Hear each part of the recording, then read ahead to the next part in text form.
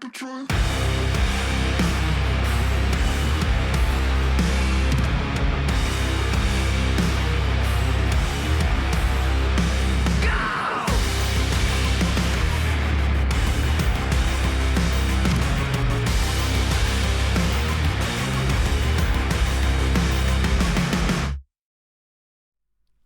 Hello, chatto! It's Sundat, and coming up today on Building a Nation with Sirens of Malta, we continue our pathway through the Champions League, but in our way stand the Red Devils of Manchester United. Can we put them back in hell where they belong? In other news, Conference League is still going, we've still got 2 teams in it, we've also got a bloody youth intake, which is bound to be a total pile of shit. But all that and more will be coming up today on Building a Nation with Sirens of Malta. And would you believe it, chat? We're fucking stancing. And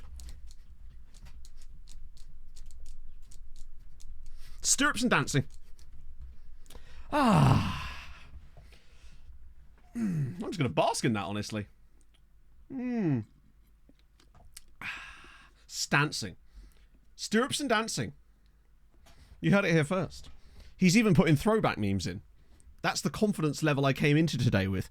I even made that shit up about the Red Devils in Hell on the spot. I don't know where I was going with that. That could have easily gone very differently. And ballsed up. Stirrups, indeed. If you're not a Dirrup, what are you? You know? Exactly. Oh dear. Basil, thank you for the 34 months. Smile and remember, if you see a helicopter in a tree, you know something has gone wrong. True Keep that. up the good work, Matto and Pogs. Smile. Hashtag stancing. Hashtag stancing. In before we find it's like some dodgy sex thing. But then most things are, aren't they? There's very few innocent words these days. Everything's been corrupted by Big Dictionary. Didn't want to know. I know. And yet I still was just like,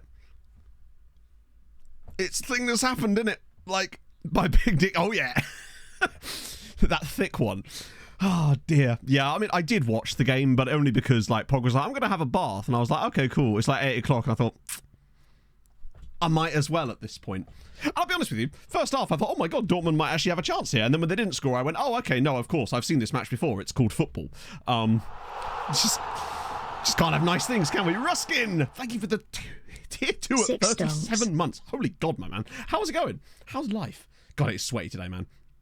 Insanely. Just a mix of dance and a stance and a dance. They don't understand. They haven't understood stirrups yet. Yeah. They're not having it. Via Urban Dictionary. Stancing, a combination of a stance and dancing, in which a person plants their feet in a pose and proceeds to dance rhythmically without moving their feet. That makes sense. I understand it. I don't like it, but I understand it.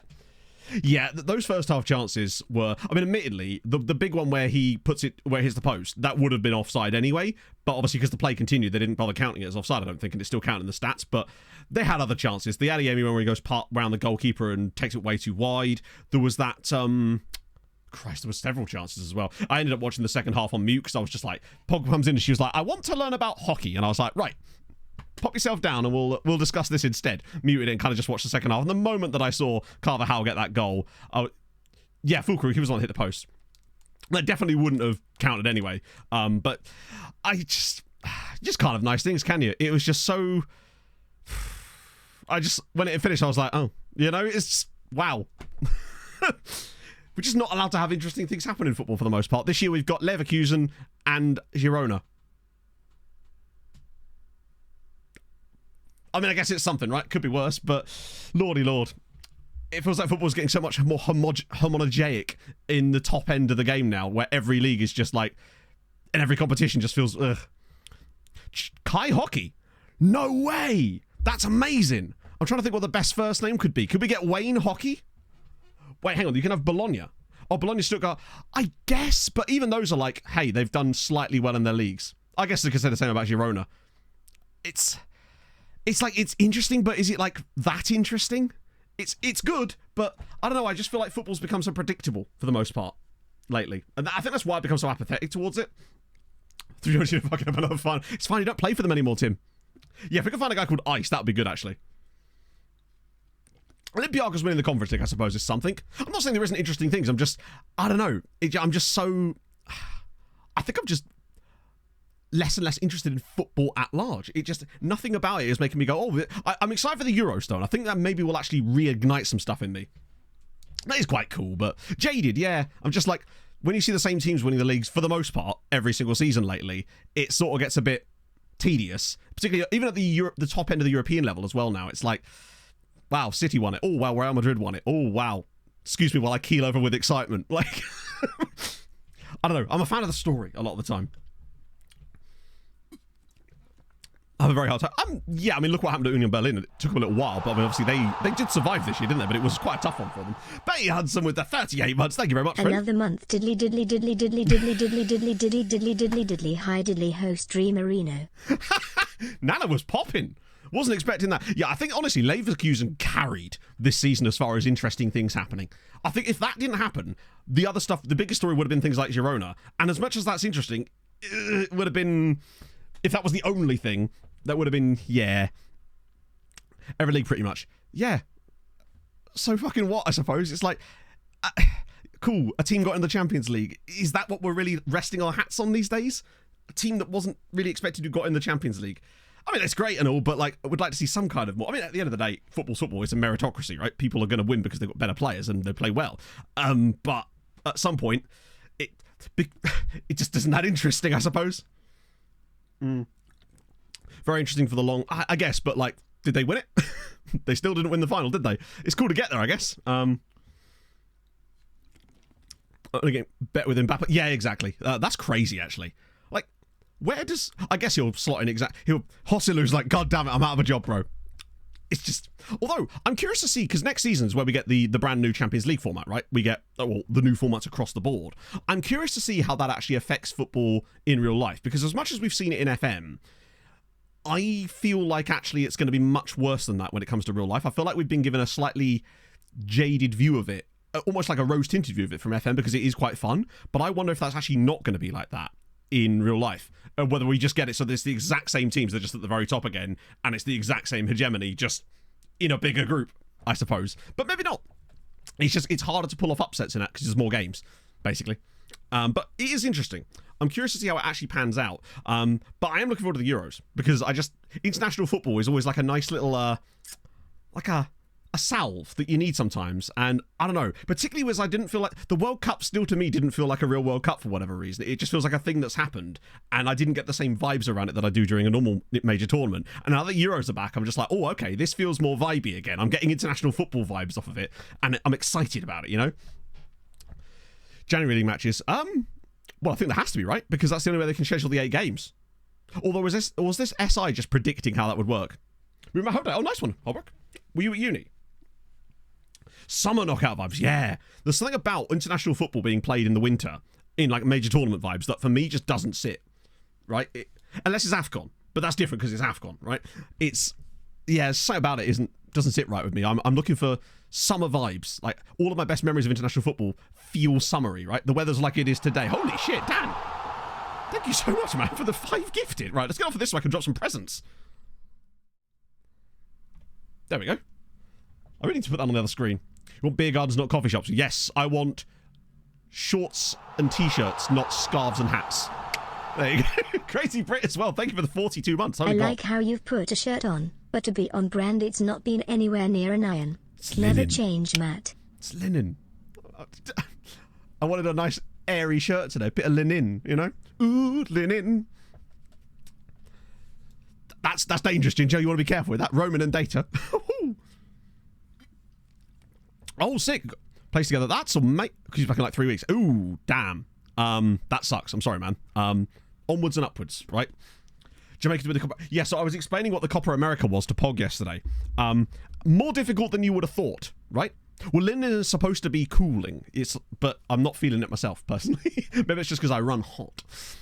And I was like, she was like, so the Argentina are in the Euros. No, it's just the European team. She's like, so what are they doing? I was like, they're in the Copa America, which is like the Euros, but for the South American teams. And I was like, and the US, and Canada, and Costa Rica, and Mexico, and Panama, and Jamaica. And she was like, how does that work? I was like, so basically, they let a load of teams from CONMEBOL in, from CONCACAF in as well. Is that done on like a seeding, or is it an invitation thing? So is it like the 6 best teams from CONCACAF that get put into it, or is it just like random? Yeah, Cup of the America. Well, in that case, then get the rest of the teams from CONCACAF in, I guess. I like the idea of it being like a full-on Pan-American Cup. I think that actually should probably be better for the tournament in some ways. They have plans. Oh, nice. Okay, that makes sense. So I don't know much about the Copa America, really. It doesn't help, I guess, but I feel like if you at least want to progress towards something that's going to be helpful, you got to change some stuff. But I do like it. Linen. Anton Linen. Oh, I see. That makes sense. No, I like that. I think it's only going to make it better. Like, more teams sometimes is a bad thing. Like the watering down of the World Cup a little bit, because you get a lot of dead rubbers, but I actually think that might be good for it. Euros, Copa America bit for the world. Do you know what a great idea, Jim? And we should have the Asian champion teams in it too. And maybe the Africans, you know? Get them all involved. We'll call it the World Trophy. How about that? Suck on that, FIFA. Oh, yeah, no, I know Japan were in it. In fact, I believe on one of my saves, Japan actually won it randomly. Yes, it is Copa Americas this month as well. Oceania. I mean, sorry, Kiwis. No, we'll let the Kiwis in, but no one else. Screw you, Solomon Islands. So Club World Cup. No, not club teams. Oh, no. No club teams at all. Trying inviting Spain. That would have been hilarious. Spain being like, you remember us from the 16th century. Micronesia. You know what? Yes, just to spite the Solomon Islands. I don't know why I'm shitting on the Solomon Islands. Screw you guys. One Solomon Island viewer being like, what did I do? VOD 42, holy shit. Oh, thank you, Politico. That's very kind of you. Yeah, we're at, what, 77? This will be 78 today as well. Yeah, let's look up hockey. So I've been jabbering. You know I like a yap. There we go. Oh, yeah, there he is. Kai Hockey. Lovely news. Real dude. Wow, he must be very young at the start. The fourth place, like 10 seasons, miles away from Spain. Don't know how much more can go on. Oh, Jesus. Yeah, so I think what's happened with your one is, generally speaking, in most of my Building a Nation saves, England gets such a huge lead, but in order to get that lead, they have to take points off of Italy, Spain, and Germany. So Germany and Spain in that often end up in like the mid-70s, rather than in the situation you're at right now. That might be just a case of waiting it out, honestly. It can be a toughie. We've had the situation before, but usually it's because England got so far out in front, it actually helped you for a bit. And then it doesn't help you because then you have to try and catch England. I love that hockey is in the name pool, though. That does excite me greatly. Also, bad news. Yeah, hang on. Where were France on yours? Holy shit. That 7.5 season. That 3 years. In fact, that's wild. Wait to get out. Hey, if you can get to 2090, you can wait a bit longer, right? I guess, yeah, if PSG becomes too powerful, it completely decimates France, right? Because they're not going to have the strength in their other clubs, which is why it's important not to become too dominant, lol. So, yeah, 2 retirements from the Patreon list. I was checking it because we have a situation. I say, one of them's me, though, so it isn't the end of the world. So I am retiring, and so is Maliknos, despite only being 32, I think. Might be younger than that. Either way, you know, he's 32. I'm 31 and retiring. So, yeah, 2 of those this summer will be retiring. Over 22, by the way. Oh, still. Loan restrictions. Oh, shit. Oh, there's loan restrictions? Oh, what, because San Marino? I didn't realise that. Fuck, that's, I'm amazed you've done as well as that, honestly, with San Marino. If that's the restrictions that are placed on it, that's kind of crazy, man. Should we fully packed? Christ, you're going to be knackered at the end of the day, bro. That's insane, but I suppose it's better to get it done, right? Have you got, like, a certain time you've got to be out by? Hey, Daniel. So, I don't have, for once, I actually have nothing to catch you guys up on, because we literally finished stream on the 29th of February, because we had the Man United game right there. So that's what we're going to jump straight into today. Now, remember, we've got ECL. Have they got a draw yet? Oh, they have, yeah. Wait, did we check this last time? We never looked at this last time, did we? Well, I will be damned. Birkirkara versus FK Sarajevo. That feels winnable. Utrecht versus Goodyear feels doable as well. Watch them both go out. Then again, FK Sarajevo did quite well in the group stage this year. They came like 9th, I think. So they've actually got a bit of... Oh, they actually beat Goodyear as well. Right. Okay. Their defeat was against RZ. Where are Utrecht? Down in 20th. Wins against Karabag and Jablonec. Draws against Besiktas and Dinamo Kiev, though. Lost to Ferencvaros and Rijeka. Conference final. The conference final is in the Bridgend Community Arena. Which... It's an arena in Wales. But it's the fact that is this one that's being built in real life? Hello, Pog. 41,000 in Bridgend. What's the population of Bridgend, chat? That feels... Oh, yeah, apparently they're all under construction. I believe that's just because they can be expanded or something, because it seems to be saying that for all of them. Best player saved currently. Fuck, it's that guy from Real Madrid, isn't it? There's another guy at Real Madrid, though, if I remember. 104. Okay, so it's a third of the population. It's not too bad, then. Let's check a world rep. Wait, Granelli's at Real Madrid now? So Granelli's quite good, but I wouldn't say he's the best in the world. Holy shit. So that's one thing. Manchester United no longer have Lorenzo Granelli. As if Real Madrid did it to get better. For me, it's probably still Guerrero, right? Just in terms of his overall attributes across the board. I mean, technically, it's probably Bedini at Manchester City, but in terms of the way that his attributes are distributed, Henrique Guerrero is probably one of the best players I've ever seen in FM, let alone in this save. God, I hope we don't draw Real Madrid. But the fact that United don't have Granelli could potentially help us. Still not confident, though. It feels like every time we come up against someone half-decent, we just lose. The only time I can think of when we didn't do that was against Man City. Yeah, 100 caps at 29 for Portugal as well. He's just everything you'd want out of a winger. Imagine if we had him as a wing-back. As the top player in the world played. I don't know. Is that a thing you can do? How do you... Well, so world profile. No, he's actually not. Isidro Ferra is listed as the top player, which is just an emphatic lie. I mean, he's great. He's not as good as him, though, is he? He's also a lot older. Yeah, that's just world rep. Oh, you're right, yeah, because he's got the 5-star rep, which is why players like... Zaim is also pretty good. But again, nowhere near as good. Granelli's in there. Albisu, also very excellent. God, they paid 81 million. And then obviously Juan Martinez, who was the guy that we tried to sign many, many years ago and is still taunting me ever since then, basically. The skin is Saz24. If you do !skin, Mon Chicken, you will get a link for it. Yeah, he's a bit... Oh, it makes me so sad seeing him be this good. Things could have been so different if we'd managed to get this guy. Now, whether we'd held on to him, I don't know. It's kind of crazy that he's only earning 200k a week as one of the best players in the world. And literally has won the Goal 50 award, like the last 2 years in a row, I think. Yeah, only 200k a week, which is, to me, fairly low for a star player at Liverpool who's one of the best footballers in the world. Nearly got 100 caps for Bolivia. The fact that he's Bolivian as well. Yeah, I think it's very clear because he's probably got like 190 PA or something ridiculous. Imagine if we found a 190 PA guy or something like that. He has to be up there, right? It has to be, or maybe like high 180s, that kind of level. Imagine if we'd been able to sign him at the very start of the save. Well, not the start of the save, but like where we were. The release clause isn't stupid either, you're right. Okay, Man United. Dread to think what's going to happen here. Now, lineup-wise, how are we? Perez and Quasi, no. We are all aboard the Reynoso train now. Padilla, Pebbles, Gillet, Lahovi, Khrustev. I would say, as lineups go, that's probably about as strong a lineup as we're able to field. Now, the only issue is that Quasi is not fully match fit yet because he's only just come back from those shin splints, I think, that he suffered. But other than that, I don't think our lineup could get any better than that as far as the players that we actually have on hand, other than maybe Palacio. But even so, if we're going to lose someone, Palacio's the guy. Sorry, no. What I mean is that if we're going to lose someone from this 11, the most replaceable position in the starting 11 is Palacio, because Lahovi, for me, may not be as... They're different players, right? But having him... And he's only suspended, at least, so he will at least be available for the next game. Vida, unfortunately, is going to be out for... Well, yeah. Once again, Vida's decided to take the rest of the season off. Thank God that we've got Sawashnik, who is still learning, though, I think. Yeah, it's going to be a while before he's fully comfortable in this position, but we like him.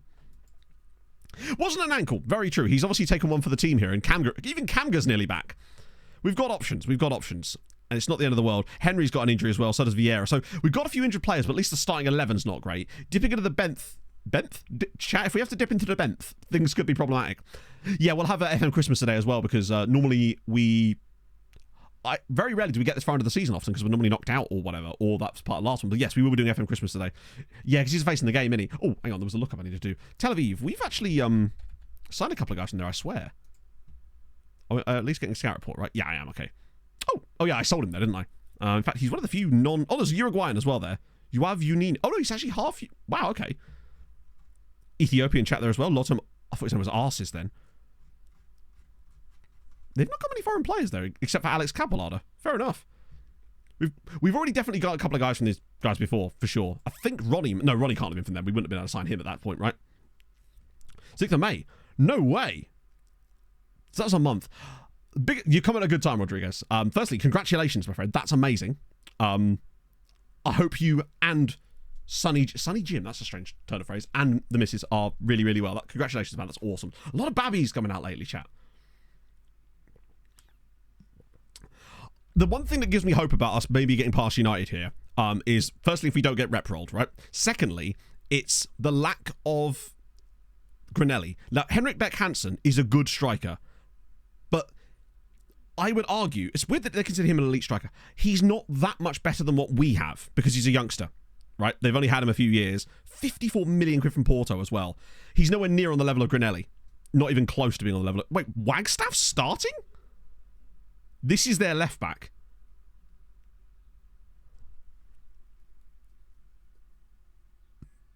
He's... like, he wouldn't get into our team. The fact that we've scouted this guy and he's 2 stars. He's listed for loan. Literally, we could have loaned this guy, because that's the only reason we know about him. Target him.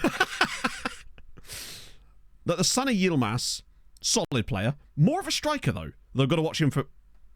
So they're playing him off the wing. Andrian Shuren, okay, he's better. He's a much better player. No, he's not worth 43, which is why we didn't even pursue it. Mario Pereira, he's really good. Like, really good. So they've got some quality. Oh, yeah, no, Ben Wang's, he's going to be tormenting us for years, but not yet. Vladimir Nikolic, like, he's good. 145 million for him is actually wild. He's good, but he's not that good. Philip Dolling has been good for a while. He was the guy that was missing the last time we played United. Andre Bozan, solid, not amazing in the air. So, you know, not bad, Vaughan. How are you, my friend? Helmut Dietterle, solid goalkeeper, but I wouldn't say he's drastically... no, he is pretty decent, actually. Thierry Ferreira, he's pretty good. But I still think we're stronger than them in the wing-backs. Qualifies a greyed-out player. I mean, the fact is a greyed-out player from the Premier League would be absolutely insane if there was one. Okay, I feel a bit better about this. Cut to us losing anyway, but, like, this feels... Yeah, their keeper was decent, but not world-class. Like, I mean, as much as it said he was a world-class goalkeeper, I think a lot of that seems to come down from reputation and CA. He was good, but he's not like Joel Simon. He's not the guy from Leipzig. And I think Gutierrez is pretty good. So far, I've been impressed with Gutierrez. New striker and goalkeeper. For us, yes. So basically, the new striker is a guy I signed at the start of the season to be a backup to Perez. I don't know if Perez was around when you last watched. I think he probably was. But Perez has been kind of iffy for like a season and a bit. So I decided to give Reynoso a start, even though he's like 19, and he's top scorer for us this season and has gone from being 2-star CA to 3.5-star over the course of the year based on his form mostly.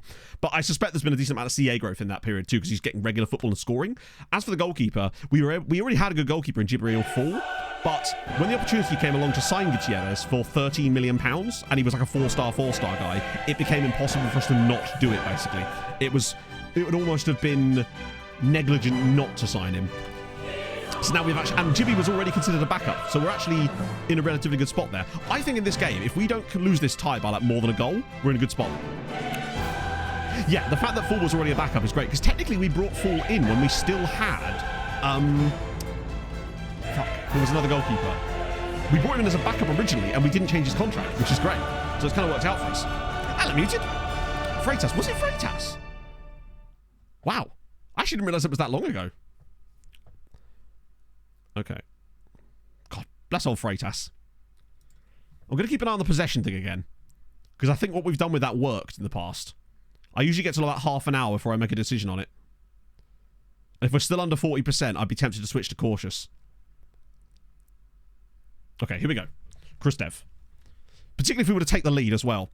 Come on, Padilla. It's nice to have Padilla back. Huckleberry Finn, thank you very much for the raid, my friend. You come at a very important time. How was stream? We are, in the knockouts. It's Manchester United. We lose to them almost every time we play them, but they've sold their striker to Real Madrid. Quasi's through. Come on, Quasi.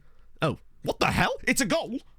I don't know how, but it's a goal. It's only Quasi's 5th goal of the season. I don't know he spent a lot of this season injured, but lordy lord. What a time to join, everybody. We lead at Old Trafford. That was very fortunate. I think we got a bit of luck there. But wait, Pebbles got the assist? I mean, would FPL give him the assist, is my question. But that's another assist for the Peb man. I'll tell you what, Pebbles has been the breakout star for me, other than Reynoso this season. Pebbles' amount of goals and assists this year, his vision in the midfield, he can play in both of those positions and looks good in them. Oh, no. No, it would not. I'm giving it to him anyway. I think it's because Old Trafford might have a different camera spot, so I actually normally have it like that. But people complaining about it during the Champions League final that the camera was swinging a bit too much. But I feel like in a stadium like this, you kind of need it a bit closer, honestly. I'm tempted to see how this highlight plays out and then decide, oh my god, Reynoso, come on, 2-0. Oh, what a chance. That should have been 2. If it ain't broke, don't fix it, actually. But also, I'm thinking, now that we're a goal up, do we need to be over-aggressive in a game like this? What a chance that was. Oh no, Krustev's hurt himself and Vida's not available. Are we actually going to have to bring on Sauerschnieg? Right, that's a great clear. Oh, Reynoso, buddy, you've got to do better there. Please. Oh, fucking hell. All right, never mind. I forgot we were playing Man United.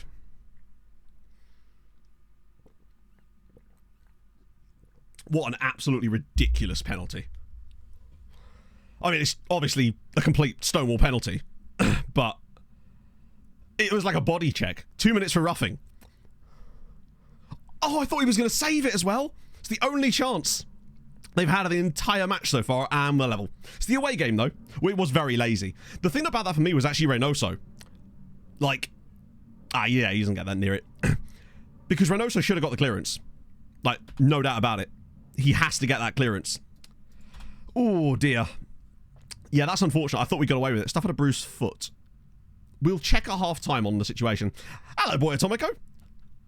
The key thing about this game is we're playing well, and as long as we don't lose by more than 2... If we lose by 1 goal, I'd actually be okay with that, because I feel like we're capable of beating them at home, but I want to get the result that we deserve. So if we play well here, I want the win. Reynoso over the bar. I say for no reason. Like, it was a Stonewall... For me, it was a pen. It's just the way the penalty came about. Like, they're all just stood there because it's the second phase of a set piece. Look at our press, by the way. Like, we're actually getting some really, really nice pressing play. The sort of thing you don't normally see from us against big sides. For whatever reason, whenever we play against the big teams, usually, our press goes to shit. Like, they just never press in the right positions. Whereas today, we're actually getting good pressure. Albeit losing the ball occasionally, but it's better to see. They feel gettable. You're right. It feels like we're actually getting in amongst them, winning the ball off the... Oh, no. That's a good pass, actually. Right, just get a tackle in here. Oh, he's not going to... This is going to be a goal, isn't it? Obviously, there's a risk to this. That's right. Nice interception from Lahovi. Oh, come on now. Okay, fuck off, FM. I'm bored of this. There's a simple pass around the corner, but instead he just holds onto the ball. Okay, never mind. Oh, yeah, it was a full-on penalty. That's hilarious, isn't it? Look, so... He wins the ball here. Perfect. Right, gets the ball. Options. Now, admittedly, it's a tough one, but he's got options here. Instead, he just runs straight into the Manchester United player. Naturally, they go and get the goal off of it. Great goal from all, in fairness. Oh, dear. Did it say under 21? I think that's because technically he's in their under 21 squad. So the game just shows whatever squad the player's in. That is frustrating. I don't think we did a lot wrong in that game, honestly. I think we were actually playing really well. Right up until the penalty. Oh, fuck me. Okay, it's fine. We're not done. We're not dead yet. We can't really afford to go like cautious or anything like that now, of course, because we're in a well, not in a good spot. Just wondering, to download your save, we have to subscribe your Patreon? No. The save download is available for everybody. Well, technically, so basically, the original save file that I put out at the very start is available in the link to the description of the video, but that is using old rules that might make the save a little bit too easy for you, but there is a new version of the database you can get that has the updated like TV money situation. That's in the Discord, but you can download, but you have to start a brand new save to actually make that one work, basically. Yeah, let's have a look on the hello, Cheetah. Could shake it off. I think we're okay, because the fact is, if we didn't play him, we'd have to bring on Sauerschnieg, and I think he would be punished far too much in this type of game. Attacking, unfortunately, we're not in a position. Attacking means take more risks, and right now I don't feel like the point. Bear in mind, this is like quarter time. I'm okay with the way things are going right now as far as our play. Reynoso needs to bury that 2-0. Is Tosin actually signed now? That'll go down well. Oh, dear. Lahovi had... Yeah, we can't take him off either because we've got their obvious replacement. I don't think we want to make any changes at half-time. We're coming this week, fair enough. Had a bad day. Well, it's because the game punished him for the second goal, which is fair. But what are we going to do? Bring on nobody. Our other wing-back is suspended. So we've got to stick with Kristev and Lahovi today, unfortunately.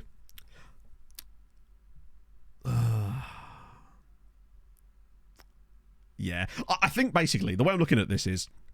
Don't go chasing this game right now when it's actually fairly even and they're quite lucky to be in front. Let's trust the process.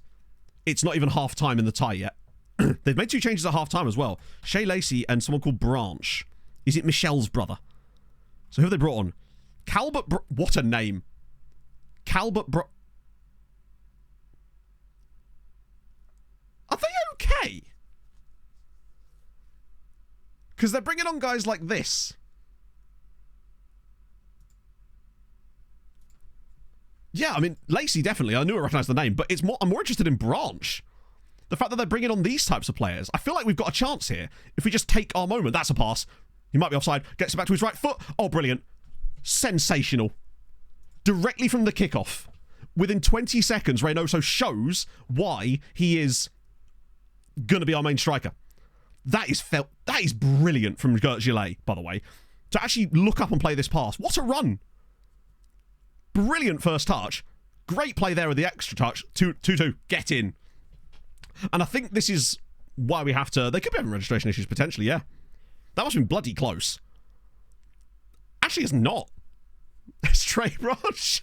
Yeah, showing Adiemi how it's done. You've got to go where the momentum is. Okay, super pleased with that. If we took a 2-2 draw here, I'd be pretty happy. But I feel like there's more in this game for us. I genuinely feel like we could win this. The lineup they've got out there feels beatable. Please don't let them score another long shot. Okay, that's fine. Those long shots are okay. Oh, right hand side. No, no reason to change it. I find that focusing on certain sides just doesn't work for me. The only time I ever do it is when a team gets a red card and they go super narrow. Then I feel like it works. But remember, we focus down the middle to create space out wide. I know that sounds counterintuitive, but the way our play generally builds up is because we've got all those central players. We structure the play to drag the other team to the middle. Oh, for goodness sake. And then it creates space for our wing-backs. And then when they do get the ball, it's more impactful, I've noticed. Basically, whenever in the past we tried to force it to our wing-backs, they would just end up being pressed to high heaven and they couldn't get any kind of clear runs. But then you get space like this from Kristev. Come on. This is more like it. Okay, that's better. Nice. Padilla's had a solid game as well. Quasi. This is the build-up I want to see. Oh, shit.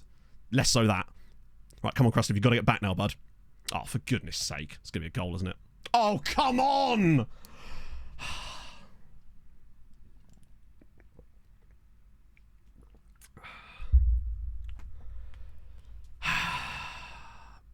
Just 1 year for once.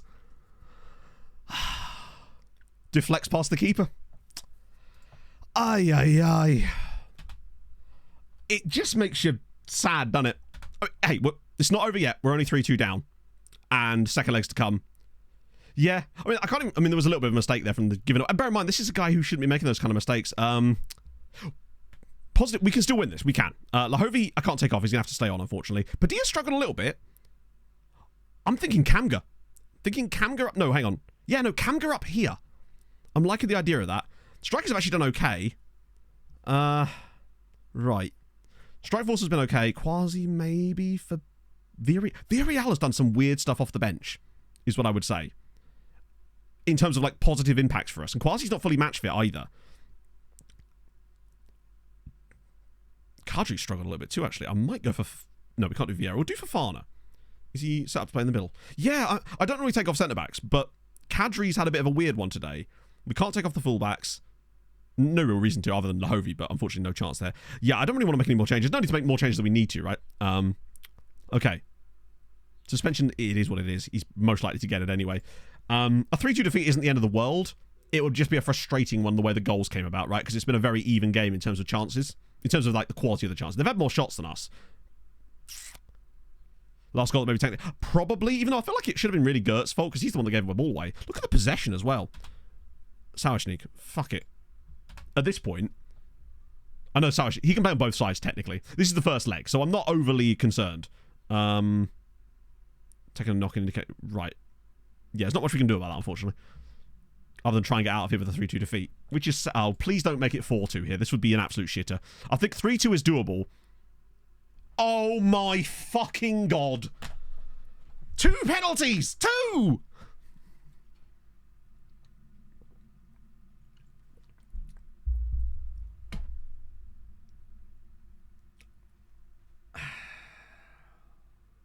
I mean... Come on, save it now. No.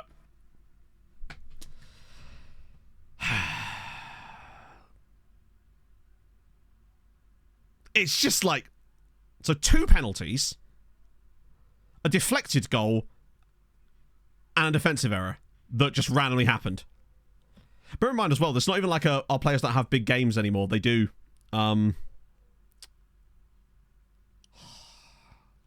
The worst thing about it is that 1.4 of their XG has come from the penalties. And we will win the second leg by a single goal as well. You can pretty much guarantee it. It's just the same shit every year, basically. It just feels like there's nothing you can do about it. Wow, what a result there for Inter, by the way. I know we showed Ferrer earlier. Well, bro's not had a great game there. Offside goal to give you false hope. Yeah. Remember as well, we missed that goal, that chance when it was 1-0. That one where Reynoso's clean through on goal and he somehow doesn't score.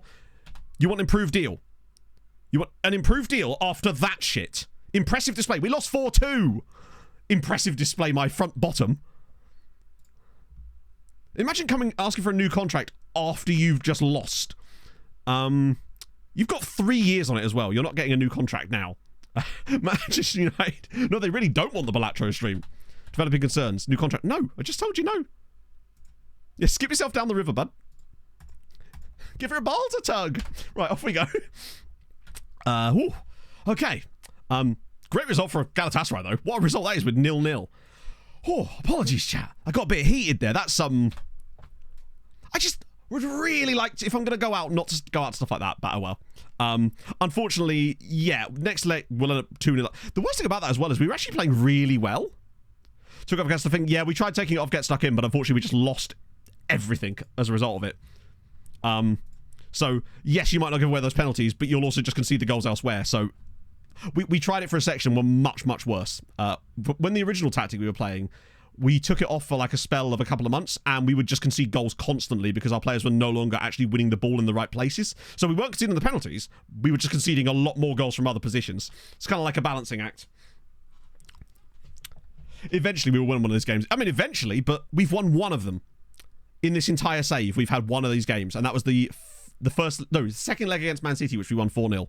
That's the only time I felt like we've done well in one of those games, per se. Oh, dear. Use his loan market. Oh, it makes a hell of a sense. Have you tried using the software largest slime? Because that's how we've been using to find them. More than one. Sorry, when I say one more than one, I mean because when we got to the final, we beat Real Sociedad, and we were the better side, and we were in the top 8, so we didn't have to play the knockout round. And we also beat Juventus, but we were just the better side over 2 legs against those. And the only games where we got lucky was against Manchester City in the first leg, because they were better than us massively, and we only lost 3-2, when we could have probably lost like 3-0. And in the second leg, we clapped them 4-0 when maybe it should have only been like 2-0. So that's what I would say. To loan backup. Loan backup off stream. I'm not sure I understand. Remember to loan backup. I'm not sure. Oh, load back up. Oh, no, I haven't done that yet. I'm going to wait till the summer. I feel like it's just easier to do that all in one big chunk, basically. Oh, we don't have a... Okay, this is the benefit of March, though, is us not having a match in between. Bikikara lost, and Guja lost 5-1. Let me guess. 1.6 XG. Okay, fair. Honestly, fair. Remember, these guys came like 20th. It's unfortunately the case when the knockouts come around. For the most part, they just become godlike. What about this one? Unfortunate. Still got a chance in the second leg, though. Yeah, and a missed penalty as well. That could have been worse. Oh, dear. Kotatai, thank you very much for the 22 months. Why do cows have hooves instead of feet? Because they lactose. True dat. True dat. Who was the long name sub? Yeah, I mean, that's unfortunate. But we had some luck towards the start of this to actually get some of the results they got initially. Sweetie are already out. They lost to Dinamo Zagreb, I believe. Oh, what a surname! Tom van Marshalkaverd. Yes. Love me some of that. Kitman hates him, innit? He's like, oh, God. Takes me back to the days of Jan Venegor of Hesselink, my friends. Okay. At least we've got a full week off. So no, and we get Palacio back. Not that I'm blaming Lahovi. I mean, I am, but it's one of those ones where the game says it's his fault, and it clearly is, but I just don't know why he would do that, essentially. It's just a weird... Oh, speaking of Saint Etienne from earlier, here they are. Ah, dear. Very expensive. Do they even still charge by the letter anymore? Bombadil. A couple of Bombadillas, but no Bombadils.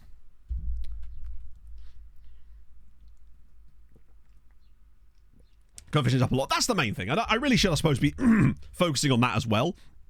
But for custom names, that makes sense, I guess, because they'd have the stuff already printed for the others, wouldn't they? So it doesn't require the same kind of stuff. So yeah, there's Bobadilla. Yeah.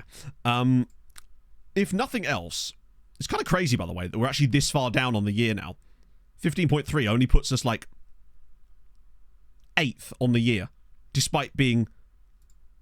Oh, no, we're not 8th on the year. Sorry, we're 6th on the year. No. Yeah, 6th on the year. Either way, the Netherlands are having an absolutely insane time. So there we go. You see this? I quit. Cast by the letter. Oh, really? Yeah, I suppose with the customers it makes sense. It's CX7. Thank you for the follow. We've got to focus on the fact that no matter what happens, this year has been sensational for us. It's just... You know how it is. It feels like we are eventually going to be due a proper run, because I feel like our team is actually legitimately decent now. It just feels like whenever we play the big sides, we're still not quite on their level. And maybe I've got ahead of myself thinking our team is better than it is.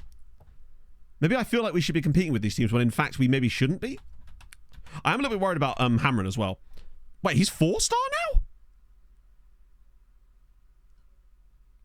Bloody hell. What a season Gonzalo Reynoso has had. 27 goals and 9 assists in 20 starts. Lots and lots of form. You're dead right. But the development has surely been excellent, right? And not just that, I believe this is the guy that will hopefully be able to actually carry us to a Champions League one day. The fact that he's only 19. And bear in mind, you say potential being met soon. That actually doesn't mean that. Because the maximum it can show is 5 stars, right? So that means that he's 5-star potential. For all we know, he could be miles away from his potential right now. These two are not relative to each other. That just means how he compares to the rest of the squad. This guy, say he had 180 PA, which I suspect would be probably one of the best players at the club, if not the best, right? That would still show the same. So, give him a face. I will give him a face, but I can't do it right now. It's CX7. Thank you very much for the prime. I'm going to give them all faces. I do need to get around to it. I'll probably do that in the summer as well. I feel like he's the kind of guy that could be what we need. Individual players are key stats. I think you're right. They're not old enough to have those really well-rounded stats. A lot of our squad is still fairly young, I would say. Gutierrez is 25, but he's brand new. Jozanovic is what, 25? Kadri's 25. So they're getting there. Paez is 24. These are still not super old players. Krustev is only 24. Lahovi's 23. Pebbles is 22. Gillet's what? 22. Padilla's a bit older, isn't he? 25. Reynoso's 19. And Quasi's what? 25. Nobody in our starting 11 is over 25. And when they get into a 28 to 30 range, I find that you get those mentals that matter super importantly. And the bench too. Yeah, a lot of youngsters there as well. The only older players that are sort of still knocking about for us are the likes of Palacio, for example, and Vida. Palacio's 29, Vida's 31. So those two are the experienced old heads in the squad, which is why I feel like I think that's why we play better at the moment with Palacio and the team when it comes to the Champions League. It's not to do with experience as such, because obviously people like to bang on about that, but it's more to do with his age means that he's got better mentals, generally speaking. If you actually look at Palacio's mental attributes, it's not always the case, but often it can be. And it also often means that they've got really high consistency, I noticed. Older players tend to have much better consistency. And you can see those mental attributes that Palacios got would explain why he does so well for us in the Champions League. And I'm so glad we got him back. Yeah, he's 29. Will be 30 at the end of the year. But he's got a new contract, which might well be his last big contract with us, potentially. Still got amateur method. No way. That's awesome. And I think it is just going to take they're not even in their... Yeah, that's the thing. These guys aren't in their prime yet. I think it might still take us another 3 or 4 years to really be at that level. But by the time we get there, our starting 11 will be at that level. But the guys that we've got coming through will be where these guys are now. And that's what excites me. Once we hit that dominance, we're just... Because of the way we convey about players, it's almost impossible to shake us off once we get there. Yeah, experience is nothing. But it's obviously those important growths that can only come with time. But I find the biggest one is consistency. That's, to me, the one that grows up the most with time and age. Now, we tend to look at players with good consistency anyway. Alfred Company. What a great name. And what a lovely release clause. Anyone fancy a bit of Alfred Company?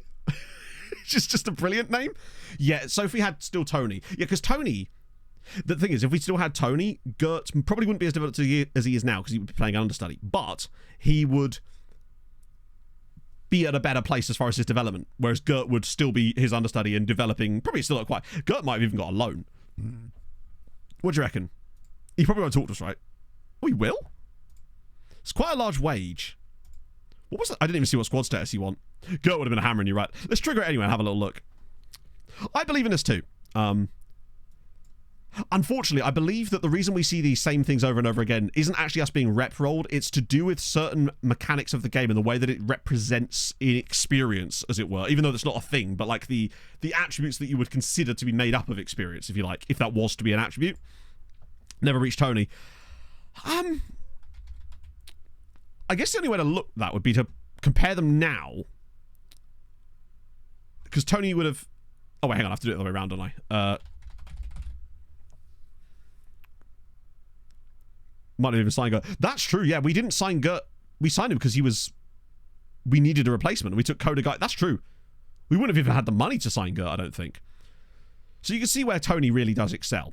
His mental game, because again, he is 6 years older than him, which he's had more time to develop those mental attributes, and all across the board, really. For a ball midfielder on support, which is the role we use him on.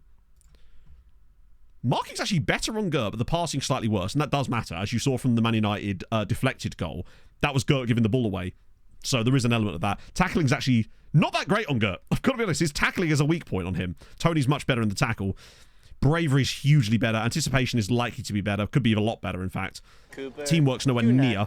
Work rate's about right, though. The one thing I will say is Gert does have the physicals. Like, Gert's never going to get better tackling. This stuff is irrelevant to me. His passing probably will go up in time. I think Gert's on defensive positioning, or he was. Gert may not have the PA, but he may well do. Gert's already getting near to overtaking him on the physical side of things, and he's taller than him too. His mentals will come with time. Not all of them. Things like his aggression and bravery won't, but the others probably will. I feel like Gert can get there, or at least get in the ballpark. We'll be able to know, basically. You can see that he's just not there, but he's only 22. Right, he only has 2 Belgium caps because he's been kept out by that ridiculous guy. FaZe Duncan, thank you for the follow. Mentality monster, yeah. And Gert isn't that yet, but he does like big matches. But he's still got orange consistency because he's only 22. This will eventually, by the time he's like 26, this all flipped over, most likely. But it's not there yet. Yeah, oh, he's actually on passing right now. Which makes sense. So I was trying to get that up. G'day, taken over. What do you mean? Yeah, no. So basically, Vaughn, when I was looking through some of the players before I was doing a recap video, I was looking through some of their training attributes, and I noticed that Tony was kind of maxing out where he was on his positioning because he was so good at it. I felt that we needed to... Oh, the Belgium squad. It's I think it's a guy at Liverpool. Hey, Viva. It is not Jordan Dubois. It's... He might not be in the squad anymore, you know. Oh, is it Vermeeren? I think it's Vermeeren. No, it's not Vermeeren. Fuck. Oh, it's Songo. That's it. Songo Mark. Yeah, this guy here. This is the guy that's keeping him out. And fair enough. He's a legendary midfielder. Plays for PSG now, actually. Oh, he's at Liverpool. I think he hasn't developed as much. As much as what? I think, are we saying that Gert has not developed? I think that would be doing him a disservice. He's up 6 in marking, 2 in long shots. Mentals are improving as well over time. He's still only 22. He's up 3 in strength as well. Positioning's up 3, vision's up 2, decisions are up 3. Lots of 3s across the boards there. His marking has gone through the roof. I'd say he's developed pretty well for 22. Bear in mind, he's been at the club 4 years now to be a world beater. But again, he's 22. A player isn't going to be like... The other thing I think possibly is that he has a jovial personality. Although he does have unflappable. So I feel like maybe his professionalism is slightly lower than some of the others, potentially. That would be what I would say. That might be... do I really want to sign this guy on that kind of cash? I just don't know if I want to, honestly. I know I can get it down a little bit, but I just don't know if I want to give up a guy like £5 a week at 16. Feels like a bit of a waste of our money for the time being. Right. Shallow, what are you up to, Ronnie? Still playing for Eintracht Frankfurt. Fair enough. Good record internationally as well. Forced to retire. They need to be well better. Well, I mean, players do have different development curves. And that's actually one of the things I've liked about FM over the last cycle. I feel like players do develop at slightly more interesting rates. Not everyone can be. I think if he had a resolute personality or a driven, I think we may have seen more out of him, or a model citizen. I think that's part of the reason why Reynoso is developing so well. Particularly as well as it's easier to get good ratings for him because he's a striker and scoring a few goals helps with that. But him being a model citizen and unflappable suggests that he has professionalism that is absolutely out of this world. Has to be really high. And I wouldn't be surprised. I mean, obviously, I wouldn't be surprised if by the end of next season he's easily the best player at the club. Which, well, maybe not best player at the club, actually, but like easily our best striker, like attribute for attribute. I think we can, honestly. I really do. Particularly as with that kind of wage, he's probably going to... And he wants to be... What was it? A breakthrough prospect? Oh, no, a future prospect, wasn't it? I don't know if he'd go on loan either. Well, he wouldn't immediately anyway. Pragmatic Frog, thank you very much for the 2 months, my friend. Hope you're having a fabulous sun that morning. Seems to have not cooled down, but I've kind of got used to the heat now. It has gone like 3 degrees in this room just since... Oh, great. This is the screen that normally glitches out. So Nkobo's the top scorer out on loan. Roy obviously is injured at the moment. Which is not great, which is why Sweetie, I think this is the reason that Sweetie got knocked out of Europe, honestly. The lack of Roy really hit them hard. Targeting youngsters with physicals for already. That's exactly it. The reason I went after Reynoso, and because I actually got a few, like, sort of, is he really going to be that good, Matt? He's not that great technically or mentally. And I think he was okay when I signed him. But, wait, isn't that... Oh, no, I was thinking of 11 Hours. I believe that him having... The physicals already is what we needed. Because it's so easy to train some of the technicals and mentals that we wanted. Incredible. So basically, Van der Moten, the way that I do it is following... If you do ! training in the chat, you'll get the RDF training schedules and his explanation about it. But essentially, using the schedules that he uses and the logic that he uses is how I do it. So basically, if a player is under the age of 24, I will not put them on a role training unless I'm trying to train them for a new position. Obviously, then you have to. I will pick a weakness in their game that is important for the position they're playing in. So, for example, if I've got a guy who's a wing-back that has bad marking and positioning, whack him on defensive positioning. That, combined with the training schedules, should get that stuff popping really fast, especially on defensive positioning and final third. Those two are gold mines, hence why Gillet was up by 6 in his marking. I've had players go up by, like, double digits before. So those two things. Once they hit 24, I tend to either whack them on agility and balance, or put them on role training after that for the role they're actually playing in my team, pretty much. The reason for the agility and balance is because that it was found during tests with that EBFM did that it was the only attributes that you could actively grow in players over a certain age. I think it was 27 on those guys, or was it 30? I forget. Either way, that's when things are too right towards the end of their career. Pretty much. Yeah, it's the Maltese League. Sorry, I was getting to that one, but yeah. Lahovi back in for sure. Sorry, not Lahovi. Moses. Did he really go from up to 20? Jesus Christ. The biggest example I have of that sort of thing is Sandberg from my Tromsø save, where he came through as a striker, but he had really good passing and like 5 finishing. So we basically retrained him to be a central midfielder because he had good passing. And then weirdly, over the course of the rest of his career, he went from being like a decent player to being like the captain of the club. as a central midfielder. But over that period, he actually developed into a brilliant striker as well. And by the end of his career, I believe he had 16 finishing. I know it sucks, Bill. I was so sad to see that because he's literally my favourite FM YouTuber. Like,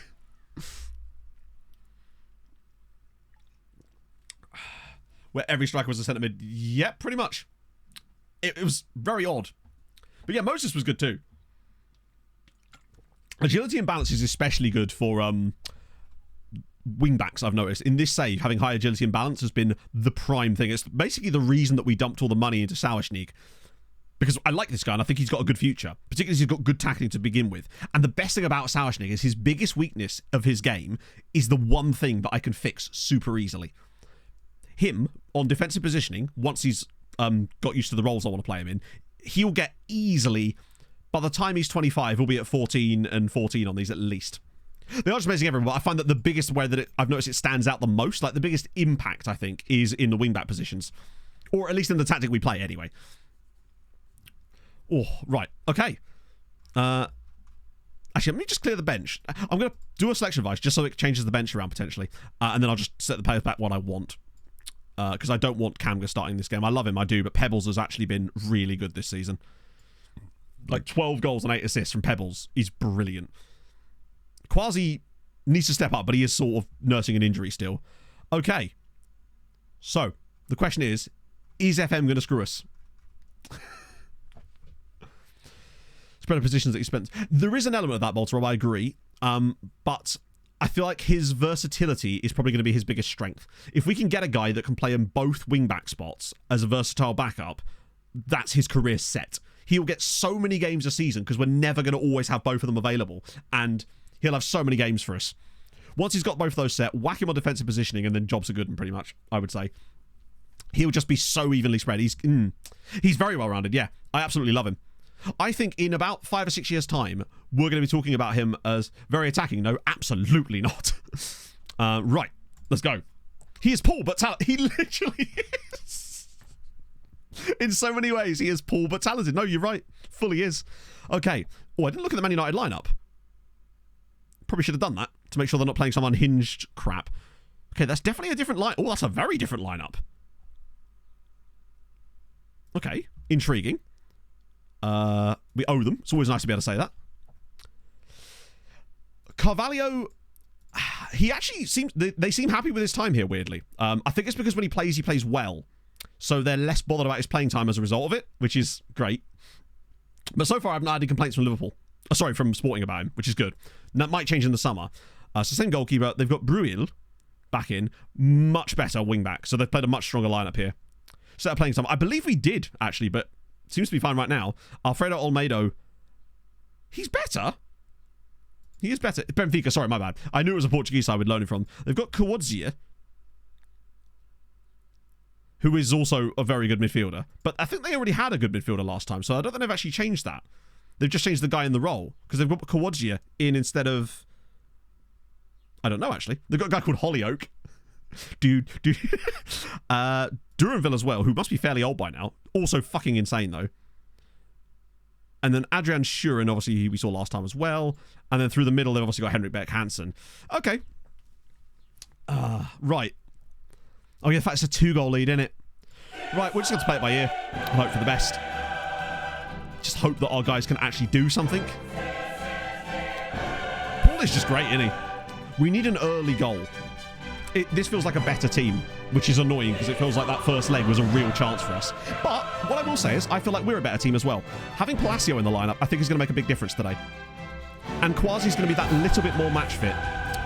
They could have had bans and injuries potentially, yeah. Still Ten Hag, yeah. Early goal is absolutely crucial. We beat Man City 4-0 once here. Can we do it to United, who I'd say are a better side these days? Right, go on, get in. Yes! That's what I want to see out of Pebbles. Reynoso's just going to shoot from... Oh, wait, surely not. Oh, fuck, okay, yep. Same as always, isn't it? That was... I'm amazed he actually got a shot off there. That was insanely good strike play. What a chance. Those have to go in, unfortunately. And they're just not. Great play from Pebbles again. The fact that he even went for the outside of the foot as well. Feck. Krastev struggling again. Palacio's doing okay. Yeah, they don't really change their managers very often if they're in a non-playable... in a league that's not turned on. I'd have rather had it saved, honestly. At least hit the target. That was good. Come on, Padilla. Oh, brilliant. Oh, he's offside. Quasi's offside here. He's going to be scoring, of course, but he will get given offside, yeah. They can always score when it's offside. Reynoso probably has to take that on himself. So now we've had the offside goal, which is fair. It was totally offside. But they always seem to bury it. They never miss when they're offside. I think Reynoso just has to go here. Like, no, actually fair. His first touch is poor. But yeah, he tries to play the pass. So there's 2 chances. I mean, that was offside, but like... He could have done better with the overall play there. So we're now going to concede a corner goal, no doubt. That's fine, actually. Oh, okay. Pressure's off on the offside, true. It's like that goal in the World Cup where he flicks it over the goalkeeper because he thought he was offside and it was actually given. Right, come on, just a set-piece goal or something. Get us a little foothold in the game. Anything. Reynoso. Wait. Oh, as if...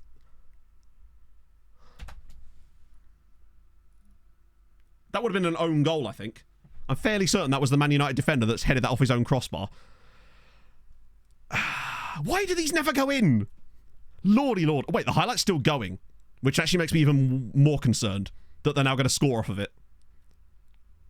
Right, come on, interception. Maybe we'll score, actually. We've got the ball back. It's a long highlight. Watch the highlight just be us missing another golden chance. Right, come on. A goal before half-time. We're still in this. Padilla, there's bodies. Quasi's in. He's got to score. Oh, for fuck's sake. Yeah, no, it's not happening. We can't keep creating chances like this and missing every time. Quasi's balling again. Off the crossbar. Good play again. Really nice build-up. The chance was that... We're still going? Keeper's having a great day, in fairness. The highlight... Oh, why did we get to see the... Right. We've been good again. Massively good first half from us. I might even go attacking in the second half because it means more taking risks. Right.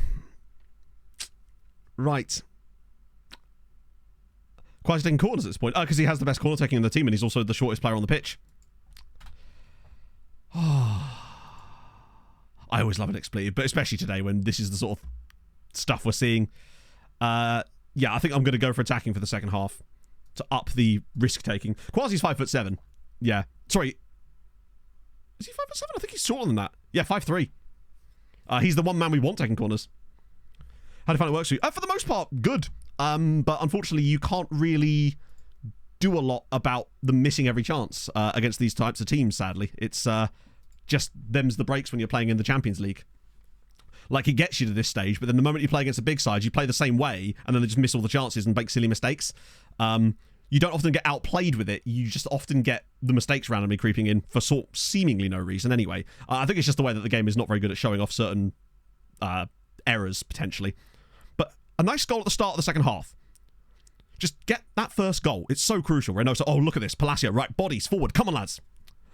Palacio. There's a man on inside here, potentially, and it's Pebbles. Go on, bend it. Go on. Oh, for goodness sake. Did that deflect it? It got deflected. A video? No, I don't. I don't feel like I'm confident in it to really do a video on it yet. I feel like there's more things that we could potentially change. Back post, the keeper's actually come for it. Fair play. Ah, dear.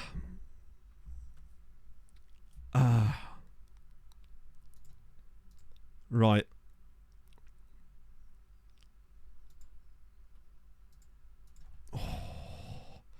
Right. We need that first goal. I do feel like we'll win this on the night. We're playing really, really well. But that first goal needs to come. And so far, the chances have been there. That's the problem.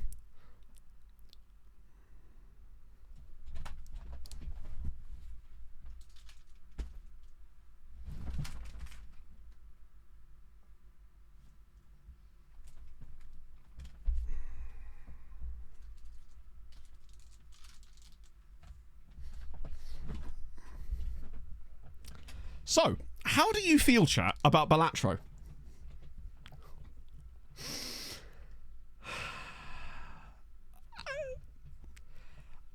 This is the sort of stuff that I'm on about. It's this kind of shit.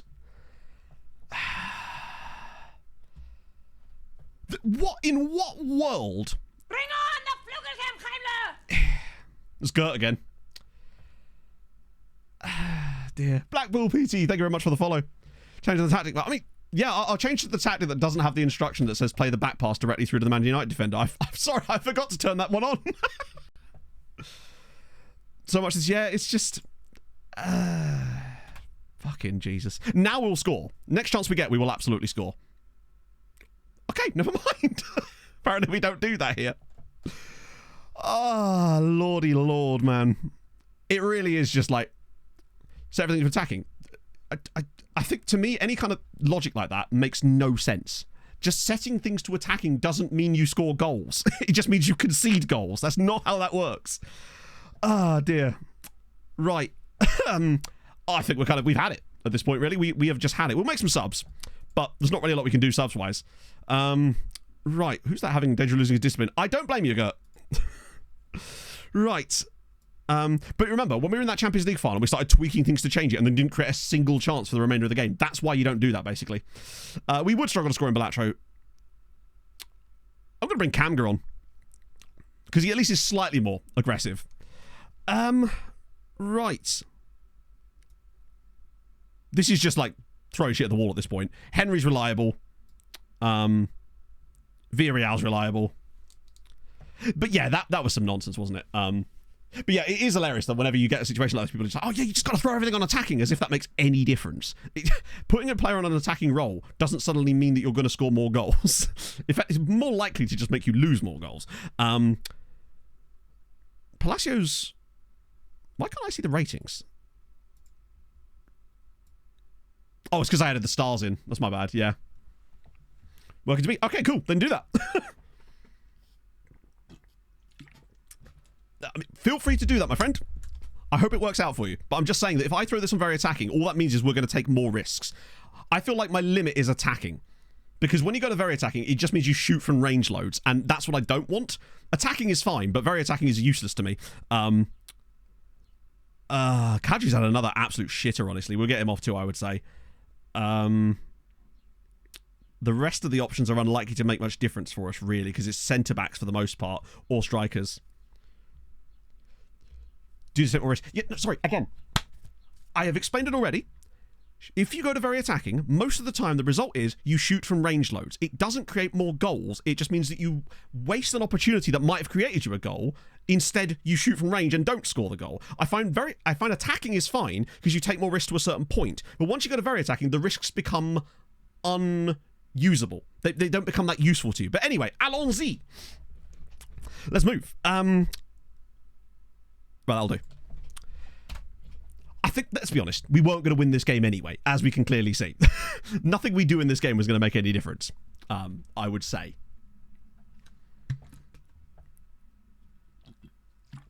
I find that my limit is attacking, as far as what I actually want from a game. Very attacking is just kind of a waste of time, for the most part. It's yeah.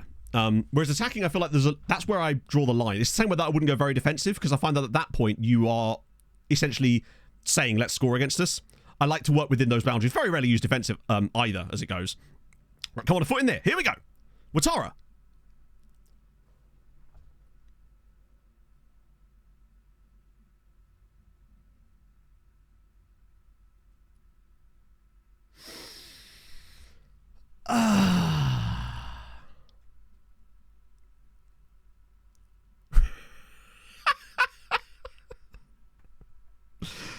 Complete wing backs, no, but like, I don't know why that would suddenly make a bigger difference. It's, dear. Yeah, it's just FM 2024, isn't it? Really? They had one opportunity in the entire game, and it was that. It's just, I mean, what is the point? It's every year, basically. The same thing happens. You got the offside goal. To be fair, it was offside. It swings and roundabouts. It's just the same. It's just disappointing having the same thing happen every year, no matter what you do. But such is life, right? It's was that actually added? Fair enough. Apologies, chat. It's not even the fact that, I mean, I'd be annoyed if we'd lost this game with a normal goal, but it's the way the goal came about as well. It's just, it does my head in, man. Their keeper had a great game. He's a very good goalkeeper. That's the thing. What good is a complete wingback going to do when you're conceding those goals? Tactic tweaking time. So you think that's the tactic that did that? Oh, my bad. Apologies. Again, which tactical instruction is the one that makes them bury one-on-ones and not do stupid shit like that? Like, it's... I don't think a tactical tweak is the issue there somehow. It's just one of those things. You just have to accept it. Like, what are you supposed to do? They did, yeah. They beat them 6-2. It's a shame. At least we've still got other teams in Europe until they get knocked out on Wednesday. Sorry, Thursday. Right, interesting teams in the Europe. Fuck me, man.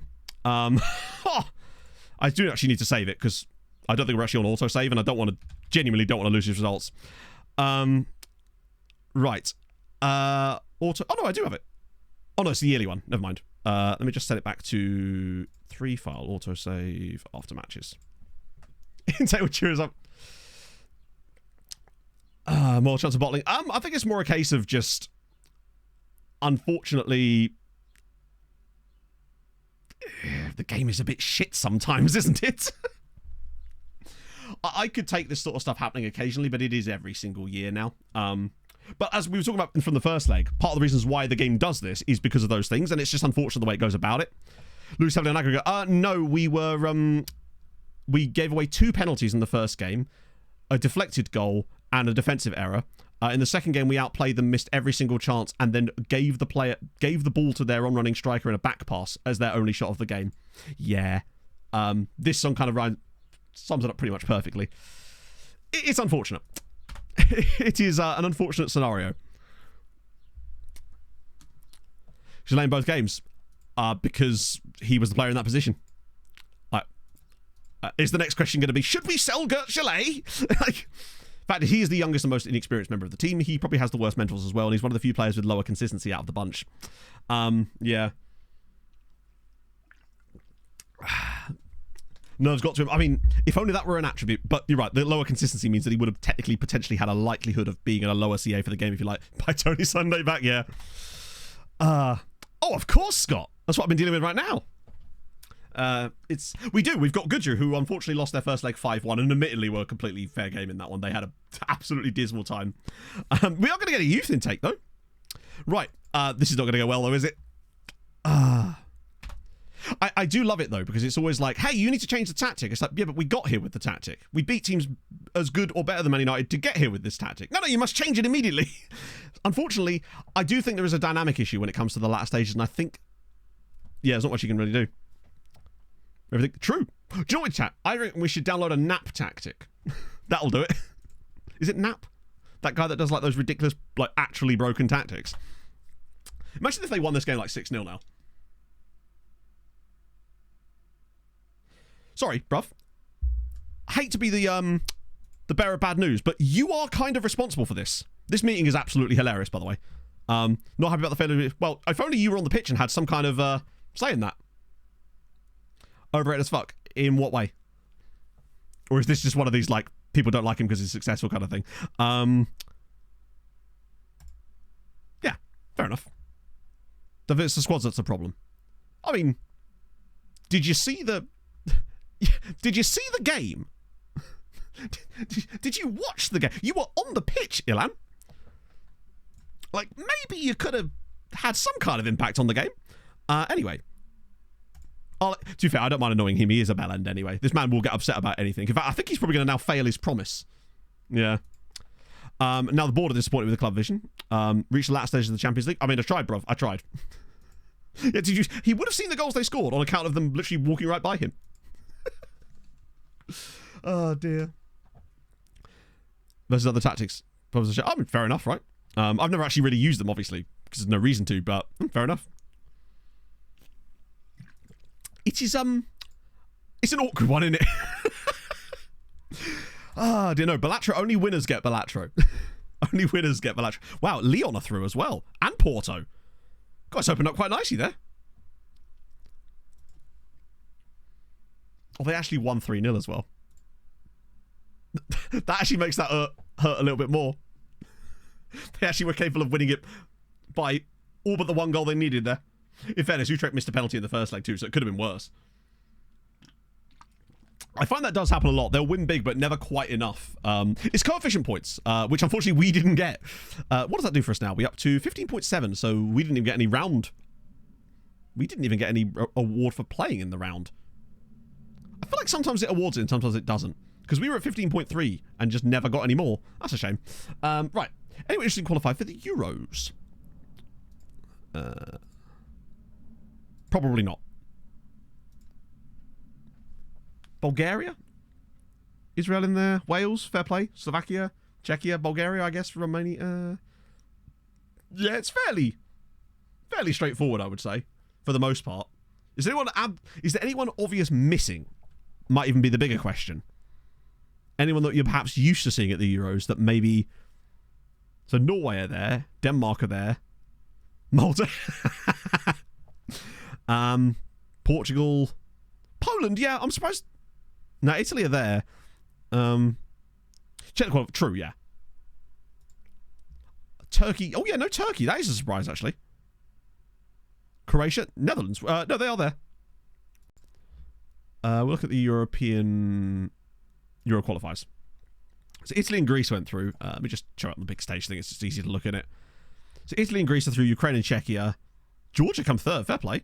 Cyprus actually came... Oh, Cyprus... Well, they weren't even anywhere close, were they? Germany, Slovakia. Yeah, Turkey... Oh, lost that on goal difference to Slovakia. Fair play. Finland weren't even really that close. Moldova actually finished above Iceland. Did Gibraltar win a game? It has to be against Belarus. In fact, they actually finished above them. They beat Belarus and drew with Greece. Portugal further down. There they are. England and Norway qualified. Scotland didn't. Scotland finished above Hungary, in fairness, though.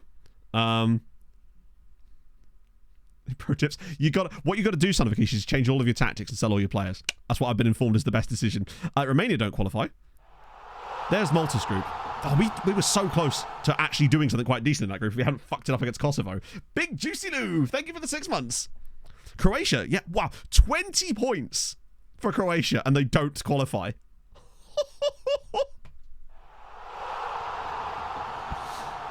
20 points in qualifiers and they don't get through. They're a 16 group. I know, but in the other 16 group, like, Austria qualified with 17 points.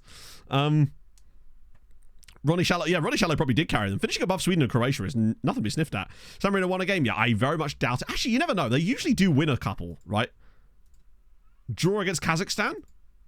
Draw against Gibraltar. Win against Liechtenstein. Up the San Marino, massive. A draw against Croatia. A draw again. They drew with Croatia. That's actually a hell of a good result. Drew with Liechtenstein, fair.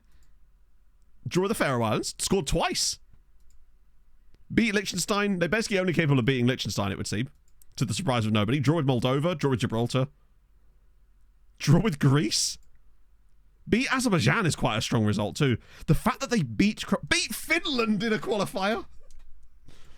Oh, I find that San Marino always get results in this, in the same way that Andorra almost always win a few games. FM's, it's not quite capable of showing just how bad these nations actually are. That's Football Club Andorra, Matt. I'm sure they've done well, but that is the wrong one. Let's see. Oh, they're playing a similar tactic to us. Right, what we got? This is where they've won nothing. Does everyone just beat Liechtenstein? Liechtenstein again. Beat San Marino in a friendly. Beat Georgia. That's quite a big result, beating Georgia. Beat Moldova. Couple of draws against Lithuania. Draw with Ukraine. Beat Malta. They beat fucking Malta. Oh, dear. Beat Trinidad. I love that they were playing Trinidad, firstly. Yeah, Liechtenstein really aren't having a good time, are they? Christ. Beat Estonia. They do get some good players because of Andorra FC, you're right, because they get the Spanish youth system, don't they? Win the World Cup San Marino, that sounds dull as fuck. I want to look at Liechtenstein, just because they seem to be the worst nation right now. 195th in the world. They must be the worst ranked European nation at this point. Oh my god. 11-0 to Sweden, 10-0 to Israel. Did still beat Lithuania. Draw with Andorra. Couple of draws with Andorra. Draw with San Marino. Wow. Found the Champions League final. I thought it was a game that happened, basically. Predictable result, even if it was a little bit interesting in the first half. Yeah, super not arsed by it, really. It's just, yeah. Did they beat Hungary? When did they beat Hungary?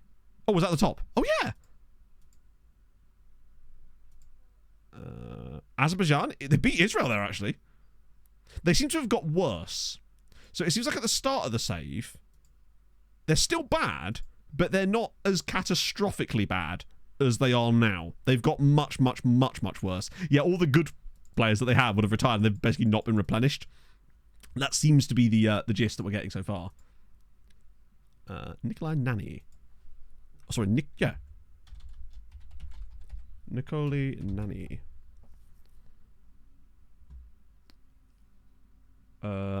He might be retired. Let me just check.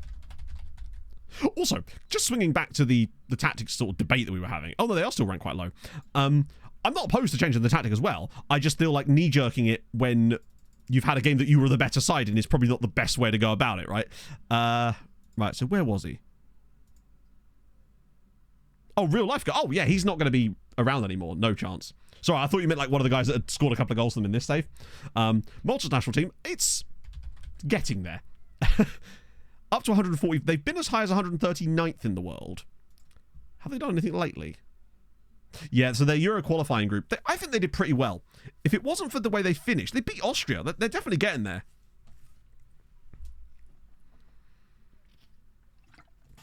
I think there's a limit to what you can do at Korea as well, yeah. I think part of it's just going to come from our players getting better too. But there's probably still ways that we can optimise them. What I would say, though, is it wouldn't be the worst idea in the world now to switch back to this for the rest of the season and just see how we go with it. Because it might be something we could potentially work on.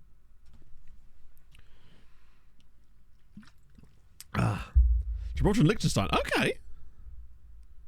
Put both legs and...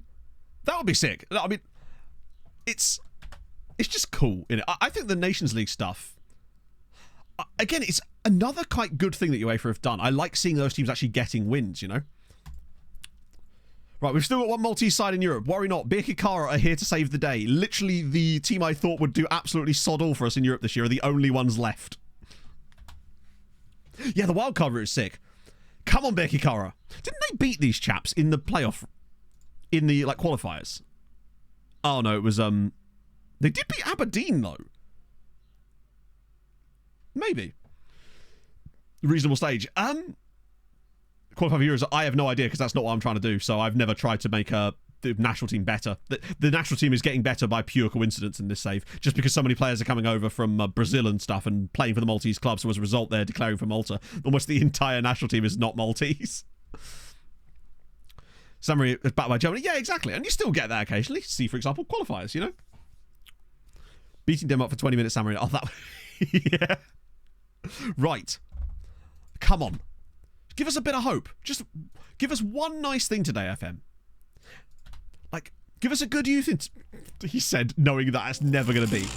Watch them win 2-1 and go out penalties. The goal with the save is to become the best league in Europe, i.e. make Malta the best league in Europe. Not the national team. We couldn't care less about the national team. Actually, I do care about the national team. I just don't...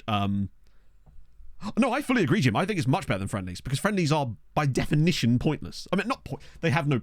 The point of a friendly, I suppose, is trying out players in squads, right? We'd just do that in the Nations League. But at least then there's an element of competition about it, right? I like games to mean something, I guess. 4-0 Sarajevo, imagine. Imagine. And thank you very much for the 15 bits, Aaron. Sorry, Aaron. The women's games creates a ridiculously large playoff. Oh, really? I actually didn't know that. Worldwide Nations League. Can you imagine the travel time? Pre-season ones. Yeah, but obviously for international football, there isn't really a pre-season and a post-season, is there, per se? Content's no longer available. Oh, we probably need to update that, potentially. Because that's the old version of the database. Right. Okay, come on. Birkirkara, do us a solid. Just give us something to root for today. I think we maybe just used all our luck up in the early stages.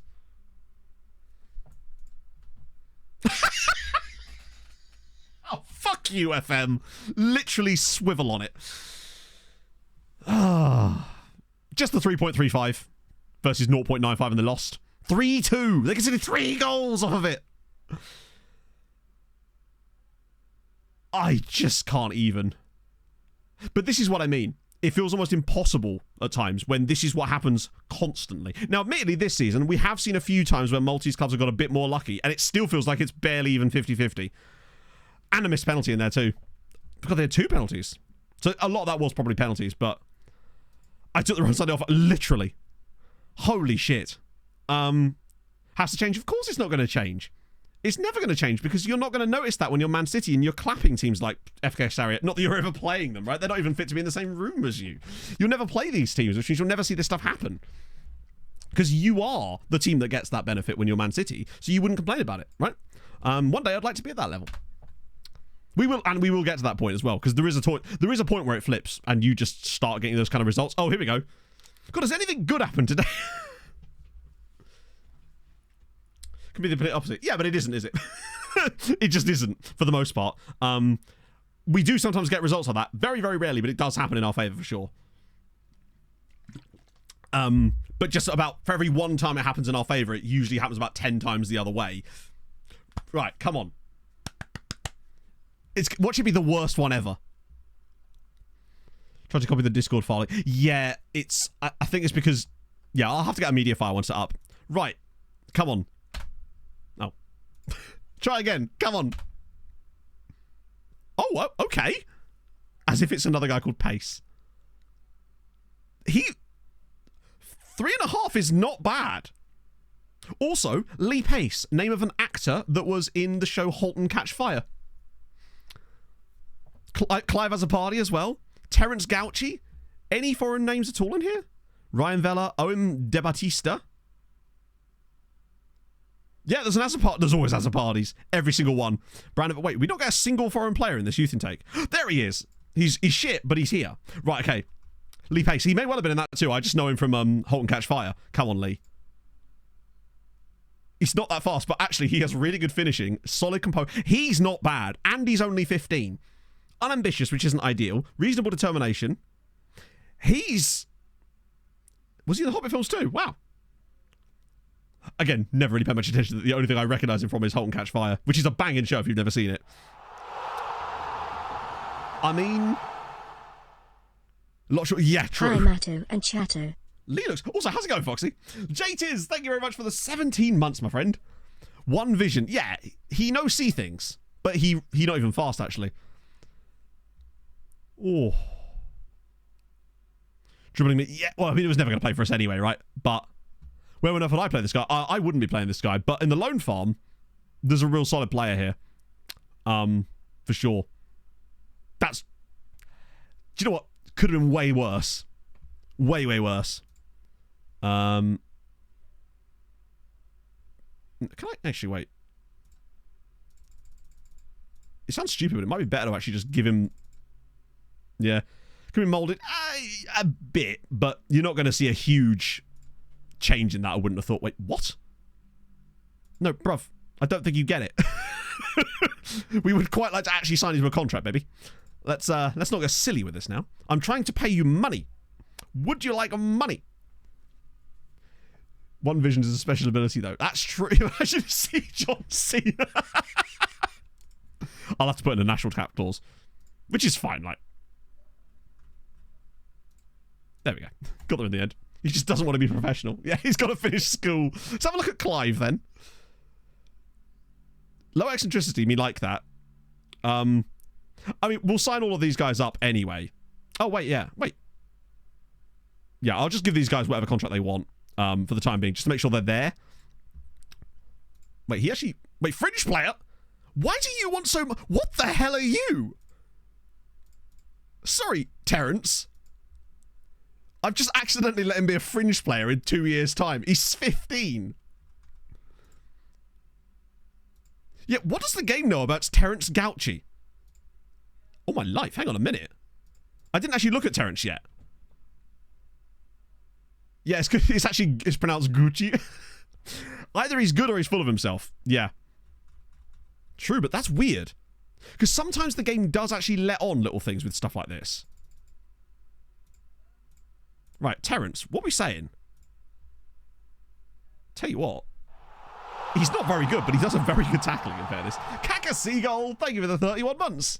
Morning Matto from my sunbed by the pool in sort of sunny Lanzarote. You love to see I it. see FM is being its usual self Yeah. today. Right, I'm off for a swim.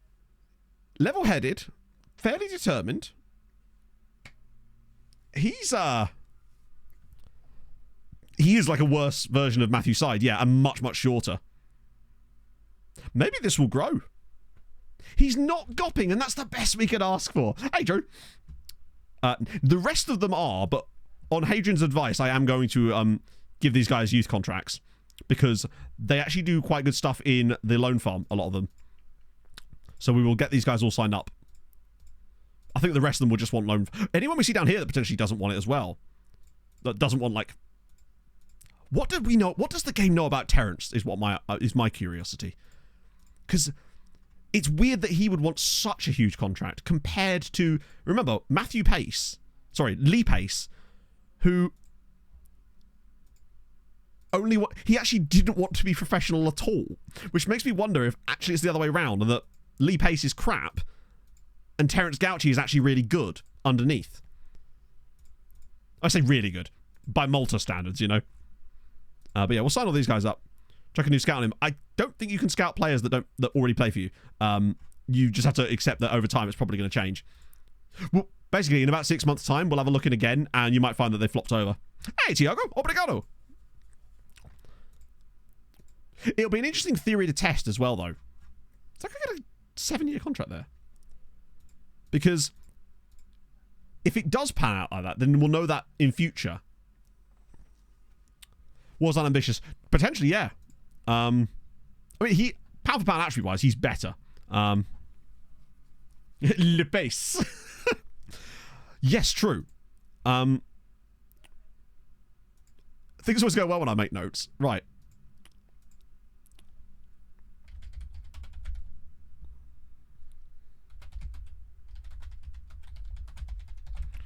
I'm sure that will definitely... Oh, wait, no. Actually, what am I going to do? At the end of the day, they're in our thingy. I'm not going to put notes on both of them because I'll just forget even when they do come along. Memoir Gauci. We know the names. Yeah, the youth contracts are very long here. Self-contract, it could be that what causes that is also causing problems there, potentially. Red flag for 12 hours because of fog. Holy shit. So it's now the Nuremberg... The Nuremberg? The Nürburgring. 36 hours. Sivasspor. Right. Jesus. Oh, that's Bengtson, isn't it? It's a shame that that deal fell through for Henry. Because that was a lot of money. That we could really have done with. Wow, I've got to... That's my biggest task for the summer, is clean up the shortlist. Because there's a lot of players that are way too expensive for that now. That need to come off of it, basically. Ooh. But Burnt Dick is available. Potentially.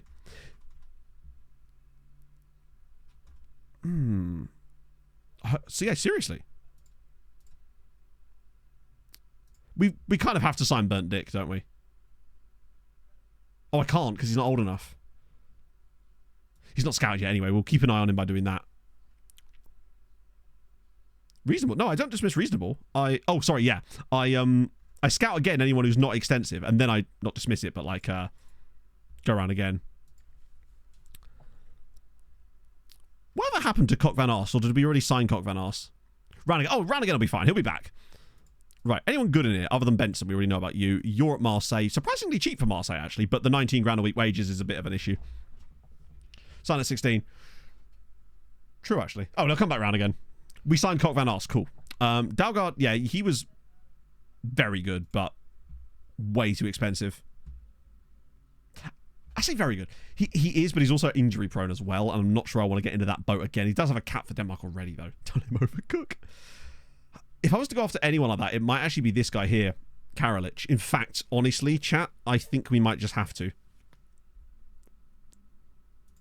Particularly if we start using that other tactic, which has a DLP. Karalich is very good.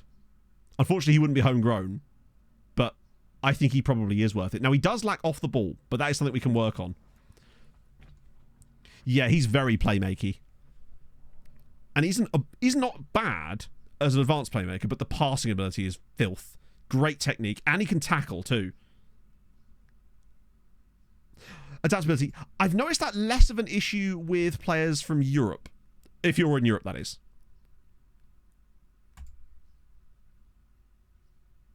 Oh, wait, they don't even want the full amount. We might be able to get him lower, potentially. SDI Harold, thank you for the 39 months.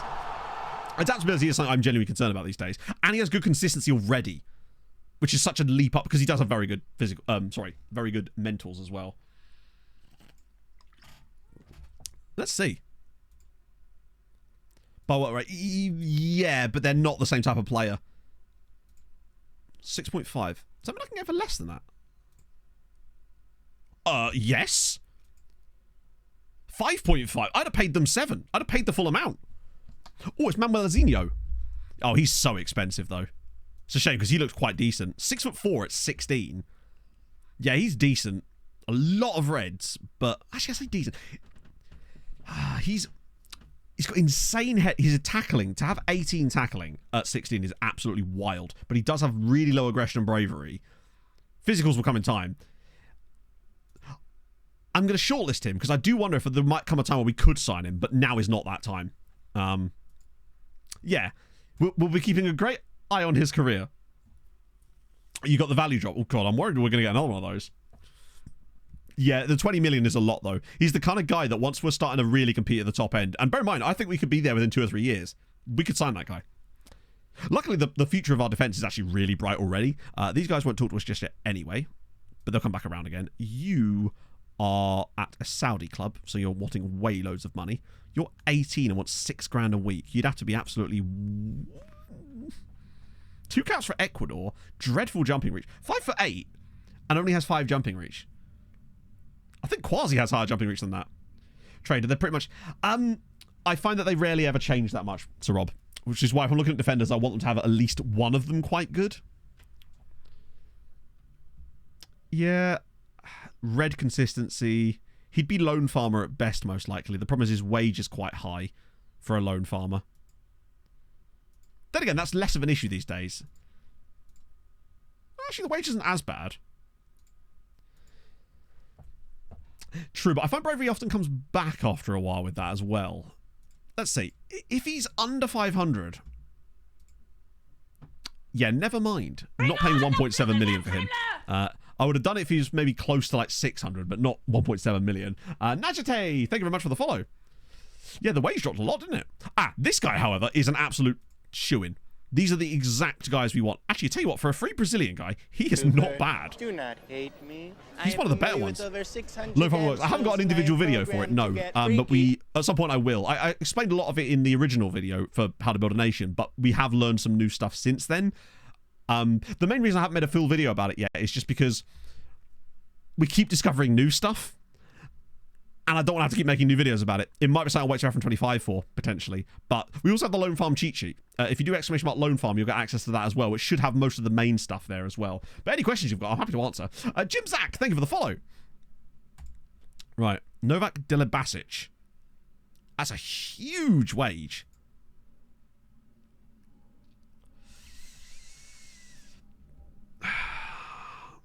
I like the fundamentals, but... It does have good bravery and aggression as well, actually. 16 jumping reach. 6'2". But I'm worried about him beyond that.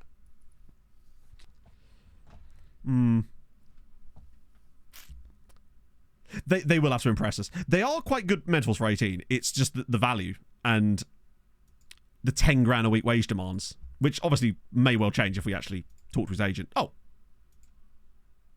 Okay, suddenly that becomes a bit more... It will depend heavily. I wouldn't pay more than 1.5, and I don't... Maybe 2 at a push. Not paying 4.5. I feel like he's good, but I'm not paying £4.5 million for him at this stage. Not with the finances being a little bit iffy at the moment because we didn't sell Henry.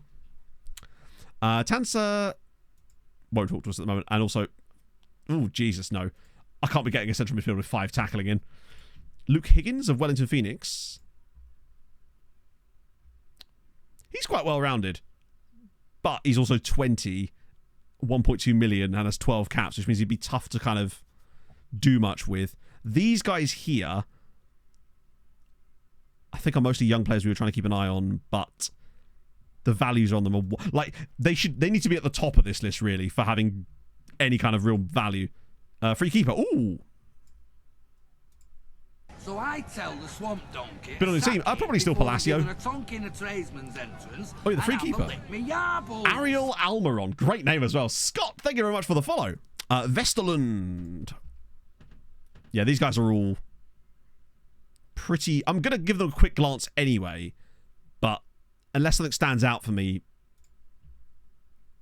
Wow, he is just fine, I guess. You're really... He'd have to be absolutely insane for me to want to sign him. Jefferson Parejo. Out of contract, but... Is there a compensation? No. Actually, if he's out of contract, then I guess it's not the end of the world picking him up on a free. 8-year deal, freebie. Can't really go wrong with that. Ariel Almiron. He's not great, is he? But, you know, for a free player, it'd be rude not to. For the loan farm, if nothing else. Yeah, it's rare that we find goalkeepers doing this, and particularly Paraguayans. Okay, 7-year contract. Love to see it. Vladimir Balde. Wait, isn't that the guy that... Oh, no, it's a different guy. Ooh. The release scores is very high for a player... I like his attributes. Okay, they'd go for a bit less, but I worry about that. I get the feeling he's one of those guys that potentially... I might scab him again. Scab him? Grab him again. Yellow stickers in supermarket. That's true. Yeah, just getting to the Azores, if nothing else.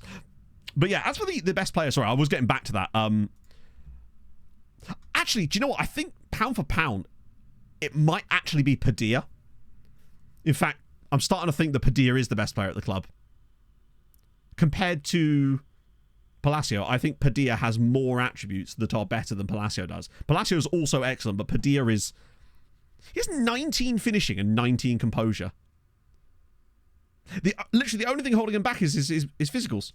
If he had decent physicals, then he would be the world-class striker that we've been looking for this entire time, but he just doesn't have the jumping reach or really any outstanding attributes here. He's good at what he does, and that's why we use him there, but he's just not got... Chilwell will surpass him. Imagine, if Reynoso gets technicals and mentals like this with the physicals that he already has, then we'll have a genuine world-class striker on our hands, but I don't think he's ever going to get to that level. But the decisions... Padilla is an insanely good player. All right, 10 goals and 5 assists this season, and he's missed half the year as well through that injury that he had. He could have been even better. Fringe player is fine. You've got Serbia caps, don't you? Yes. Which makes this a little bit more difficult. I don't know how much of this I'm going to be able to hold over him, but we'll try.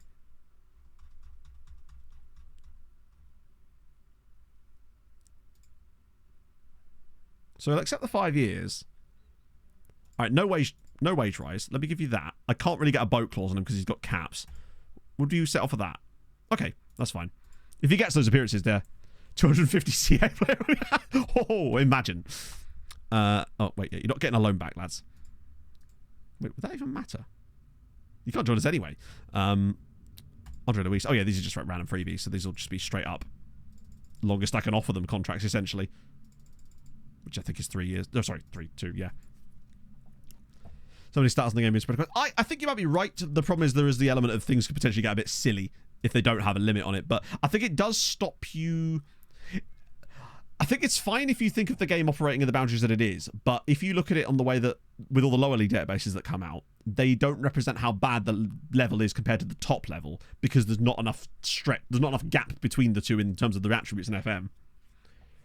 Other leagues player. No, just Malta. If we'd added any other leagues, it would have basically just meant that the game would have been slower and it wouldn't have given us any noticeable benefits. Still too early. It depends entirely on what FM25 looks like, because obviously with it being a completely different game, basically, we kind of need to see what new stuff comes out about that before we can make any firm decisions. I think I want to do an Outcast to Icon save, but it'll depend on how the database is. What we simply don't know enough about what FM25 is going to be like. If this were any other game, it would be really easy to make those decisions, because you can guarantee that the game isn't going to change that much most of the time, but we know that next year it is changing a lot, and as a result, it's hard to make plans yet. Okay, Hammer with a big win, that's huge. They're now only 3 points behind Birkirkara. We've got a game against Hammer coming up soon as well, which we'll play the Octo Trek in to throw it to them. We can throw the cup final to Gudget if they can get there. Got to sign them, they want almost double the agent told me. Yes, we've had that happen on the last stream, in fact. A guy, when we got into the contract talks, wanted £1,000 a week. We put in what we wanted, said, right, that's the contract. Then when I clicked suggest, he then wanted 10 grand a week. It would suck if we actually beat with that. This month of July. Well, normally you don't start getting information until like September. However, last year, as you know, a lot of us creators were invited down in like, what was it, June, July kind of time? And then they released news after that. So if that happens again, like I said, I don't know because I've not heard anything about anything like that. And even if I had, I wouldn't be able to tell you anyway. But even, my point is I haven't. Then, I don't know. Maybe. All I want is a renewal loans button, baby. Yeah. Change much apart from the visuals. But that in itself is a huge change. I feel like you can't really create a brand new... I guess the mechanics are still the same underneath, but it's such a huge opportunity, right? Larger range. I agree, Sir Rob. Particularly if they start allowing... Yeah. Worth scaling the attribute points to say... to 100. They actually kind of are already like that. For those of you that are unaware, the attributes under the hood actually work like that. So he might not have 17 first touch. He might have like 17.3 first touch, right? That's why you see like a numbered arrow on their progress chart, even though you know that they've not actually gained a point, because he may not have actually gained a full point, but it's still triggered it with the tick over, right? So it actually does work on that kind of level underneath, and you used to be able to see it on the progress charts, but I believe they took it out for whatever reason. Or have you in a double? Maybe I'm there right now, Ninja Chicken. Who knows, right? But yeah, I swear you used to be able to see on the development chart. Yeah, so a 20 is... Weirdly, it's more like 190 to 200. They're actually rated out 202 as well.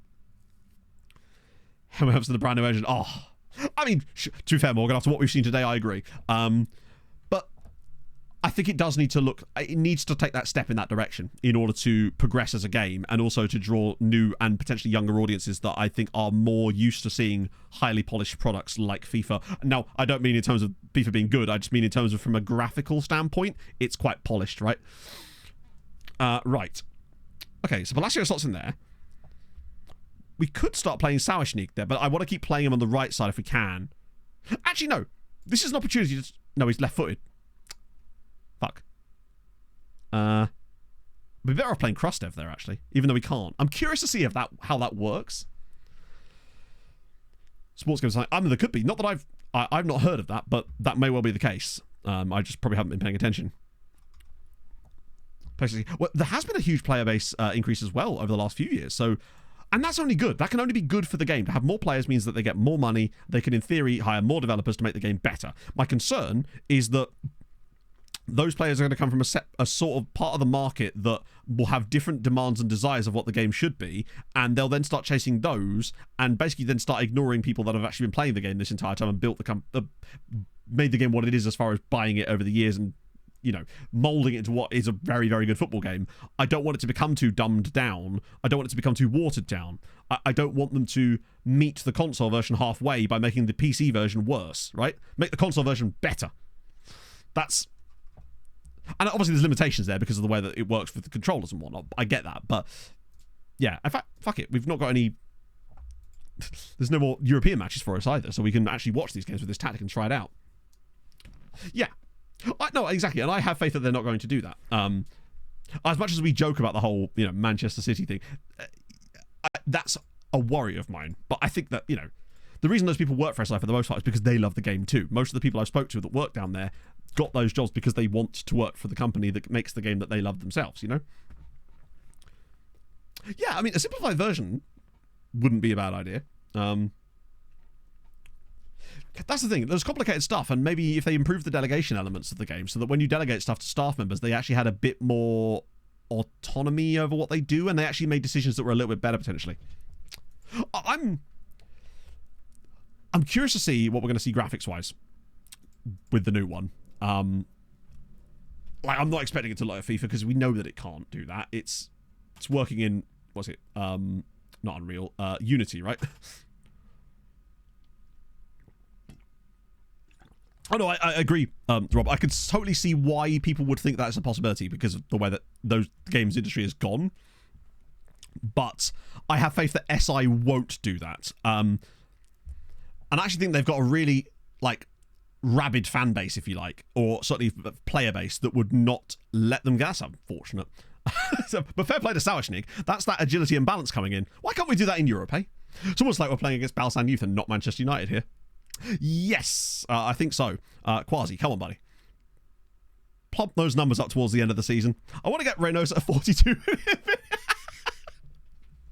I'm fairly certain that one of the questions when we talked to them last time was just like, why the 42-minute video? No, it's not going to be Unreal Engine-esque, but I don't think it needs to be. I think they can take a huge step in the right direction without it having to look like... If anything, I think what would impress me more than pure aesthetical graphics will be physics graphics. Great, though. I mean, yeah, but they look better than this from an aesthetic standpoint. I think we can all agree on that. I hope that it looks better in terms of the way that the matches are played, the collisions of the players, the way they touch the ball, the way the ball interacts with each other. I think that's far more important than the pure aesthetics of how the games look, the animations, the physics stuff. I think that is what's going to be judged on, right? Honestly, if it looked identical to this as far as aesthetics go, maybe like 10% better, just in terms of like fidelity and like resolution, stuff like that, right? But the way that it looked from a physics standpoint, ball movement, animation, was leagues better. That's what I would be much more impressed with. Because if it still looked shit as far as the ball physics and stuff, but it was like hyper realistic, you'd be like, okay, cool, it looks really good, but what I'm seeing is stupid. I think I'd much rather have the, yeah. I think it's going to give a lot more options for stadium modding next year. I think that's going to be intriguing as well. But I think it's going to open up more options for stadiums too. That'd be really, really cool. Reynoso, oh, that's nice. Would be cool if you could get a double-digit assist this season as well. Go on, Krustov, cutting inside. Oh, I like what he did there, though. And his rating's been good so far. Ball flow around. No, that's what I'm saying, really. I think that's actually what people do want. I would take that over it just looking better from an aesthetic standpoint. And I believe that's probably what I think that's already what they've said. Oh yeah, sorry, I realised I didn't mention this, did I? Yeah, so dad update. For those of you that are unaware, my dad had a transient ischemic attack on Wednesday night, wasn't it? Because it was before stream, and obviously went to hospital on Thursday. And that was while I was streaming, so I haven't really mentioned this since. So yeah, he came home obviously on Thursday afternoon. My sister picked him up from the hospital because obviously he couldn't drive, and he's not allowed to drive for like a month. But essentially, they said that yeah, it was TIA or whatever. But they did CT scan and various other things, blood work and an ECG, all that sort of stuff. But basically, when they did the CT scan, I believe it was CT scan, they found a small brain aneurysm, which was not connected directly to the TIA, but they often have the same cause potentially. But the point is they wouldn't have seen the aneurysm if he hadn't have had the transient ischemic attack in the first place and gone to the hospital. Because obviously brain aneurysm often don't present with anything until it's too late. But as it happens, the early treatment for both things are actually identical. So the medication that he's on, and he has to go back and see the doctor in like 3 weeks' time. But the point being, if he hadn't have had that attack, they probably would have never found the brain aneurysm. And the best thing about it as well is it is one of these ones that he's going to see a neurosurgeon and it is operable. They can, it's called like clipping it or something. I don't know what the explanation is really exactly, because again, I'm not really great with that kind of medical stuff. Point being, they wouldn't have known about it unless he'd had that in the first place. Straight, well, yeah. Which is absolutely wild. So in a way, that TIA potentially could have saved his life. It's the strangest thing, isn't it? But potentially, yeah. So, yeah, so I had to take him back to hospital yesterday as well because he had some like numbness, like some tingling in his hand, which they said was probably more likely pins and needles. But it's best to be checked out anyway. But yeah, so crazy. But yeah, so he was going back to the doctor in the hospital in like 3 weeks. But he seems fine from what I can tell, you know. Yeah. So it was worrying because when you first hear the words brain aneurysm, oh Christ! But then yeah, it's good news, I suppose. But still, obviously, it's a little bit scary. Yeah, I totally forgot to mention that. We're playing alright here, although we have only scored a penalty so far, which is a bit concerning. Thank you, Tim. Thank you, everybody. Is anyone playing poorly? Carvalho's been fine. Like, he did a decent job as a... The fact is, Carvalho didn't even really play that much, even when Padilla was out, because Pebbles ended up operating further up the pitch. When FM20... I assume you mean FM25. When it comes out? It's out when it's out, right? A game of Gostra. What is Gostra? No, I didn't, unless I witnessed it peripherally. Pro Cycling Manager. I've never played it, but I've seen good things about it. Which is sometimes half the battle, right? The wingbacks have done okay in this game, you know? Bring cutscenes. I really fucking hope not. To me, that would be such a waste of development time bringing in cutscenes. Because we just skip them anyway. It would be a waste of time. It would be unnecessarily graphically intensive.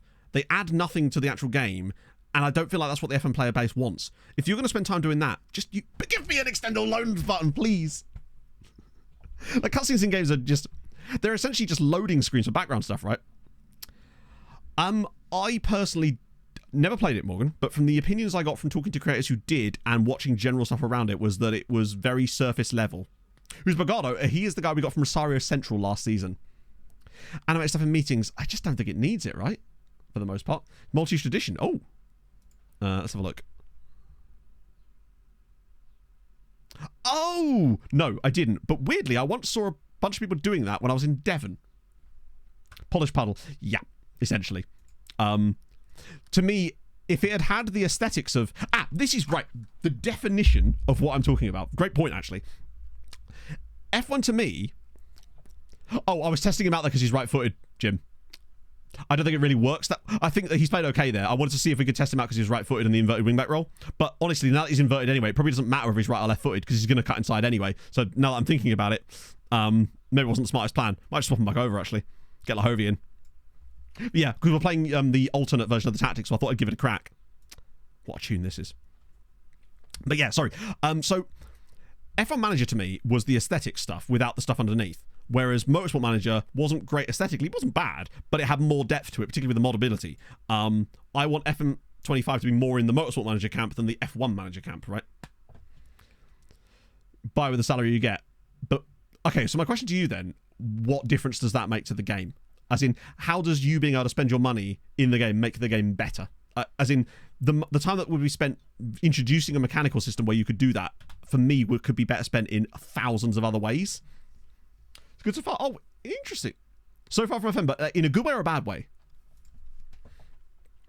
Oh, yeah, no, I feel like that's different for me. I feel like I would like to see improved trophy celebrations and stuff and things like that. That, I feel like, is something that could be worked on and I'd like to see. But I feel like unnecessary cutscenes that you're just going to skip immediately, right?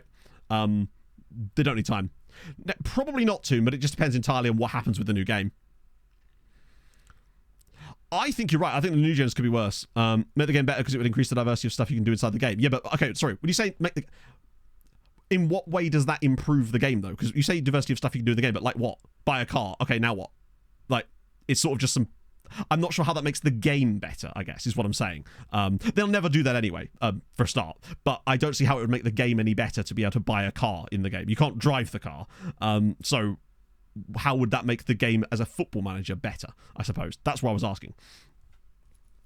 Pay for your own training badges. Yeah, that I would agree. Because they most of the time do, especially at the lowest level, right? Go on, Cam, have a pop. Lahovy? Oh, that's a penalty. No, it's not. Never mind. Dynamic player relationships depending on different scenarios. I think there could be more stuff that could be done with that. I'd just be scared that it could get really bad. Have to drive to the games. Just managing in Russia. You're doing like Euro Truck Simulator, but you're in a car having to drive from Vladivostok to like Kaliningrad. Imagine the time you financed his second-hand Citroen Saxo. Oh, yes. Your manager timeline's like, hey, you financed that Mercedes A-Class, didn't you? And you're like, yes, and I regret that. Oh, Lord. It's special customizations with your coach, stadium. But, okay, so this is where it gets into the point of, for me, just farcical. So you say upgrades to your coach that you never see. So what difference would it be how upgraded he is? And you can change your coach in the game as it is. But also, the stadium? Why would the manager be spending money on the stadium? That would be completely out of the realms of any kind of logical pathway. This is what I mean about that sort of stuff. New kits every season. That would be cool. But the licensing stuff would get in the way of them doing that. And you can kind of do that anyway, right? Casino they'll say, oh, yes. Driving your Mercedes A-Class down to Monte Carlo. I mean, Team Bus. Oh, coach. Sorry, my apologies. Yes. But again, what difference would that have on the game? In the actual the game itself, how would that make the game better? Like, is what I'm struggling to understand, I suppose. But hey, each their own, right? People want different things out of a game. Statue of yourself. Now that I'd be on board for. And there's no limit to how many you can build. Be like The Sims. Crowd animations. I think that would just come naturally with the improvements of the animations, right? But yes, that would be very good. Because at the moment, they're kind of just, particularly with the mode that I use for the crowd. Although, actually, I think I've changed it. What a header that is. Customized Mario's golf cart. So that when he crashes in style. Yeah, they can't do fake sponsors because of the licensing issue stuff, because it would interfere with the real sponsors potentially. What they could do, however, is leave it evidently moddable in the way that they currently do to sort of let you kind of do that yourself. Choose to have a wife and kids. You could, but what did that really add? Obviously memes.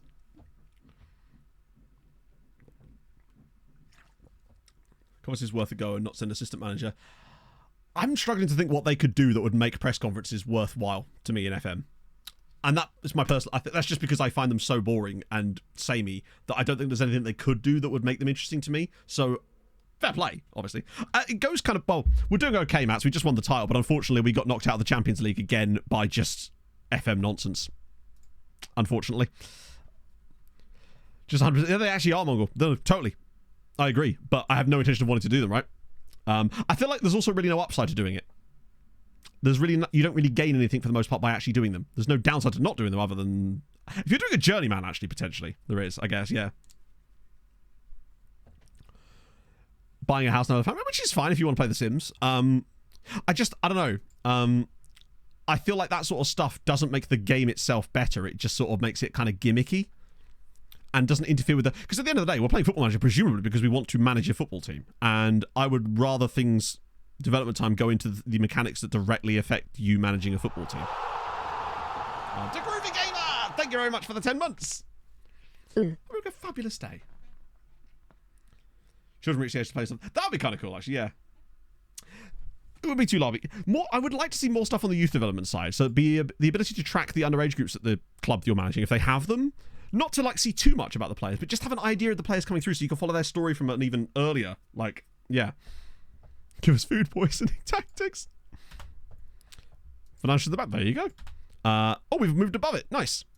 We should be able to catch these guys, I think, potentially. Will still. Damn right I do. I want people to not shut up about the fact that I played FM. Grand champions, cool. Scouting off of the... Yeah, maybe. It just feels like the youth teams, even at the massive clubs, are absolutely tiny in the grand scheme of things. Potential ability could be at least bit... I feel like if you make potential dynamic, it kind of defeats the point of having it in the first place. Because if it's dynamic, then you don't need potential in the first place then. Because by the very nature of its existence, if you make it dynamic, then it sort of stops being a thing in the first place. You would just have their ability at that point, and then the threshold, they could just grow or... Yeah.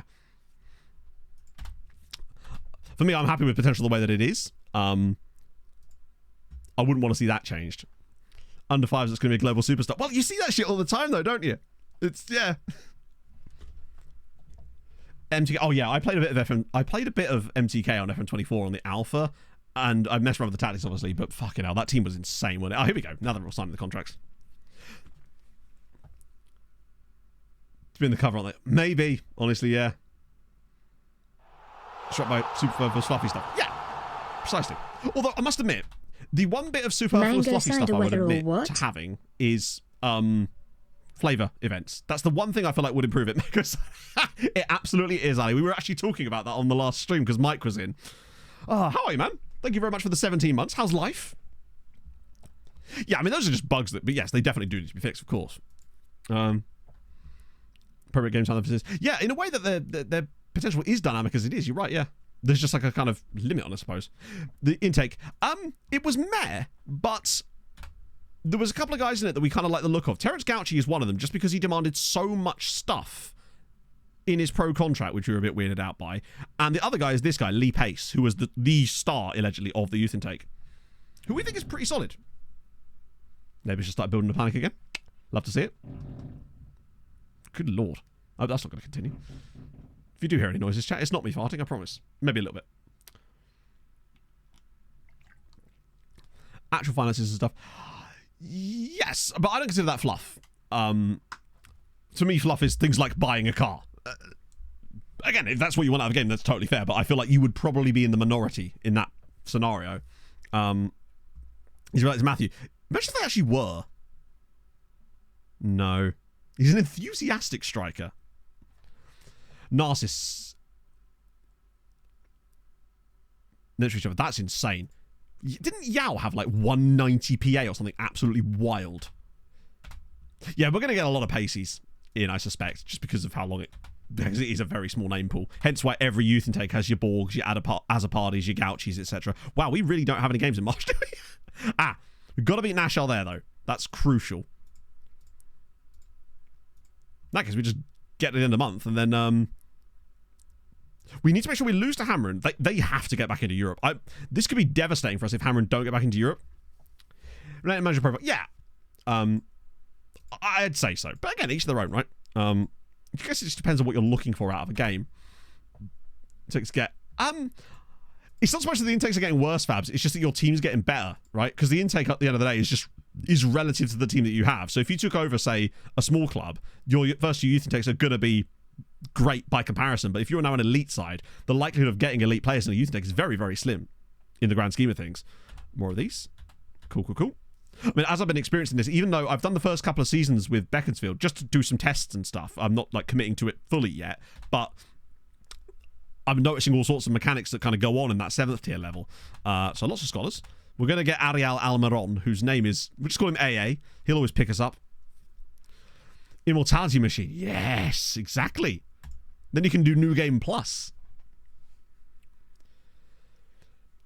Fun for starting a save. I think that's fair because that's a starting point. But my point is you wouldn't be changing that stuff in the middle of the save. So you wouldn't just be able to go in and be like, hey, I want to redesign the seats because the manager has no control over that sort of stuff, do they?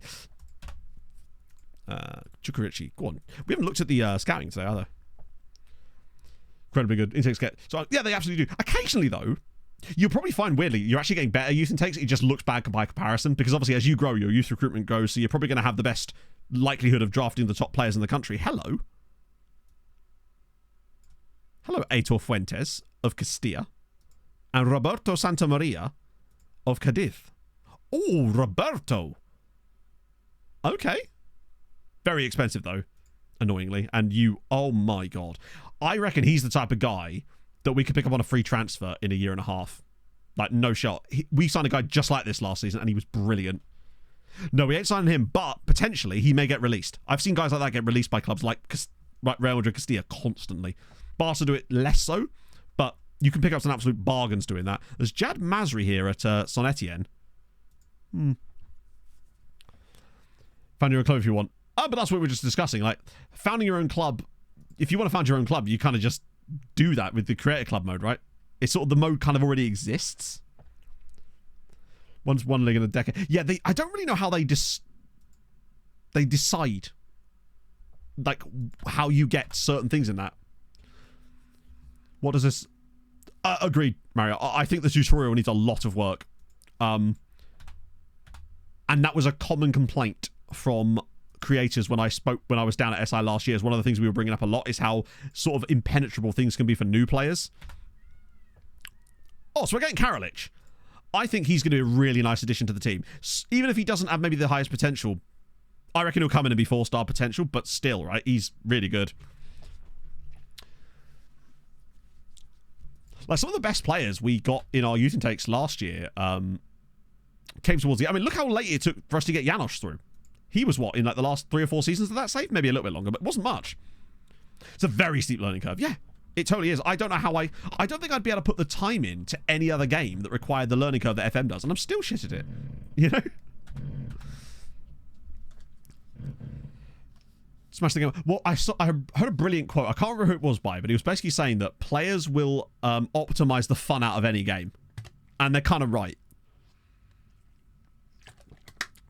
There comes a point where you can optimize the fun out of things, right? Which is why I don't really get involved in things like the Python scouting stuff, because that, to me, is where it crosses over into optimizing the fun out. I'm not saying that you shouldn't do it. I'm just saying, Jeff, I don't know. I just saw a clip of it. It might have been Jeff Kaplan. I don't even know who that is. But, yeah. It just seemed like... I like the obscurity. I like not knowing if a player is going to be any good or not. I like having that kind of... I like taking punts on players. I think it creates the story of us. Like, I know we do a lot of insanely optimized stuff in this save, but you'll also note there's a lot of things I don't optimize. Partly it's due to VP... Oh, fair enough. Partly it's due to the time constraints of doing it live, which I have to focus on the content more than just purely that sort of stuff. But also it's about fun for me. I feel like there's a lot of marginal gains that we probably miss out on sometimes, but I feel like it creates a more fun situation. Yeah, the editor load in the database is an absolute joke, isn't it? It really does take forever. Yeah, Poland was really, really fun. I genuinely feel like if I was to do a ban next season, say actually things look really good and I'm like, you know what, I feel like I want one last crack at building a nation, I think I would choose Poland. I'd revisit Poland. I wouldn't do Polonia, but I think I would revisit Poland. Because weirdly, as we've got closer to succeeding in building a nation, we've moved further and further down the rankings each time, thus making it harder. It's kind of like you're chasing a donut on a string and they keep pulling the donut further away, but I'm doing it myself. Laser games are no fun. Exactly, yeah. Because they want the optimized strategy in for it and stuff. It's just... And there's sort of good practice and, like, good game hygiene, if you like, and then, like, over-optimization. Macedonia. Youth rate, mate. It's not good enough, is it? Yeah, I'm surprised they haven't, honestly, Bear, but I think it's just, like... My logic is you could probably hoover up some of those licenses fairly cheap, but they just probably don't consider it worth it from a marketing standpoint. Poland is very fun. Yeah, I don't know who I would do, actually. It would just be a second tier side that's kind of good. Because 4 senior affiliates in one day. That's amazing, Fabs. Did you get all of them? Speaking of, we probably should ask for another one. Now we can't because they won't let us, will they? We have to go up more reputation before they'll let us do that. Ben Milligan of Cambridge United. Okay. When life hands you a Cambridge United player, you grind them up and drink them. That's interesting. Yeah, up the use. Speaking of Cambridge, actually, while Pog and I were talking about hockey last night, she was just looking up ice rinks. Turns out there is an ice rink in Cambridge. I didn't realise this. And they actually have hockey teams. There's the Cambridge Kodiak, which is the women's team, and the Cambridge Narwhals, which is the men's team. I don't think the men's team actually play in a league yet, because it's brand new, I think. But either way, the fact that Cambridge actually has a hockey team is fucking sick. So we're going to try and work out how to get to a game or something. It's even closer than Guildford. What a name, I know! That's up. Oh yeah, because I've got the body for hockey. I would get broken in half. Oh, I know you could do loads of stuff in FIFA Manager. But the thing you used to be able to do with that was, you know, the island thing you could do? You could go into the game files because it was literally stored in a TXT file, right? And you could change the value of the island from like £20 million to minus £20 million, and then you could buy it, and then it would give you £20 million. Ice hockey, yeah. Yeah, I've never been to a live hockey game before, which would be fucking sick. See the slobs I have on my men's team? I think that's like beer league, right? I think it's because we started watching Shawsey last night. Oh, sorry, yesterday. And obviously we were watching Letterkenny before that. We finished it and started watching Shawsey. And now Pog was like, do you know what? Yeah, I want to learn more about this. Which is sick. When she came in yesterday and was like, Matt, I want you to teach me about hockey. I was like, yay! You know? On the tendy, you're right. As if I'd be able to get in a butterfly pose. I'd be all about the RVH chat. People been complaining forever. Shawsey's a beauty. Balls a tug. Oh, I actually did show him earlier, Hadrian. But we'll get him back on the screen now because I've spelled his name so appallingly. Bente, thank you for the 28 months, man. Hope you're well. The Narwhal mascot. Much better. Oh, I bet it is. Yeah, totally. After every game. No, that sounds fun as fuck. Is it actually like being confirmed now? I mean, we kind of already knew. Allow hockey between the fights occasionally. 25, fair play. I really do need to get back into some running again. I just feel so slobby lately. It's weird, right? I was looking at myself in the mirror and thinking, Christ, you look horrendous, right? And then I was like, I felt exactly how I felt at the start of 2023. But at the start of 2023, I was 30 pounds heavier than I am now. And yet in my brain and from a visual standpoint, I felt like I looked identical, which I know is objectively not possible. 30 pounds doesn't just disappear out of nowhere and you not look different. But it's quite dysmorphic in a way, actually, when you think about it. But yeah, it was very strange. No, if I was a bit... Well, yeah, you don't want to get hurt, right? It's going... honestly, Bente, it's going well and bad at the same time. Oh yeah, because Redby been internalized. Yeah. So there's Guy Hockey. I do like Cambridge Guy though. Cambridge Guy looks intriguing, and it'd just be kind of cool to sign a guy off Cambridge, because this is clearly a Cambridge youth player, right? Yep. Which is intriguing. A guy called Stanley Cup. Speaking of Stanley Cup, congrats to the Panthers.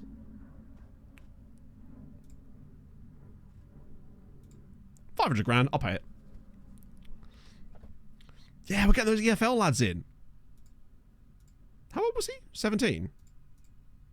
Wait, was that? Oh no, I already scouted those guys, didn't I? There we go. Oh no. Oh yeah, crap. Up the Yellows, yeah, indeed. So am I. I go to the street. Oh yeah, loads. Well, I say loads. Actually, now that I think about it, I don't really. I play Rocket League with my mates, and I play Balatro lately. I haven't been gaming as much lately, honestly. I've been reading a lot more. You still look so good. We believe that your cap was erroneous, and it was actually due to the ID switch thing, potentially. All those white girls. That's the thing, Bev. Yeah, literally. When I first saw that, I was like, why are they suddenly so obsessed with hockey? Is it because of the hockey smut? Oh, no, you're right. We looked it up, didn't we? It was against Serbia, if I recall. I think he actually does have a legit cap. Yeah, international debut against Serbia. Red Rising. Oh, you legend. It's great, isn't it? The third book in the first, like, trilogy, if you like, so the third book overall, is one of my favourite. I say one of my favourite books ever. Cambridge 2. Yeah. Well, I say Cambridge because if obviously I don't tell people exactly where I'm from because that'd be weird, but it's like the place that is sort of nearest to me that people know about, that if they work from the UK would sort of be aware of, just because, like, yeah, hockey smart. Yeah, although at the moment I'm actually on the basketball smut.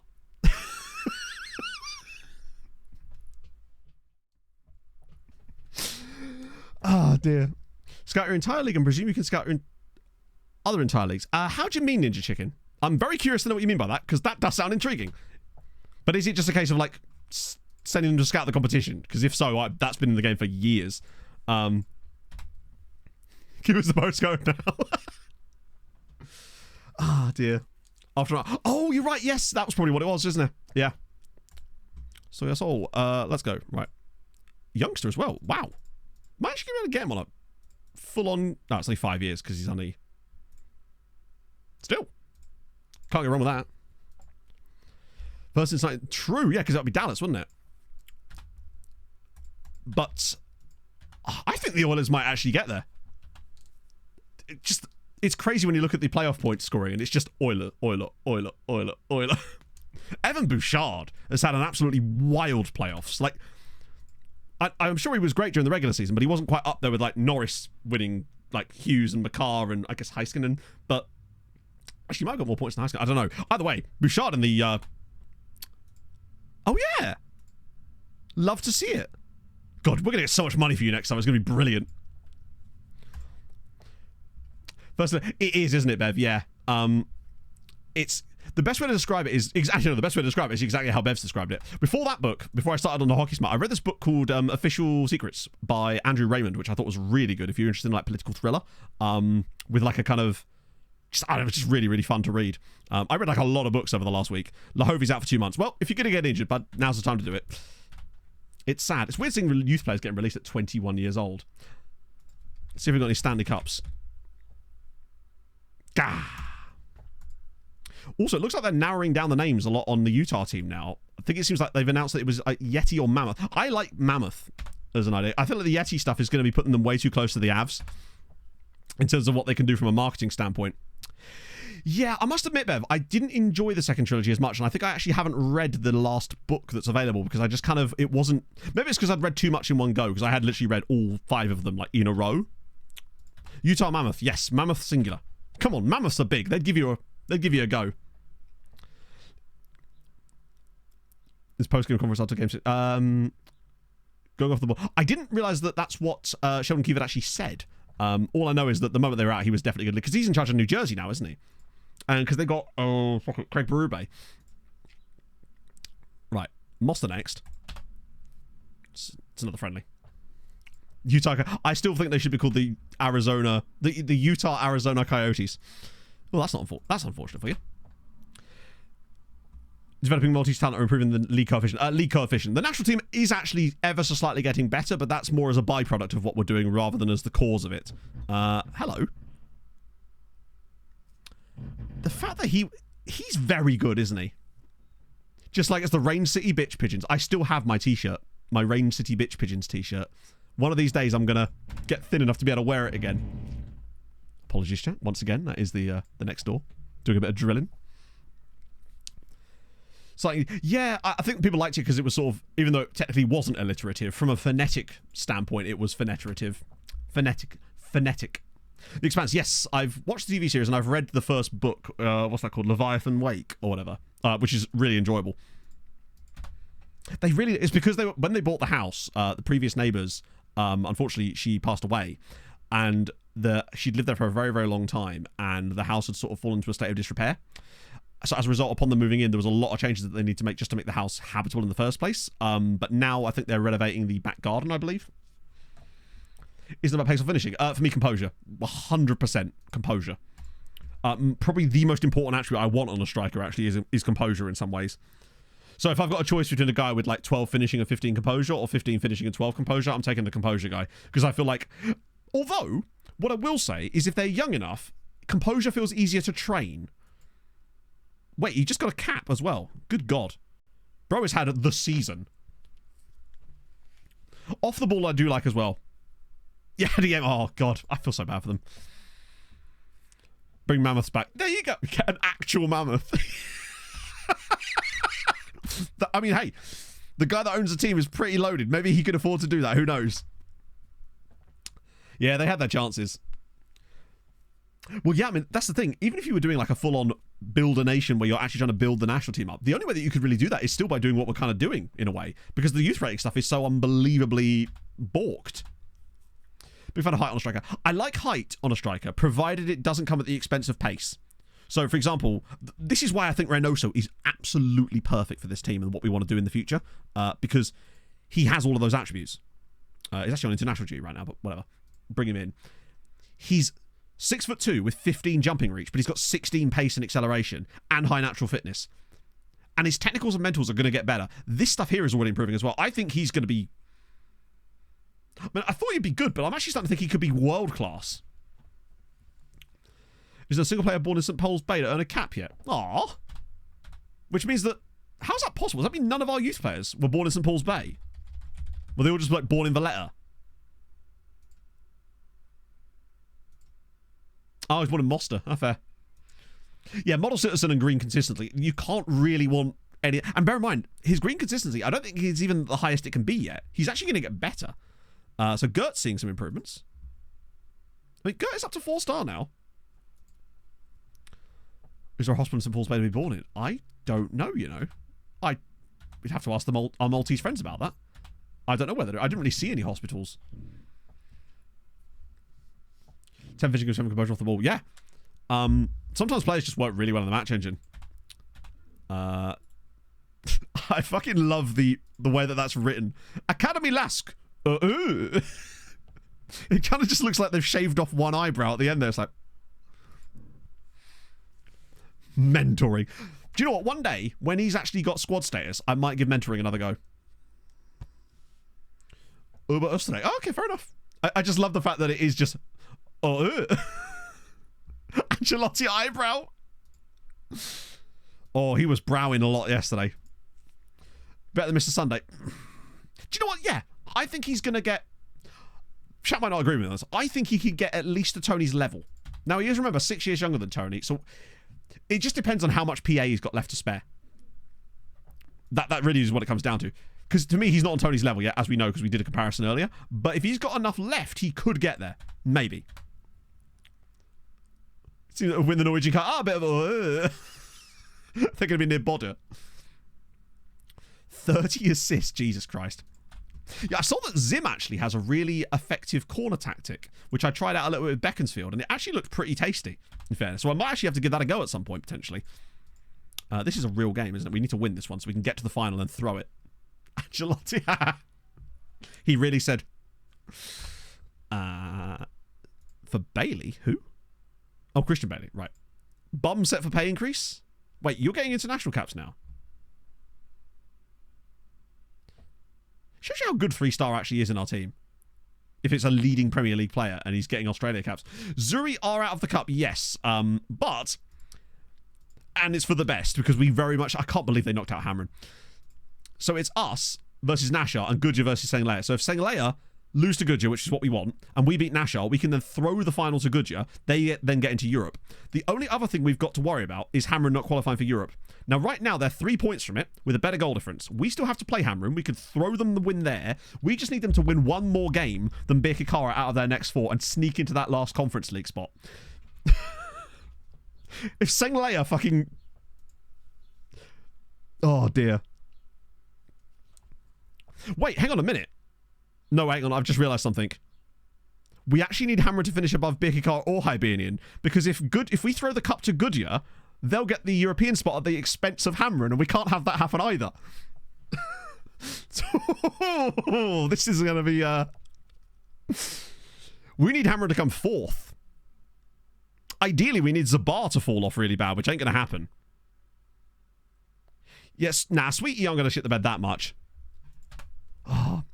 So in Europe this season, Hamron actually got to the Champions League group and got 8 points. They were only knocked out of the Champions League on goal difference to PSG, which is crazy. So fair play to them. They beat up Dortmund on the way there, which is wild. As for Sweetie, they did get to the knockouts of the Europa League. Did quite well, actually won half their games. But they got beat by Dinamo Zagreb in the first knockout round.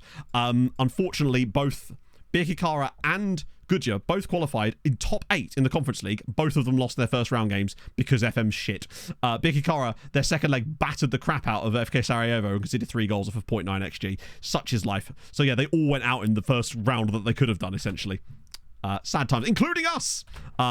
By things I don't even want to talk about. But I did clip it. Does match for the count as a fluff you don't want in the game? Yeah, exactly. I want to be prosecuted for it, chat. I want that as an option. Right. I want Quasi. I want Reynoso. Wait, is Reynoso even back yet? Or is he still on international duty? Oh, no, he is back. Although he is kind of dead on his feet. So we probably... Wait, why on earth would we... Assistant? Are you absolutely out of your mind? Right. Why are you putting players in the team that have no match fitness? Just put anybody in. Oh, wait, we've already got... Oh, Christ, we are a bit light, aren't we? We got Paul. It's going to be fine. Win's a win. Wow, we are a bit light. Oh, yeah, Vieira. That's fine. It's not great, actually. This is the problem when they schedule the trophy semi-finals during or at the very end of the international break. It is a bit silly. Oh, Christ. Where's Sauerschnieg? Yeah, it's going to have to be Sauerschnieg. Now watch us lose. Yeah, I'm a bit concerned about that. Luckily, Paul. Oh, this is great. Paul's actually dead. We can't even start Paul. It's going to have to be Palacio. Fuck me. Milkshake, thank you very much for the follow. Kadri can't start either. The Pebbles can. Oh, he's there. Fucking hell. No Paul, no Paul. We kind of do have to start Paul, don't we? Might even start... Even Carvalho's dead. We'll start Perez, just in the attacking midfield role. Because well, you can actually do that. I agree, Paul. Right, who can actually start up front then? So Quasi's fine. Henry's fine. We'll do it that way around, though, because Quasi's obviously a better player in that role. I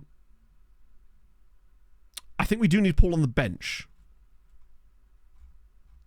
Like, emphatically, we need Paul on the bench, because there could come a time when he's very important in this game. Jesus Christ. We need to actually get to the final in order to throw it. We may need an emergency Paul in the second half. There's every chance of that. Now, whether he'll work the same way... In fact, I might just pop the normal tactic back on for this one. That way, when we bring Paul on, he'll have more of an impact, you see. Right, I need a pee break. And to refill my drink, because it is mighty warm in here, friendos. So I will be back in a moment. Enjoy your whiz quiz.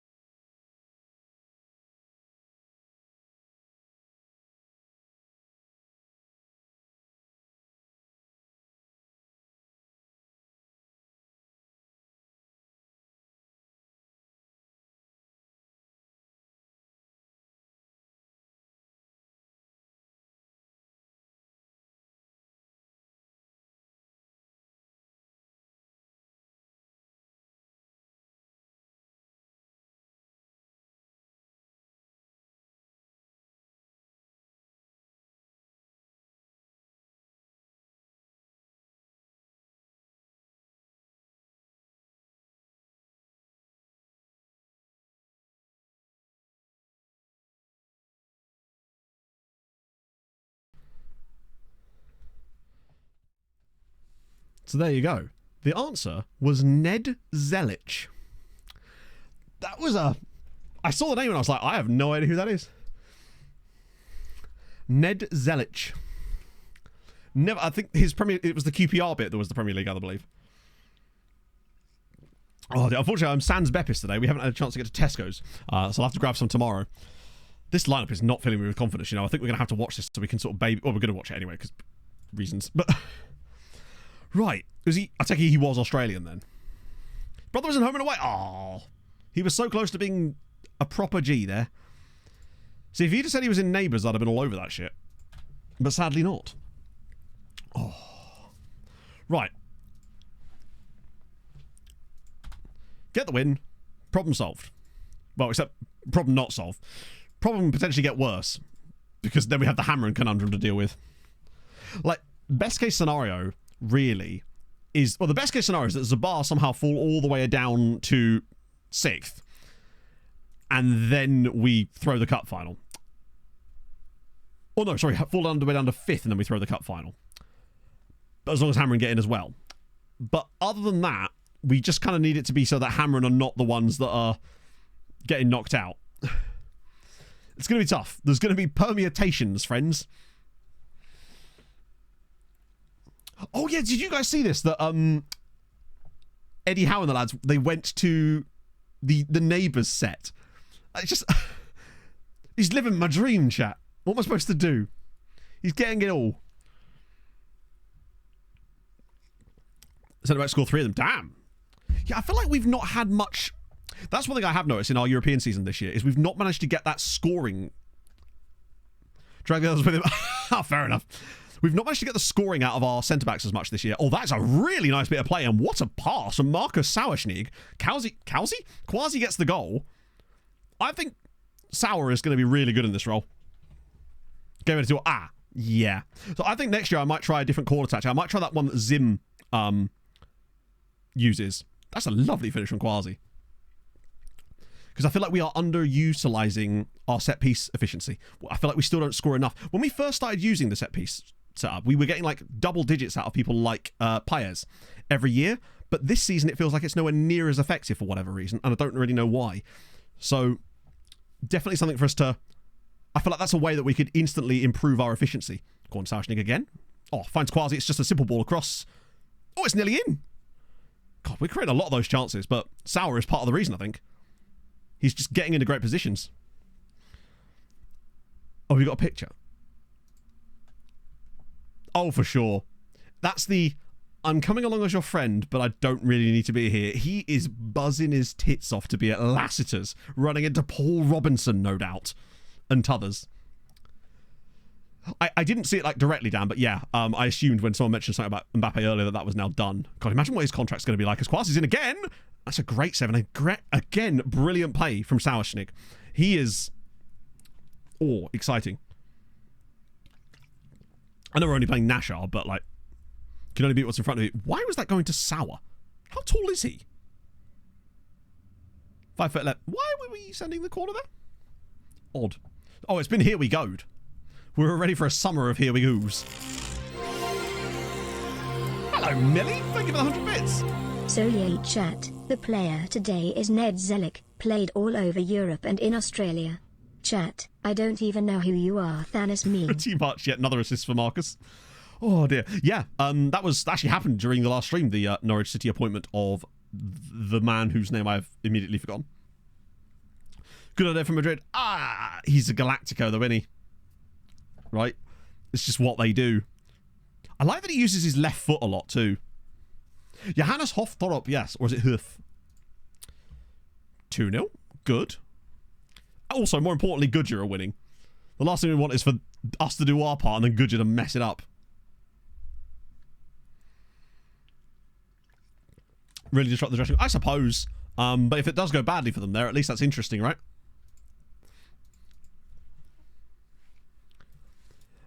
Actually doing a horrified. Yeah. But yeah, it's just true. He's only a loan signing. You know what they say? Never fall in love with a loanee. I did with Joachim Andersen, and look where that got me. Probably, Millie, yeah.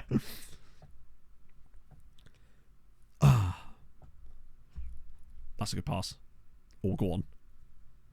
Oh, my lord. Henry, have you been taking striking lessons from Perez? That was absolutely woeful, bud. Jesus lordy. Why is he going with his left foot there? He couldn't have got that any worse. Okay, let's try again. Quasi, go on. Back post for Jozanovic or something. Ugh, they're just so floaty, man. Lady with Loftus-Cheek. Oh, yeah, I fell right in love with him, Inferno. Oh, you know me. Love me a bit of Loftus-Cheek. Literally one of the... I don't think I've ever seen... Other than maybe Andre Schürrle, I don't think I've ever seen a player put less effort in a Fulham shirt. Go on, Quasi for the Hattie. Oh, my God, he's missed again. Doesn't matter into Blanche Dubois.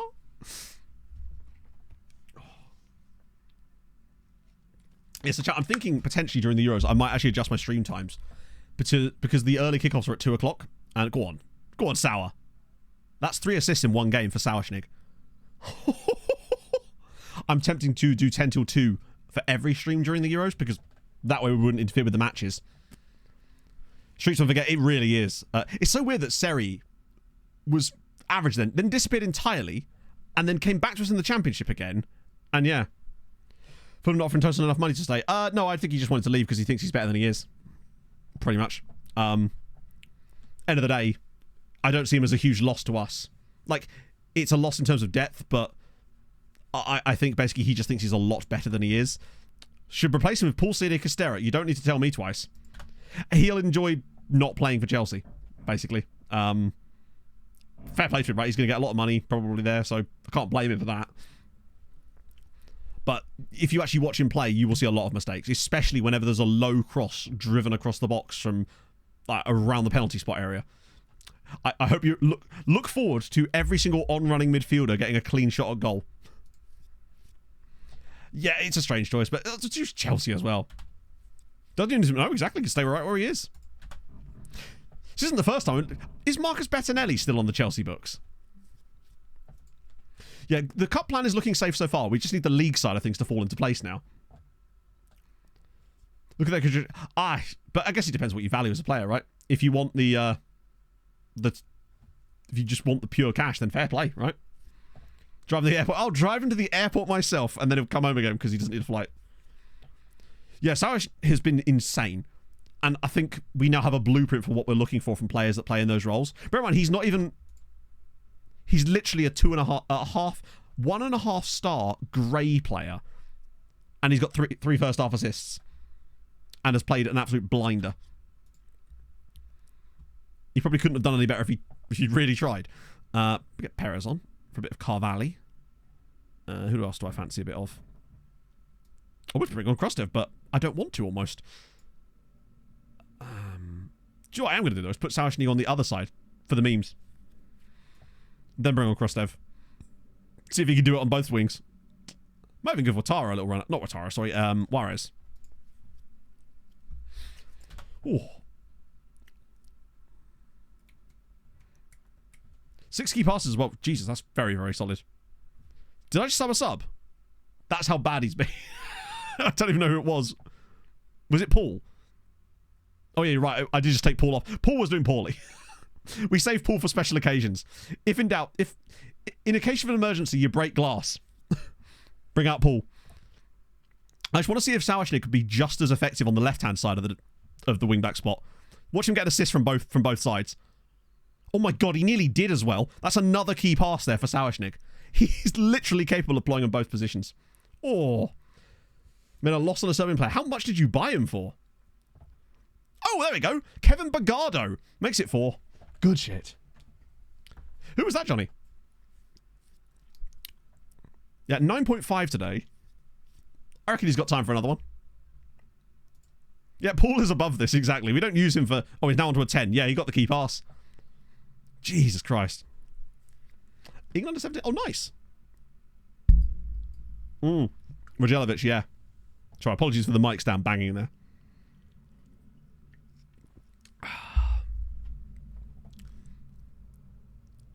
Oh, on a free. I guess 6 minutes is not too bad if you're, yeah. Sour snappy. I like that.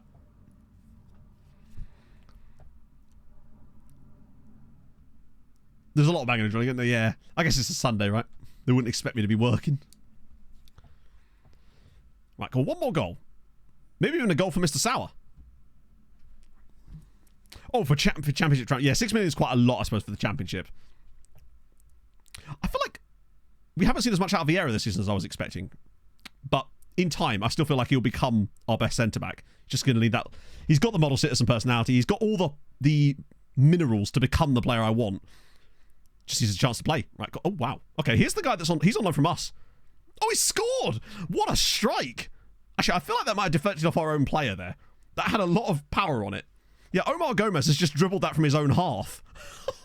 Who does he think he is? Son Heung-min? Look at the way he sits down Kadri. It goes all the way through. No, that's just a perfect strike. What a goal! I mean, he's the guy that Nashar were going to sell for like stupid cheap, so I bought him off of them, loaned him back to them for 2 years, and go on. This is just going to be a random free kick over the bar, isn't it? But these ones always are. It's too far out to be scoring unless you're Kamga. Kamga could probably score from here. Well, yeah, never going in. What a goal though. Xfinity. I didn't see Xfinity, but I saw that SVG won the race at was it Portland, which is dope. Right, because it's what, Gateway this week? Or is it Iowa, or is that next week? I forget. Right. Yeah, I'll show you Sauerschnick as well, because, oh, you wanted to anyway. Yeah, he's very fucking good. Yeah, they have their own falling goal. Goodyear with the 4-0. They've outdone us. Right, that's good. That's the first part of the plan done. It's just getting to the final against Goodyear. But yeah, Sauer is... Where's NASCAR this week? It's either... I think it's Worldwide Technology Raceway, which I believe is Gateway. So there he is. He's just so well-rounded. Just get SVG that rookie win. I know it's a road course or whatever, but like getting that win is super important for him. On the dev list after you added them there and your loan manager extended loans by himself. Oh, don't get silly now, Slipknotting. Think as though he wouldn't, would he? Because he'd be like, well, they've been out on loan for 7 years. You wouldn't want them to stay there now, would you? That'd be crazy talk. He's just a solid player. Decided to say, well, yeah, exactly. That natural fitness is really helpful as well. Lack of practice. And at least he's going to be, yeah, I suppose. I just don't think he's going to be moving to Cup next year. Not if, presumably, let's just say, Trackhouse buy one of SHR's charters, because let's be honest, they're probably going to. Front row have already got one. SHR, there's still 3 more available. Almost certainly, 2311 will pick one up. So it seems weird if Trackhouse didn't, and that's probably going to be Zane Smith, though, rather than SVG, I would have thought. Right. Next Gen Day coming up very soon as well. We might have... I feel like there's a chance we might have someone on it. I feel like Reynoso might be on Next Gen. He's 19, so he qualifies for it. The season he's had is insane. I think he could maybe be top 2 or 3. I'm actually going to go for it. I'm going to say Chilean Sirens. Yeah, it is weird that players that come back from loan removed from the dev list. That doesn't make any sense to me. Sauer could be on... Maybe. No, I'm going to go out on a limb and say it's going to be Reynoso. We will come back to the scout report in a second. I don't want to keep you guys edging towards this too long. 18 players. I think the most I've ever had is 14, which is a lot. An obscene amount. But I don't think we're going to get anywhere near that anytime soon. Although, maybe. Right. Oh, wow. Wait. Sorry. He's 10th. How in God's name is he below Lacremi? We do have a lot. Yeah, we have... it's there, isn't it? 11. We've got 11 guys on the list. But the fact that Bent is the winner makes me think that he probably is a must-sign, isn't he? I think in the summer we almost certainly do have to pick this guy up. Because the composure is his weak point. But you can see what I mean about his physicals. They're not quite... They're not Reynoso, basically. Wait, Den Haag? Holy shit. Oh, we've got a lot of work to do here, friends. Bulgarian Baldanzi, I like that. And the next Jurgen Klinsmann as well. So Benson, obviously, we already know all about.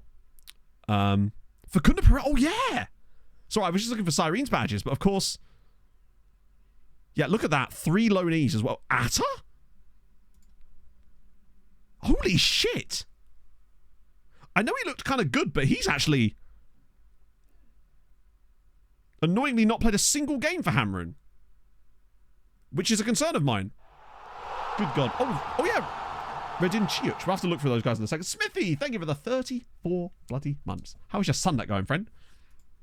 All right, let's just go. Let's just get stuck in. Acuna. Yeah, he's pretty standard, like, good player vibes. 5 jumping reach at 5'10", though, is a bit concerning. He's a speed demon that has 0 composure. Definitely worth a scout. I don't think he's going to be that good.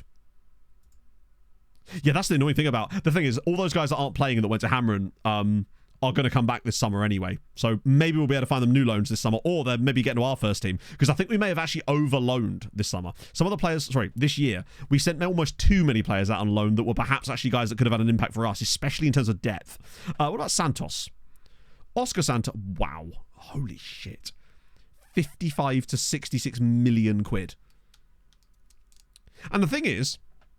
I'd still rather have Gert than him, even though he's 3 years younger as well. But like, work rate, not there. Pun. Yeah, natural catastrophe too. So this is the guy. Please tell me he's not. Oh, wow. Twisted ankle. Agility and balance are okay. What are you doing, Den Haag? Actually having a player on a proper contract. Ah, just the 35 million. Probably not going to be able to get Moises Altier. That's a shame.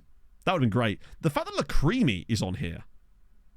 God, I hope we can find him alone. Or we just sell him. Because we are training him to play wing-back. So we will see. I want to test it. Oh, yeah, he's the guy we're testing it as a wing-back on the left with a right foot. Because we want to try something out. We'll obviously train him on the right as well, if need be. But he's got okay-ish tackling. Yeah, all those games for Braun definitely made a difference. There's Dietz, who's Matt Dietz, which is what happens when I give you my phone number. Not great. Carvalho, obviously, we know all about. He's very good. I just don't think we're ever going to be able to afford him. Was on the right? That is just runs to the other side of the pitch. Pereira, obviously. The Pool Project. Yes, Pool Project is Lacrimi. I like it. Project Pool. Facundo's getting there, isn't he? It's crazy that a guy with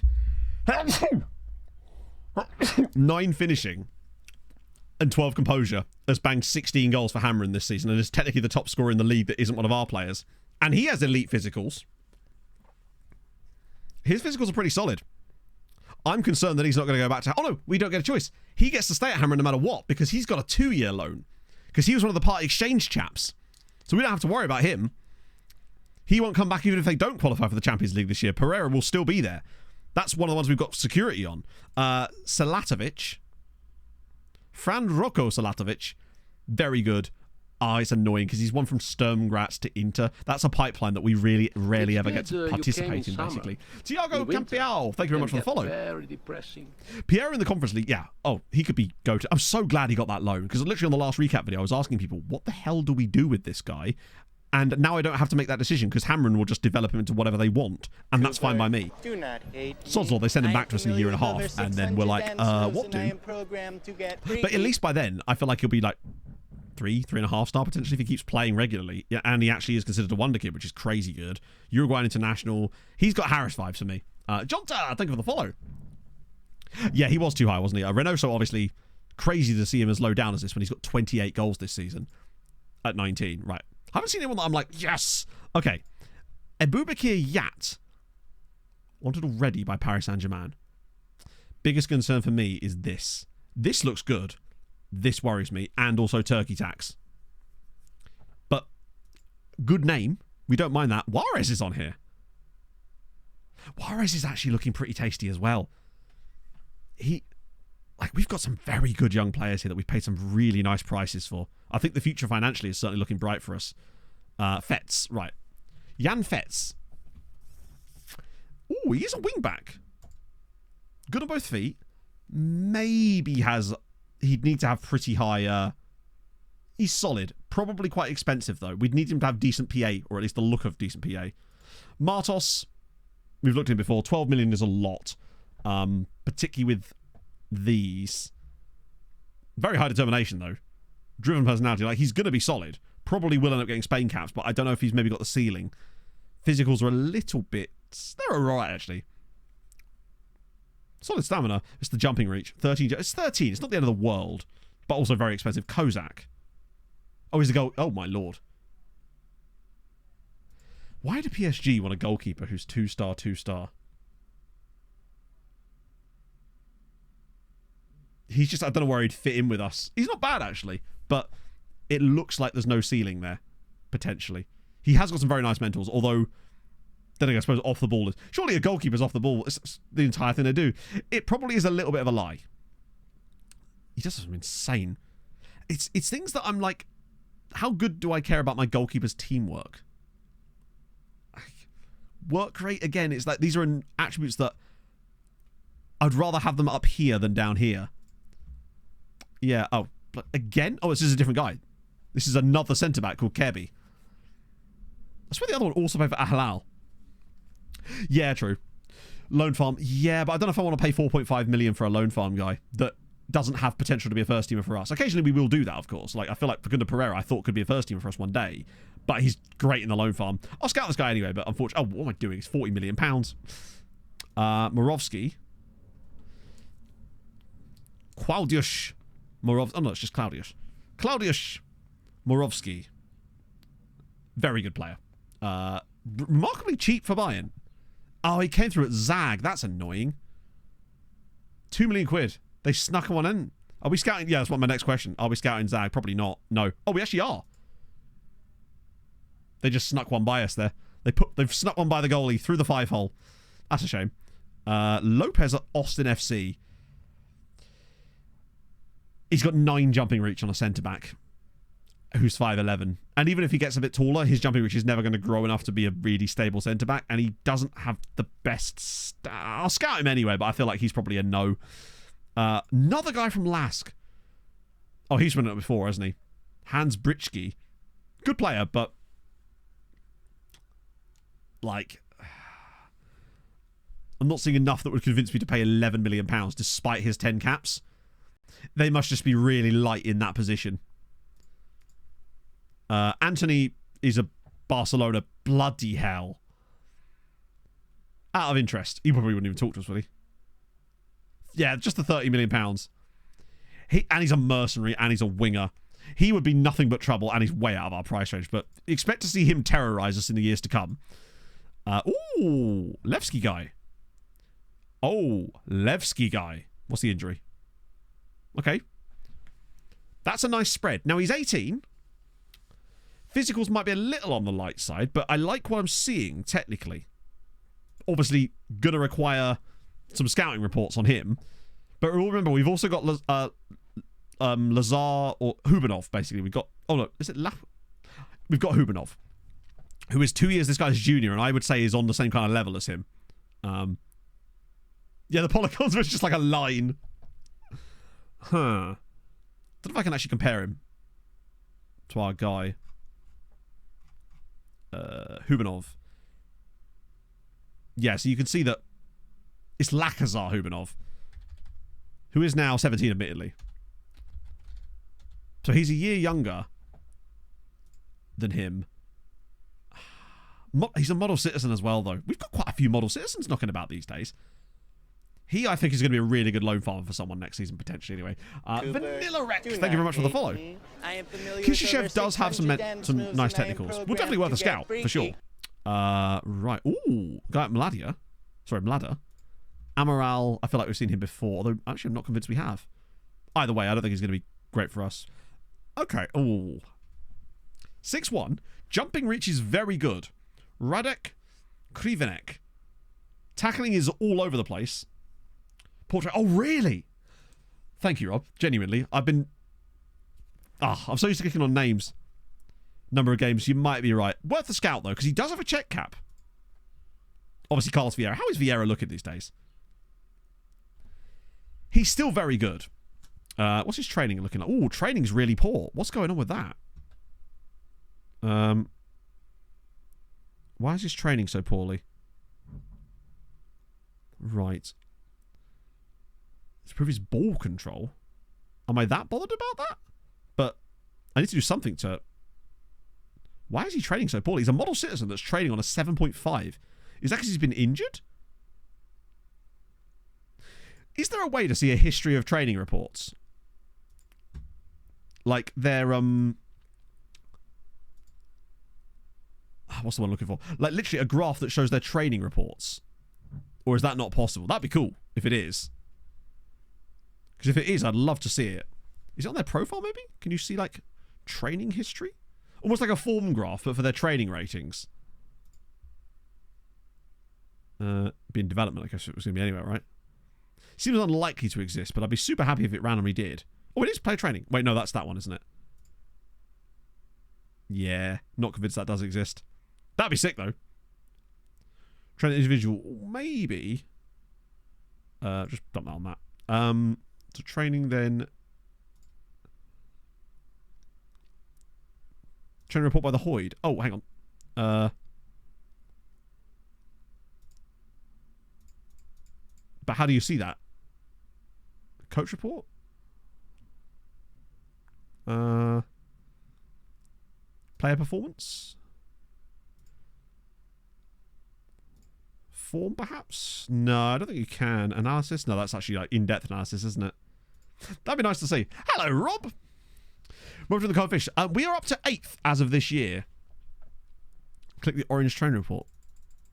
What, like in here? Oh. Yeah, not bad. I mean, this season was going very well until all of a sudden it wasn't, because all of the Maltese clubs, including us, got knocked out in the same round, essentially, in pretty horrendous circumstances, sadly. Do you actually play? Oh, this, like... Maybe on here? Yeah, I don't think we can see that. It'd be cool if you could, actually. Unless it's on this screen, perhaps. No, it's just an extension of it, isn't it? Unless training... No, it's the same page. Yeah, that'd be a cool thing to actually be able to see, like a history of their training rankings over time. I think he had an injury. Hang on. Bottom of the page. So, text next to the head.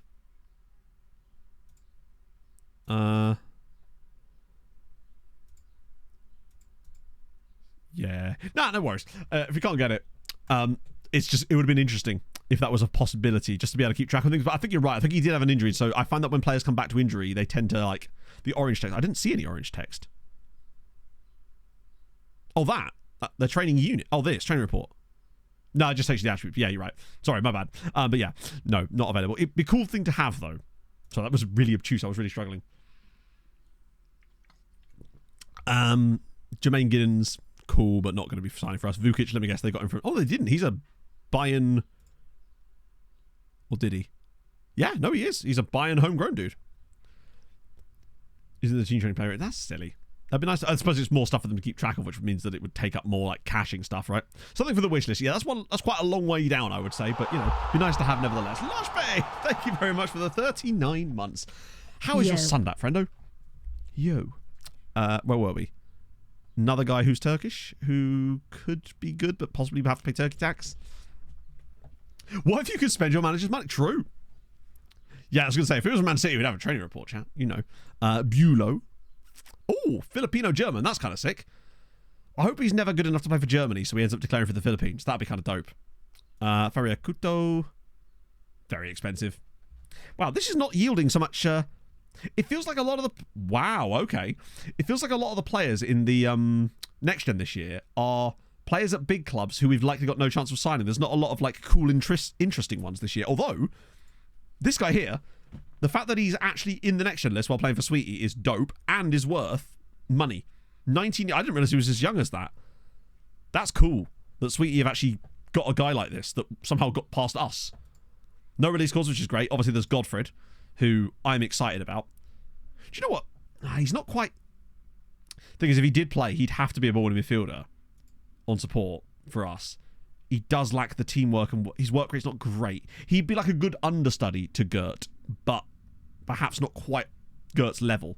Still, great player. Pronin, I'm surprised, considering he's barely played for Hammer in this season, but he does have quite good attributes and a lot of caps, and he's worth a lot of money as well, which is nice. Kaul, Nico Kaul. Again, these are the sort of guys that's like, they're just not really for us. There's a lot of that in this. Wow, he's out of contract, in fairness, but would probably demand obscene money. Ah, yes, just the 20 grand a week for the 18-year-old.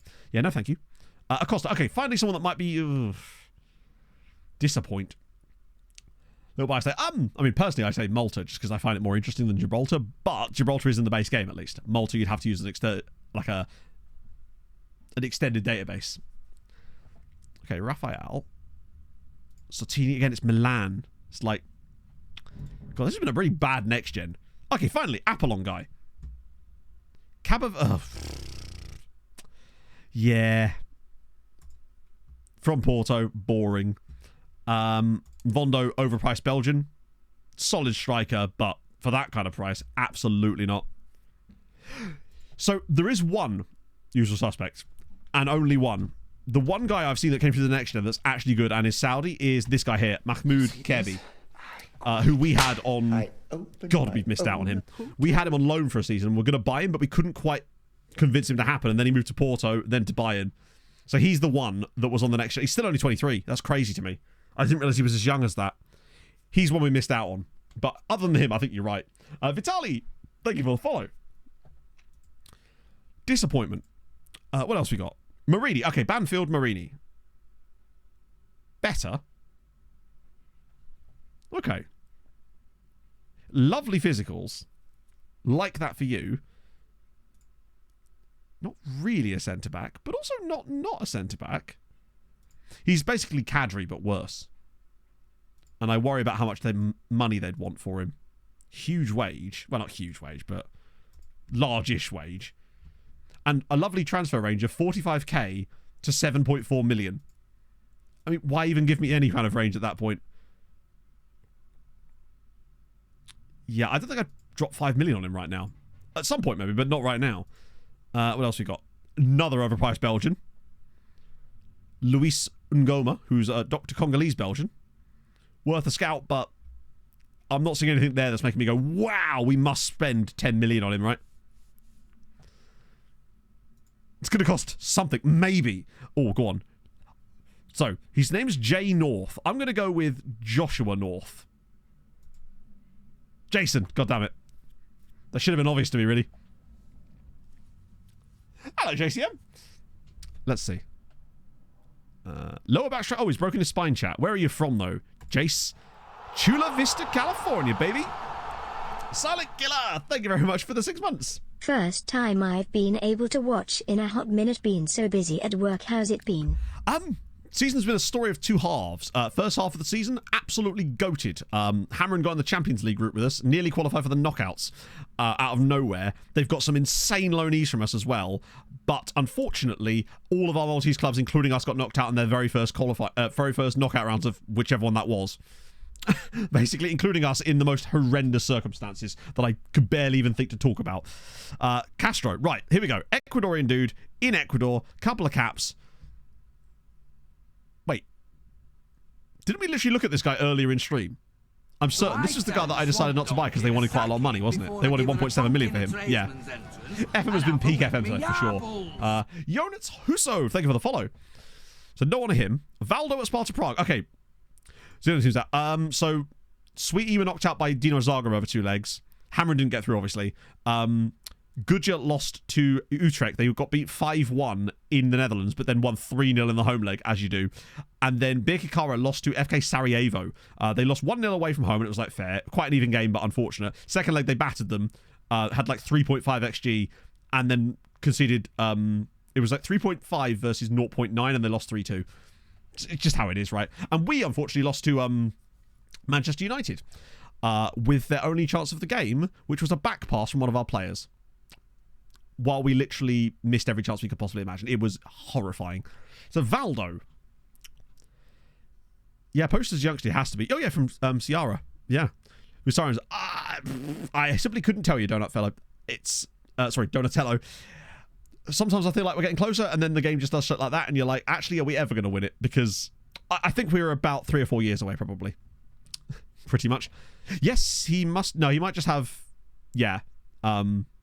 Adevaldo de Almeida, of course, because obviously he's only got that through living in the Czech Republic, I assume, because he's been there 4 years now. He's probably got really high asking price as well. Yeah, £8 million is a lot. Wasn't very well hidden. No. Okay.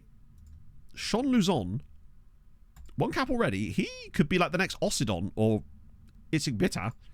But the quarterfinal, I actually don't know who they got. We kind of stopped caring after they knocked our hello, Tesic. You're not on loan from us, are you? No. No, Tesic is not one of our loans. He's a guy they actually signed from Podgorica off their own back. Love that. So I love seeing non-loanees in Malta on this list. That's 2 of them now. And obviously, Alex Mensah is really good. But he was injured, so he's just returned from injury. He could have been useful for us. I think next season he will be. And more importantly, with Mensah, he will be homegrown, which is helpful. And then we've got Hansen of Brumbu. There's a lot of defensive midfielders out of the league. Not a bad shout, actually, yes. We do have a shortlist for this exact... well, sort of. I'll put him on Malta for the time being. Buying him alone now? Nah. If there's no reason to buy him yet, there's no point in buying him yet. Because bear in mind, if we buy him and loan him out, the most we'll get is 2 years loans. If we wait until there's interest, then buy him, then we can, do it indefinitely. Mostasia. Ooh, okay. He's really just a pace merchant. He's a pace and crossing merchant. He's like a fast Stuart Downing. Nice physicals, though. We do like the physicals. I like him. And he's called Yorlies. Yorlies Mostasia. I like the look of... We have no use for him, but he could potentially be a loan farmer. Look at Pino. Did I miss Pino? Oh, I did. Christ. Huracan guy. Another winger. Worth a scout. I don't think he's probably going to meet the commands. I think he's just played a lot. He's one of those guys. But that's, I think the most players we've ever had on it in one season is 11. And when you consider as well that there's 2 other Maltese guys. Sorry, 2 other guys in Malta as well. Yeah, it's all wingers, DMs. A few contracts are expiring this summer, and a few of them are out on loan, but most of them are, like, really bad. And I think the only reason I didn't extend these guys is because they were asking for, like, stupid wages. Like, if they want wages in their extensions that are even vaguely close to what they're currently on, I'll let them do it. But some of these guys were asking for, like, $7,000 a week, and I'm just like, yeah, no. So we will lose a little bit of loan farmery. But that's okay. A few youth contracts, but that's okay. Oh, including Chiavetta, who's got 41 caps for San Marino. I think I kind of need to extend him just because of that alone. Even if he is going to want way more than he should do. Oh, yes, the scout report. True, yeah. I think he'll actually accept whatever contract I give him, won't he? Yeah. He's just happy to be here. Portugal High School. We're interested in him, are we, though? Oh, that was... Yeah. Right, scout report.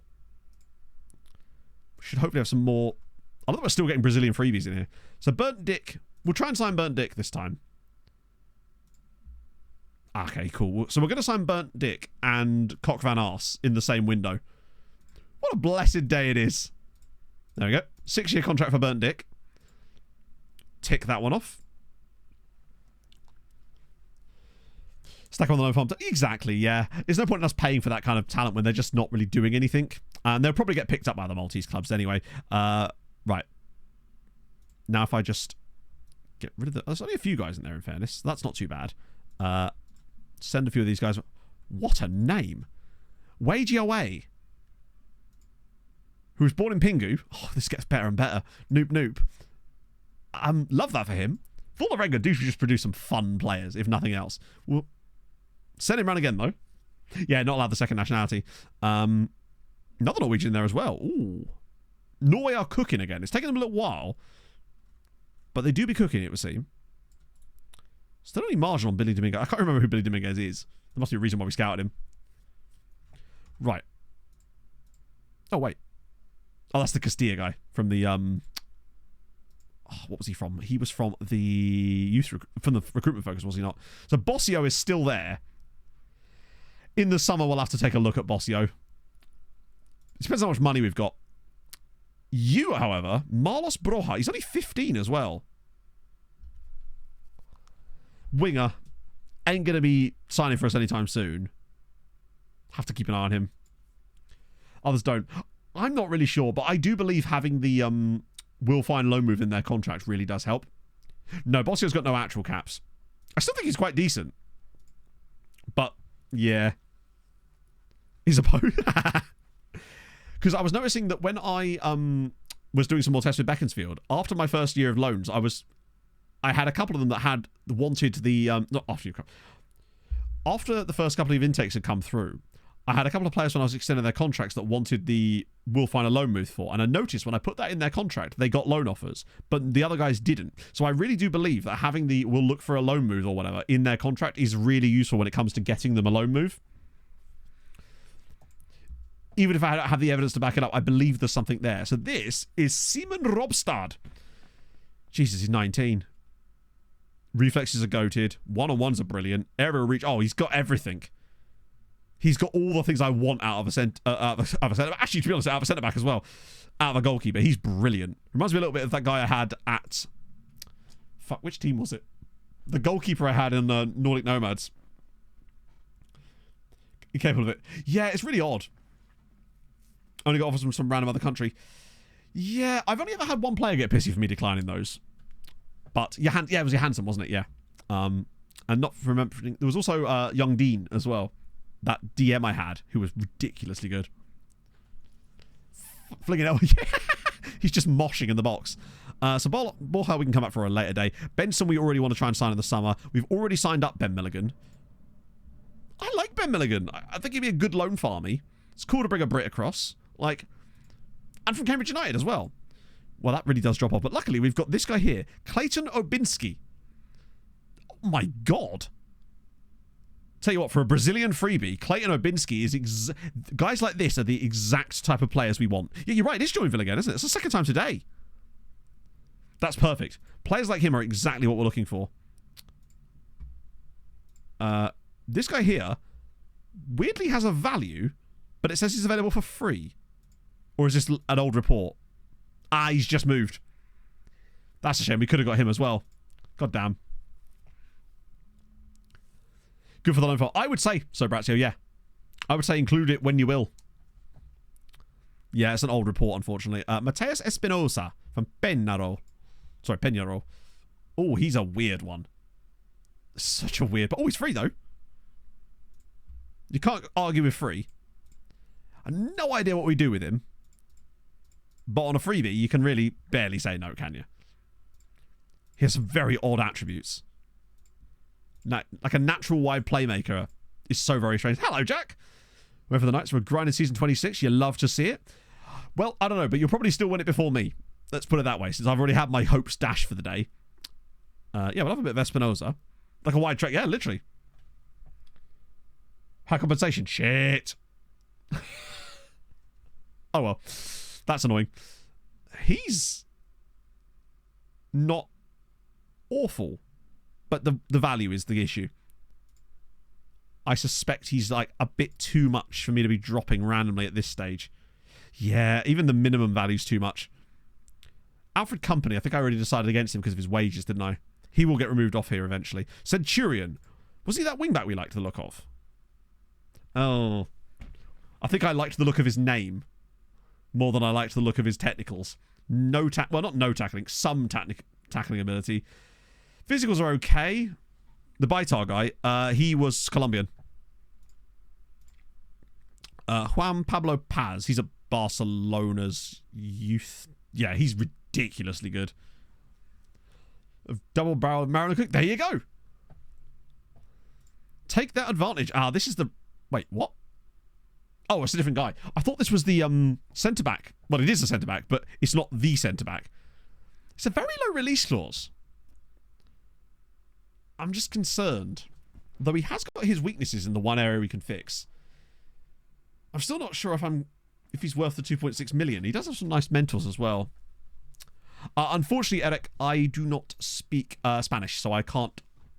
Unfortunately, I can't answer that message. Other than to say Donde está la biblioteca, mi amo T-Bone, the Arachno Discoteca. But I don't think that's going to be very helpful, unfortunately. So I do apologise for that. Asking for an F24 card. Oh, fair enough. What's Spanish for no? Niet. It's basically the same, right? You can get a key by going onto Steam. L no. We need Jinjo. Jinjo would know. Yeah, to get a code, if you go onto Steam and you buy it, they give you a code and then it installs. Harvey Barnes. I doubt Harvey Barnes is available in this save, given that we're 17 years in. He's probably in his late 30s if he's even still in the save, which he's almost certainly not. Gary Del No. Jesus Fernandez. That's not even his name, Matt. Oh! If he wasn't £12 million, he'd be so good.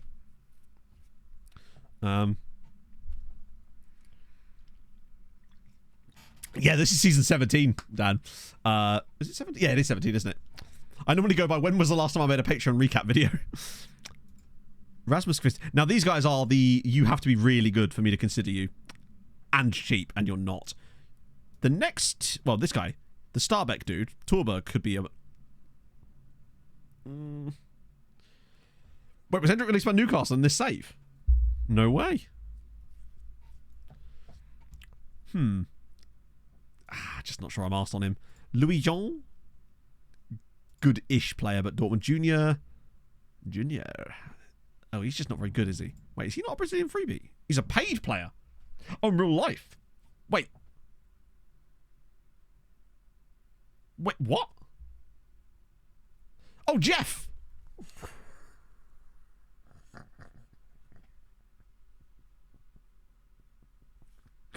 I thought you meant actual Endrick. I was trying to somehow connect the dots in my head to make that work.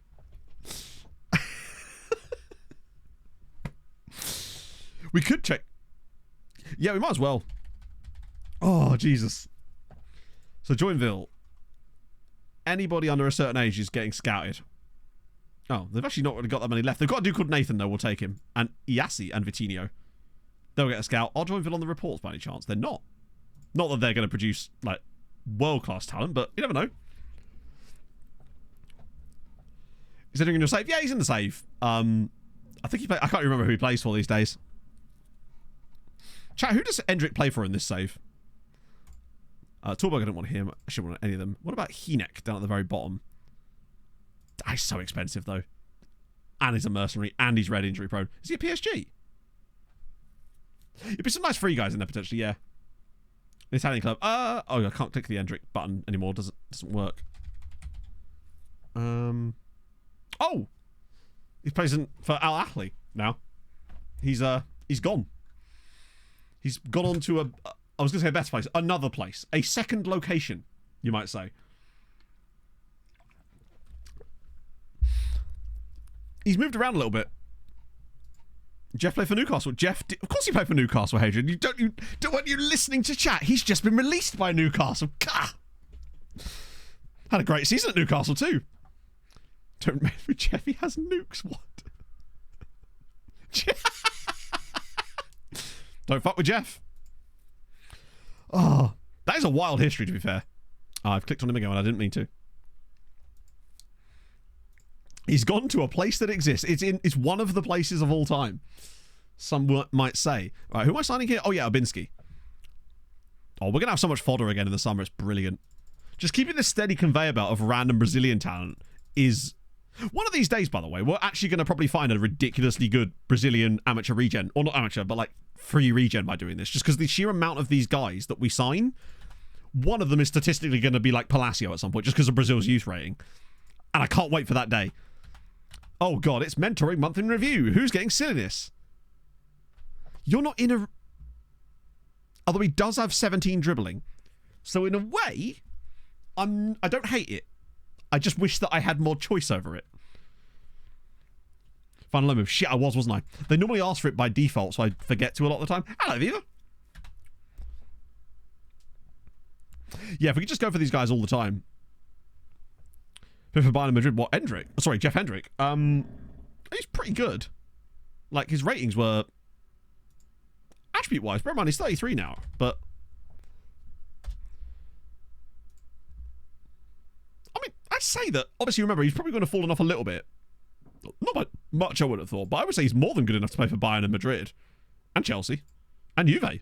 That's a pretty elite level player if you look at the attributes, yeah? Intake was, no, the best player was actually 3.5 star Viva. Not only that, but we've got another guy in the intake that we were very suspicious about, because when we tried to offer him a contract, he demanded like a lot of money, which is very unusual.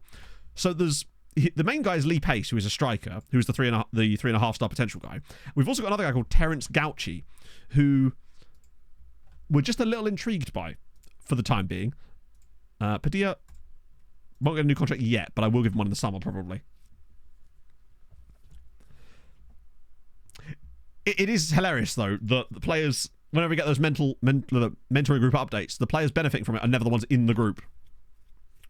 Terence, oh yeah, we should have a look at Terence. Wait, surely not more positive developments. How could you possibly get any better? Well, I suppose plenty of time to get better, right? Right. Let's go check him. Dev Center. See if there's any changes there. God, that took a little while to load. Imagine we just rock up here and he's suddenly at 5-star potential. So Pace is injured at the moment. Stub toe, that'll be alright. Bear in mind, the last guy, that's Etienne Gallet, who was the star from last year. So there's Terence. Nothing yet. Anyway. So we're not sure what's going on with Tezza. But I'll be watching his career with great interest. I think we're playing Hamrin next. Which means, was he not 3-star potential? I thought you had 3. Oh no, it was 2.5 before, wasn't it? You're right. Okay. Maybe there is something there then. How good they are. Yeah, they're going to be ridiculous going forward, and football's going to be incredibly dull. And I will simply watch more and more hockey. Is Laurie Lip still out on loan? Is that Laurie Lip? Oh, it's Alexi Lip. Wait, Laurie Lip was the other... That was literally a player from the previous save map. If he was still out on loan, that would be a surprise. But Dick is in. Excellent news. I think Dick will be a good loan, potentially. Clayton Obinski. If we can get Cock Van Aert. Yeah, so we're going to be throwing the game to Hamron, obviously. Hello, Mikey. We're going to Octo-Trek it, basically.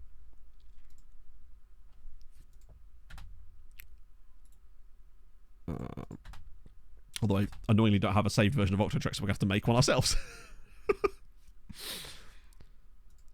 For some reason, I deleted it. Oh. Alright. Enjoy, I guess. One Champions League. Yeah, me too, actually. I watched the final yesterday. It's going okay, Mike. It's been a bit of an up and down season. Very strong to start with, and it kind of petered out massively. Sarajevo are still in Europe. Oh, right. That's literally their next game. It's a huge gap. Giovacca's turned professional. Good stuff. Marumo Galants. Who are... Oh, right. Yeah, it would suck if it was open. We haven't used Octo-Trek for a while.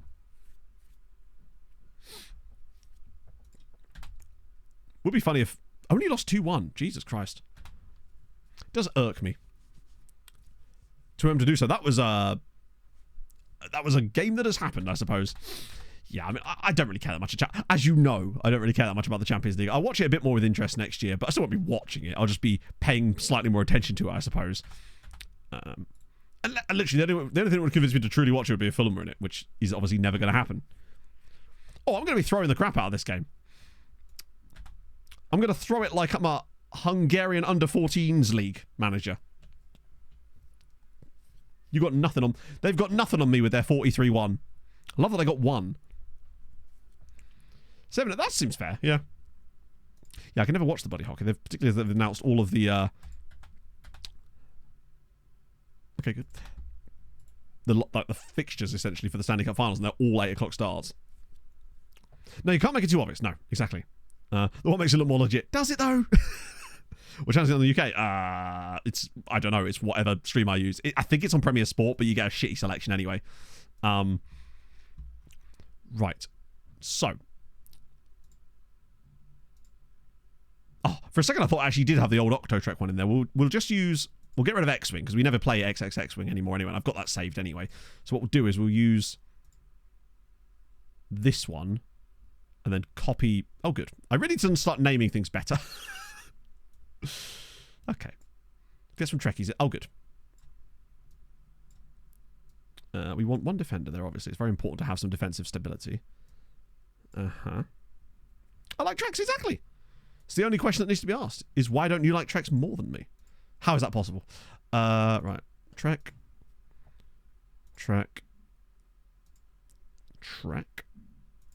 thinking Trek. Suddenly, I've literally turned into Richard Hammond cooking beans. Can I put a third Trek? I can. 10 wings. Didn't work out so well for me when I was playing in space, I've got to be honest. Right, and then we have Gillet there. Okay.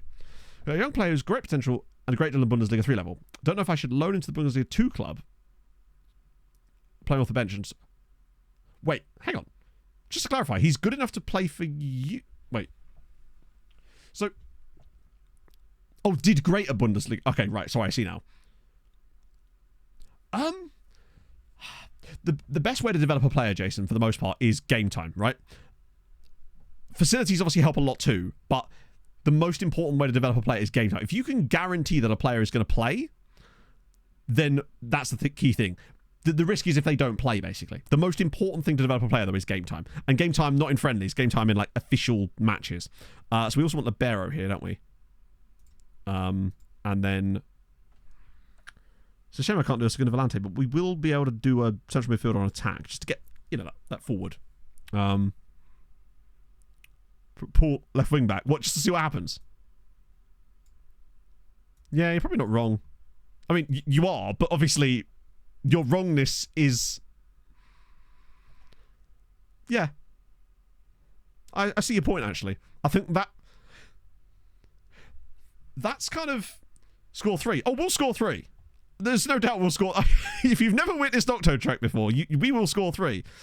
I just want to make sure we got the right setup with this. Play that from the back. That's fine.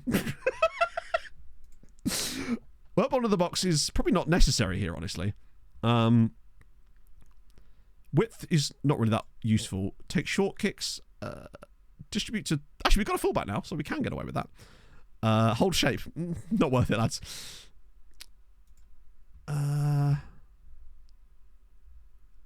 Oh, no, I'm still going to try the game. That's true. People said, if you want to win, you've got to play a different system. And I've agreed. Could do much higher defensive line, actually. Third choice keeper. Oh, no, we're going to play a full-strength side. Let's not get... Well, not that full strength. Let's not get silly now. It's a full-strength side and Paul, basically. Just to make sure we've not forgotten anybody. Cool. Right, we should be good to go. Watch us now win with it. Because this system, I'm just not sure. Literally, if Paul scores, we're on the pitch, yeah. Also, I've made him a complete wing-back for absolutely no reason. I think we'll just keep him as a normal wing-back. I wouldn't want to get caught up the pitch. And Lacremi gets a chance to play. Playing direct. No, I think we're going to build up from the back. You know? It's the type of system where I feel like we have to build up from the back and kind of go from there. I love a good chance to play Octo-Trek. It's nice for it when it occurs, you know? Pump fists, right, good. Be curious to see how this hammer inside actually line up, because this should have some incredible players in it. Yeah, to any new viewers, welcome to Octo-Trek. So Pereira, Perez, Pedraza, and then just an insanely defensive setup where they've left all those brilliant players they loaned from us on the bench. Delightful. We'll play defender and actually good at it. Yeah, we play a libero in our normal tactic. I love that Hammer are being forced to give us a guard of honor whilst we're about to pay them the biggest disrespect by playing an Octo-Trek against them. Just a casual little guard of honor. They're like, why are so many attacking players coming out onto the pitch? Oh, what a start this could be for us. Well, them, I suppose. Right, breakaway chart. It's Paul. You know it. Paul bringing it forward. Here he comes. Already showing his quality. Cide Castero with the back post pass. Oh, imagine if we'd taken the lead against them. Oh. Right. Body's coming forward now for hammering. It's a bit... They're getting overrun in the midfield. He's got to pass across the middle. And they have scored. It is only his second goal of the season for Castillo. Hammering lead. Yeah, we won the league a while ago. It was I in the Guard of Honor. He was really trying everything possible to not score. It's a shame. There's plenty of time. This game is not over. You haven't seen Paul score yet, which means the game is not over. Oh, God. It's fine. We'll get another counter-attack. There you go. Right, come on. Get it long. No, we haven't managed a season of all wins, unfortunately. Right. Okay, he's gone wide. That's fair enough. We've got players that wide. Quasi's probably not who I'd want there, actually. We do appear to be getting counter-attacked here. Pereira. Back to Perez. There's bodies in the box again. Hammer and take a set. Wow, okay. Hammer are actually looking quite tidy in this system. Maybe we've accidentally... They've found our kryptonite. The answer to the Octotrek is whatever shit Hammer are doing. Okay. It's fine. We've got bodies forward now. Everybody's on the attack. Just loses the ball here now. Go on, Reynoso. Showing that dribbling quality. Reynoso's ball across. Oh. Good clearance. Quasi. We've got bodies in there. And it's an own goal. Jefferson Pinedo gets one back for Sirens. Right, okay. Game is on. We're very attacking. No, we don't want to take too many risks, Peter.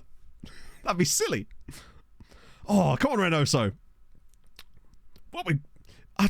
Honestly, Kunshin, I just didn't want it to be over the top with the attacking, you know? I didn't want to take too many risks. I wanted to make sure we had a reasonable chance here. Okay. Attacking, very attacking. Why do I need to do that? I don't want to lose. Yeah, you don't want to take...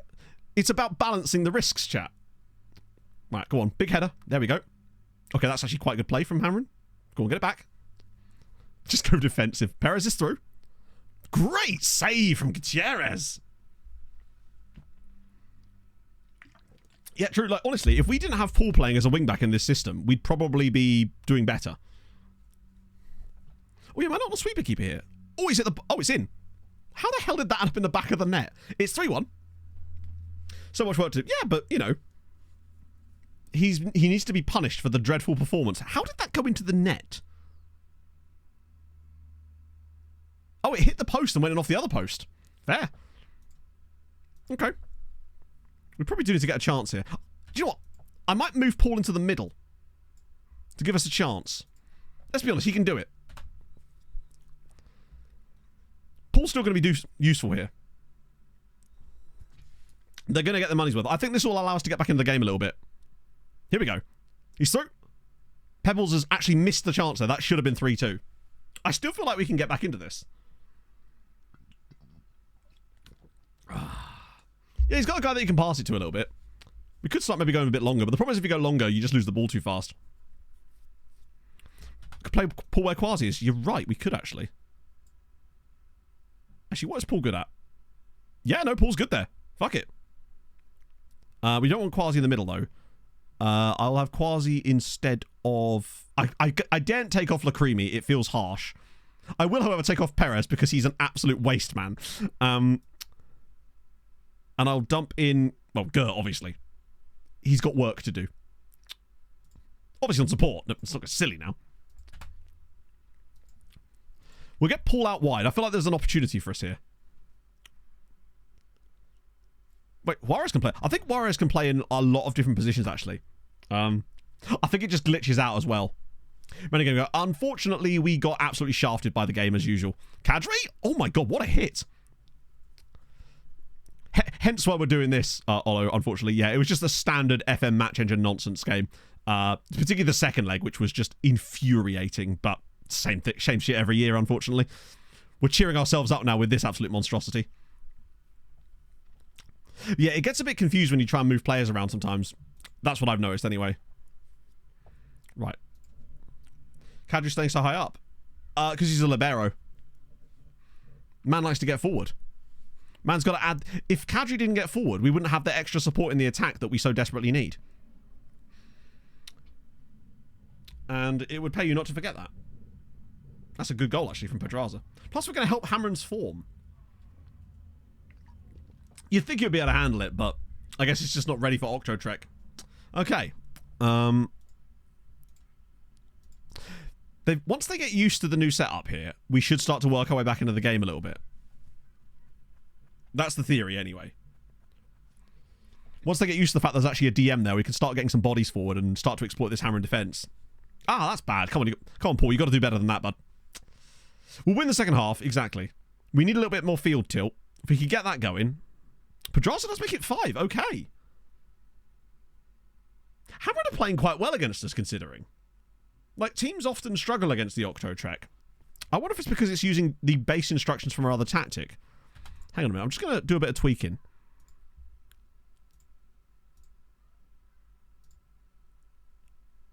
Hit some early crosses. Bit more of that. bit more direct play. We'll just whack it over the opposition defence and just try and cause absolute chaos. Yeah, I think that's a good idea. Just get some balls forward, you know? More attacking. Yeah, exactly. Just getting it forward a bit more.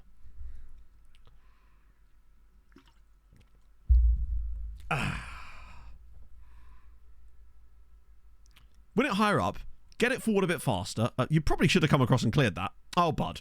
I mean, I realise that we've not put him in a great position right there, but I think he should have done better. He's got to be coming across and clearing that. Gertrude's not doing a lot in the midfield, I must admit. Here's my Octotrek setup.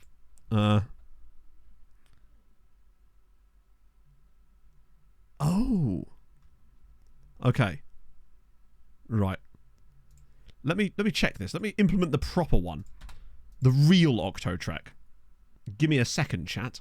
So, oh God, I can't even see the damn thing. So it's, get it on the other window. I'll sort this. Right. So fairly wide. Positive, which is fine. Not pass into space. We do have play out and defense on. We have that on instead. We have more creative freedom. You've got to be expressive, chap. Is it worth even doing if you can't be expressive? As for the others, we distribute to centre backs. Incredibly, that I actually had that set up. Counter press. Oh, I have counter press on. That might be what did it. Distribute quickly. Counter press. Cool. And then much higher defensive line, which we already knew. Get stuck in. Step up more. Trap crosses. Inside stop. Ah, I was inviting crosses. Right. I don't know how we're going to do much with that, to be honest. Right. Okay. I think it's taking us a little bit too seriously, Kunshin, is what I would say. Right. Cool. Okay, that'll... Yeah, okay, that's what we needed. This will be the difference. This is what gets us back in the game. So you're going to instantly see the benefits of doing this now. Now that Gert's on the ball... Okay, now that Gert's lost the ball... What was the actual shape I used last time, Hedgie? It was the same setup, wasn't it? What a great save. Actually, I can see it from the image, can't I? Oh, I had them offset. Of course I did. I don't know why I did, but I did. Hello, Pog.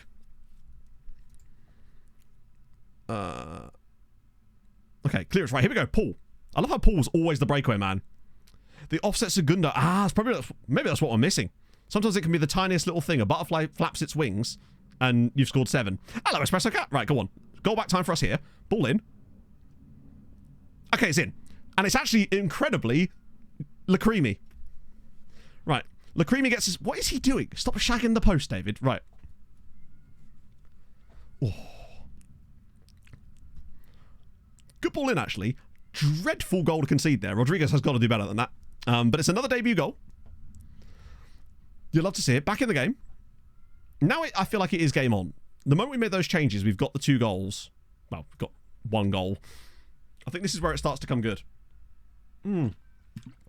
Pebbles is hurt, unfortunately, though. That's not great. We used a CM. Oh, we did, didn't we? It's the same role, I guess. Pebbles off for Kamga. Perhaps he could do the job there, I would say. Yeah, we'll push Gert up a little bit. Maybe he's getting caught out the defensive side of things. I feel like we're quite good on the counter-attacks. Okay, less than ideal there. We have actually conceded another goal there, which is where I get sacked for the poor performance. The board did once have a go at me after we did this. Can't imagine why. Okay. So what do you reckon? We switch back to the normal tactic at half-time and see how close we can get to getting the win. Please don't give him another one. Right, come on, keep up. There we go. I reckon we can still score 5 on them in this game. We may concede 13 in the process, but I think 5 is definitely doable. Yeah, crazy. Where do you think I got that idea, Jack? I'm so original. Actually doing something for Hamron. Yeah, that's why we're doing it. We're not just doing this for the memes. We need Hamron to win because we want them to qualify for Europe. They're not even in a European spot at the moment. Fiona! So we need them to win and continue with... What a cross from Paul. That was an actually really lovely bit of play from Paulie boy. Sam the man, thank you very much for the follow. Yeah, Hamron are really sloshing the league up this season themselves. So as a result, we're kind of stepping in to help them out with a few extra points. If possible. Pereira slumps in an 8. Okay, I think we switch back at half-time, see how close we can get to them. But no, thank you for the follow. Very soon. Exactly, it's not match fixing because it's for the greater good. Well, I'm hoping that the morale boost they're going to get from this win will help them. Cup going. The cup is good. We're into the final against Goodyear, which will obviously throw to Goodyear as well. Although there is a scenario where we may not throw it to Goodyear, and that is if Hamron find themselves in the last European spot. Basically.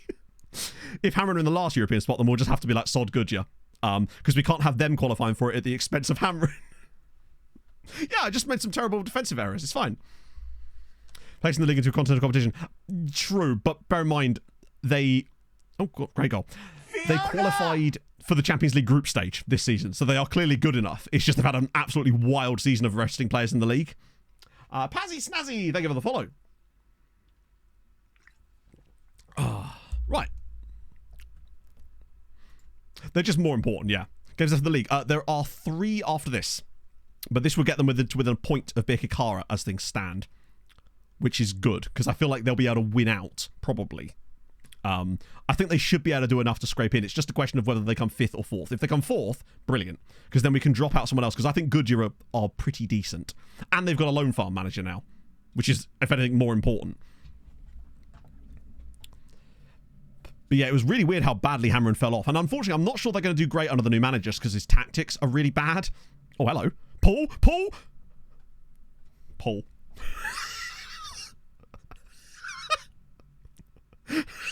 Paul, everybody.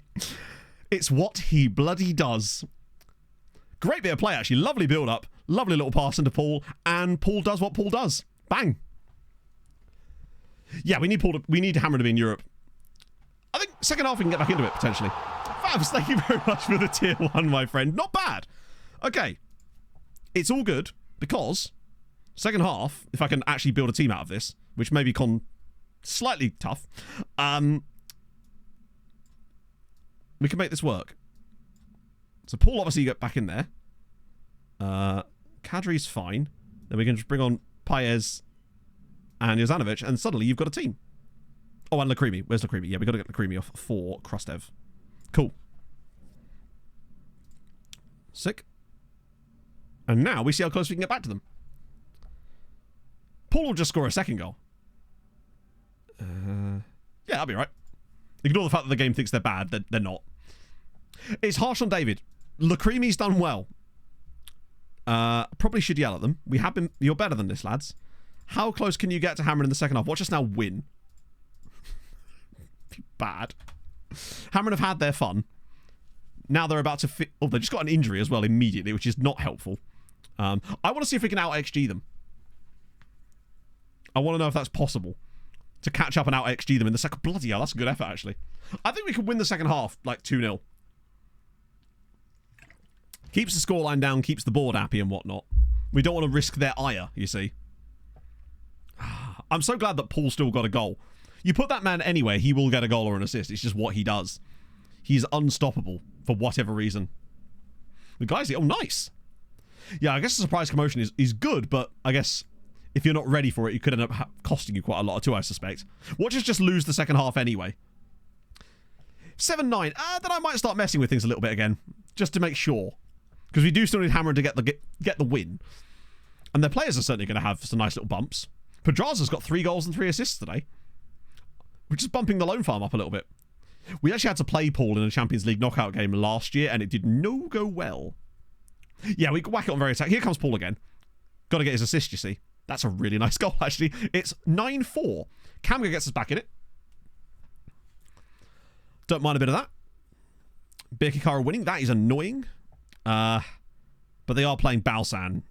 Yeah, that is annoying. Because, I say winning, I think they've already won. I'm not sure, actually. Now I'm unsure. Because it's not updated the games played on the other thing.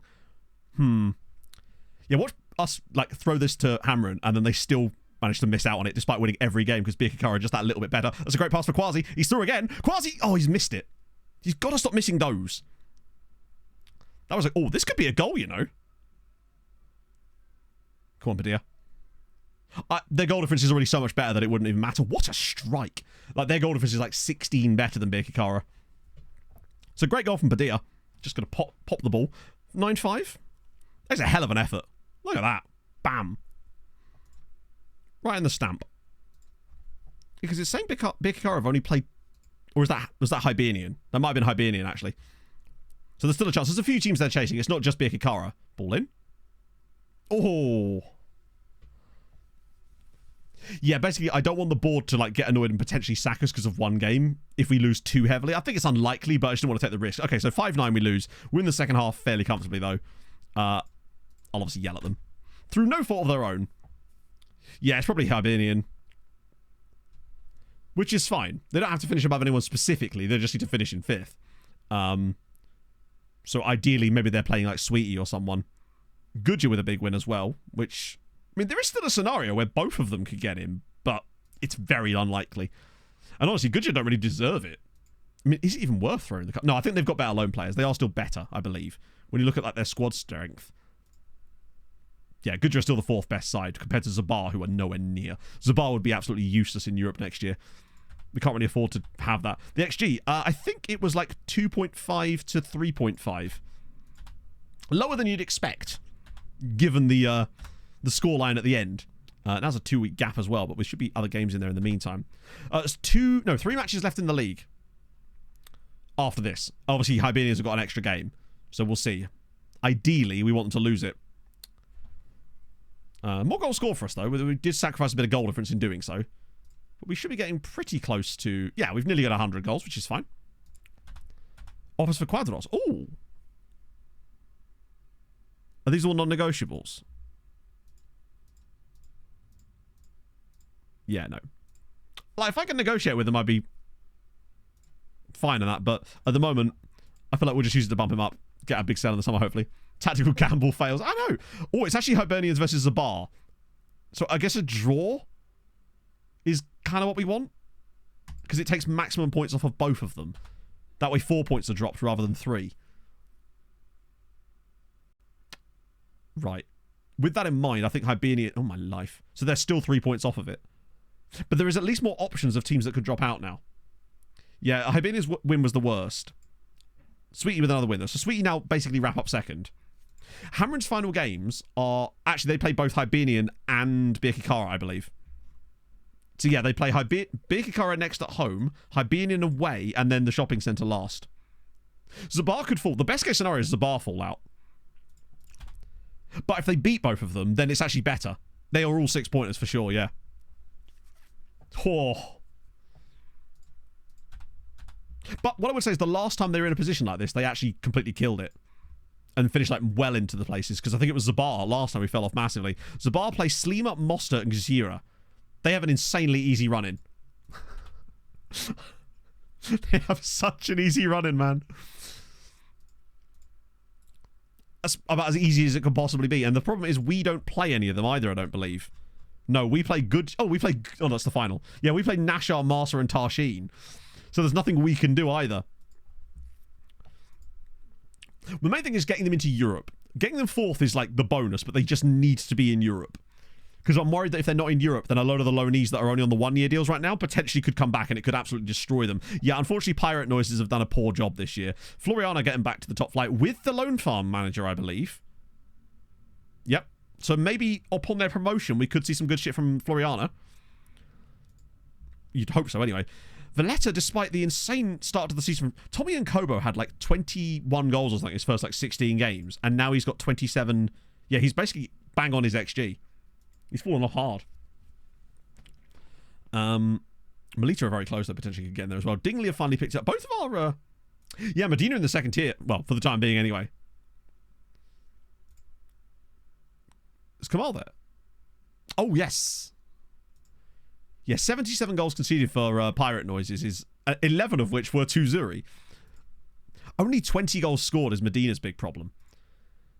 What about the third tier? Any mad shit going on? It's usually pretty stale in the third tier. Like, you've got teams coming up with an 11 goal difference.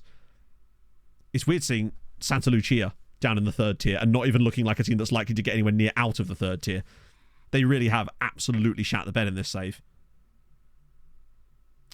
Brimful of ash.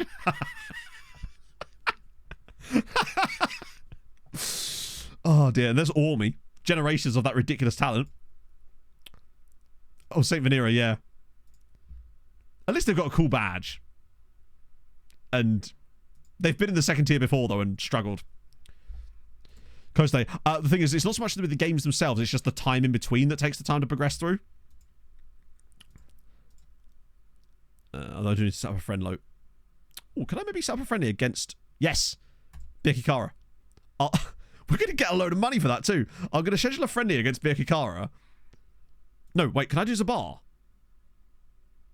No, they don't play them though, do they? Yeah, they play against Birkikara, so it might as well... every 2 days. We'll just ruin Birkikara. No, because they'll only agree to one. They'll only ever agree to one friendly. That's the problem.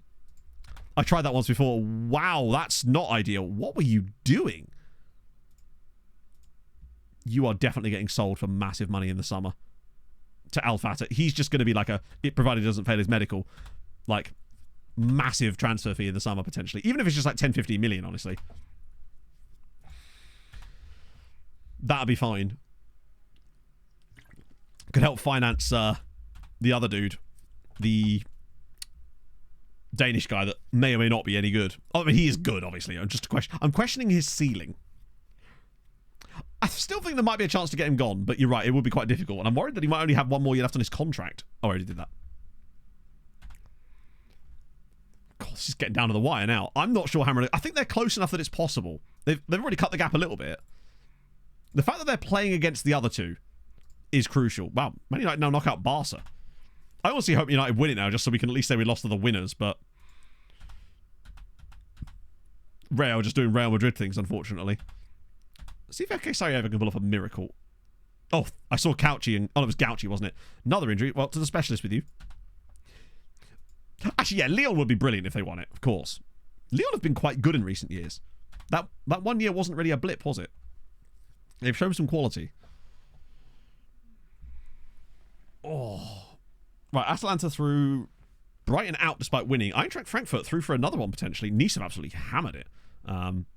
They've got a guy as well called Kingsley Cheshire Gideon.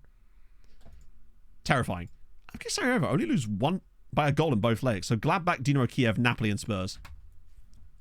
Hammer and scoreline.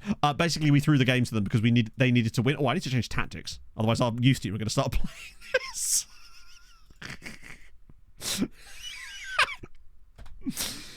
Oh, dear. We needed Hammer to get into Europe, so we threw the game so they would get guaranteed 3 points. Someone did take it in. Indeed, yeah.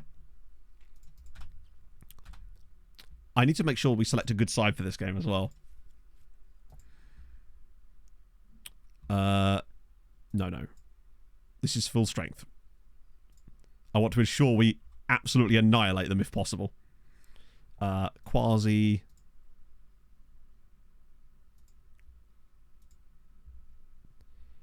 The Master's Odd? I don't know what that means. That would be why. Put Pebs up there. Sometimes I try to summon the duck. Bro doesn't always turn up though, you know? It is indeed Houses Like Houses, yeah. Oh, Vida's finally back. Not that it matters, but he is. I'll start Paul, just because we know what that means if I start Paul. It's going to guarantee us at least a goal or an assist. Juarez is training really well as well. Right, Birkikara, this should be an absolute demolition. With this lineup, anyway. Probably should have tried to go out to injury to me, right. But, yeah, we probably could have done, actually. Paul will get a goal or an assist in this game, no doubt. Oh, 5-3. What were we playing at? No goals or assists. Oh, God, Quasi's hurt himself. Oh, please, no. I beg of you. Watch Quasi. That's a twisted ankle. It's fine. No, Paul bruised his shin. Oh. Okay. That clearly didn't work because Paul not scoring or assisting in that game is a concern. That doesn't happen. It's not allowed to happen. I swear that was 13 earlier. I think he's ticked over into another round, another notch of composure too. Lovely news. He's had a belting season. 28 goals, 10 assists. It's about time we actually had a striker that broke out like that. Because Perez over the last couple of years has been shocking. I think this guy can kick on. It excites me. Anyone interesting in here? Well, other than the ones I just scouted anyway. Let's see what they have got. 2 more matches there. Oh, it's the final, isn't it? personally, oh, fair enough. Now, the reason we play Octo Trek is just because that's the tactic that we made and we find it fun to play with, basically. It's not like a thing I do, that's just a tactic we like to play in those kind of situations for the memes. Because it's like, it's bad, but it's still good enough to score and create fun games. Right. Then again, it wasn't actually doing a very good job of that during that match until we made those little tweaks. The original Octo Trek truly does have actually something about it, doesn't it? Because when we switch back to it, to the proper one that Hadrian sent me, it did actually start to get better into the game. So if we'd started with that, it might have been a little bit closer, potentially. But if my grandmother had wheels, she would have been a bike. So, such is life. Right, Nashor? Haruna Ani's done his groin in. Positional play may well have hurt it a little bit. Need for the cup final. That's fine. I've kept the screenshot up. Training the tactic does something potentially, yeah, but we didn't really ever train it with or did we? Yeah, we kind of did. No, we didn't. With MTK, I never think I actually ever had it selected. I would usually just import it on the day, I think. Although now that I say that, I'm not sure. You have me doubting myself. Right, we've got time to actually see what happens in the Nashar game, but we'll insta-result it so we don't have to sort of go crazy with it. Oh, God. Paul's now injured. Someone's poisoned Paul. I can't be dealing with this. Yeah, it was messing up Europe because we were training a tactic, essentially, that was not useful and it was interfering with our play. Right, scout report, holy shit. Oh, no, those are guys that we already knew about because they're already shortlisted. I'll deal with that after, actually, for the time being. I'll just scout them and then just send these guys around again. That way I don't forget to scout them or look at it, because otherwise I would just, yeah. House of Memes was more sensible, and I'd be worried that we might win with it. I too blame Rob. He did stick his head in earlier. Right, so, with a late kickoff, and they're at 3 o'clock. They are at home. Come on, Hamani Runani. Make it happen for us. I beg of you, do not fuck this up. They get the win, it's on.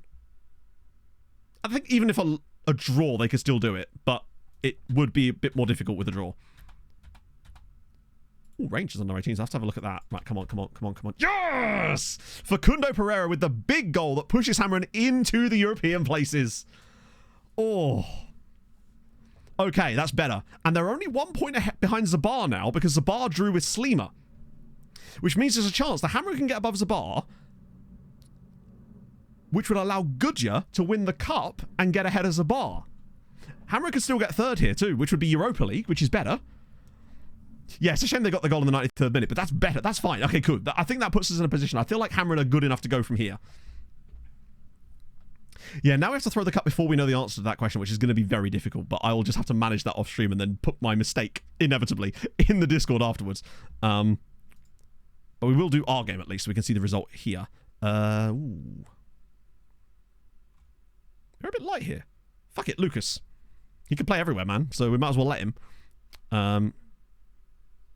Actually, we could just start Padilla up top. If I'm playing Pebbles there, I might as well put Padilla up top with Reynoso for this game. Yeah, Gudja not doing us any favours there. They really are going to have to rely on our handouts, aren't they? And I'm not entirely sure if they deserve it, but either way. Oh, wait. Put Alex Mensah on the bench anyway. Give Vieira a couple of games to finish off the season. Can't do him any harm. Oh, I thought this was the cup final for a second, but not, is it? Because it's the... Oh, I think I just selected too many substitutes. Must win.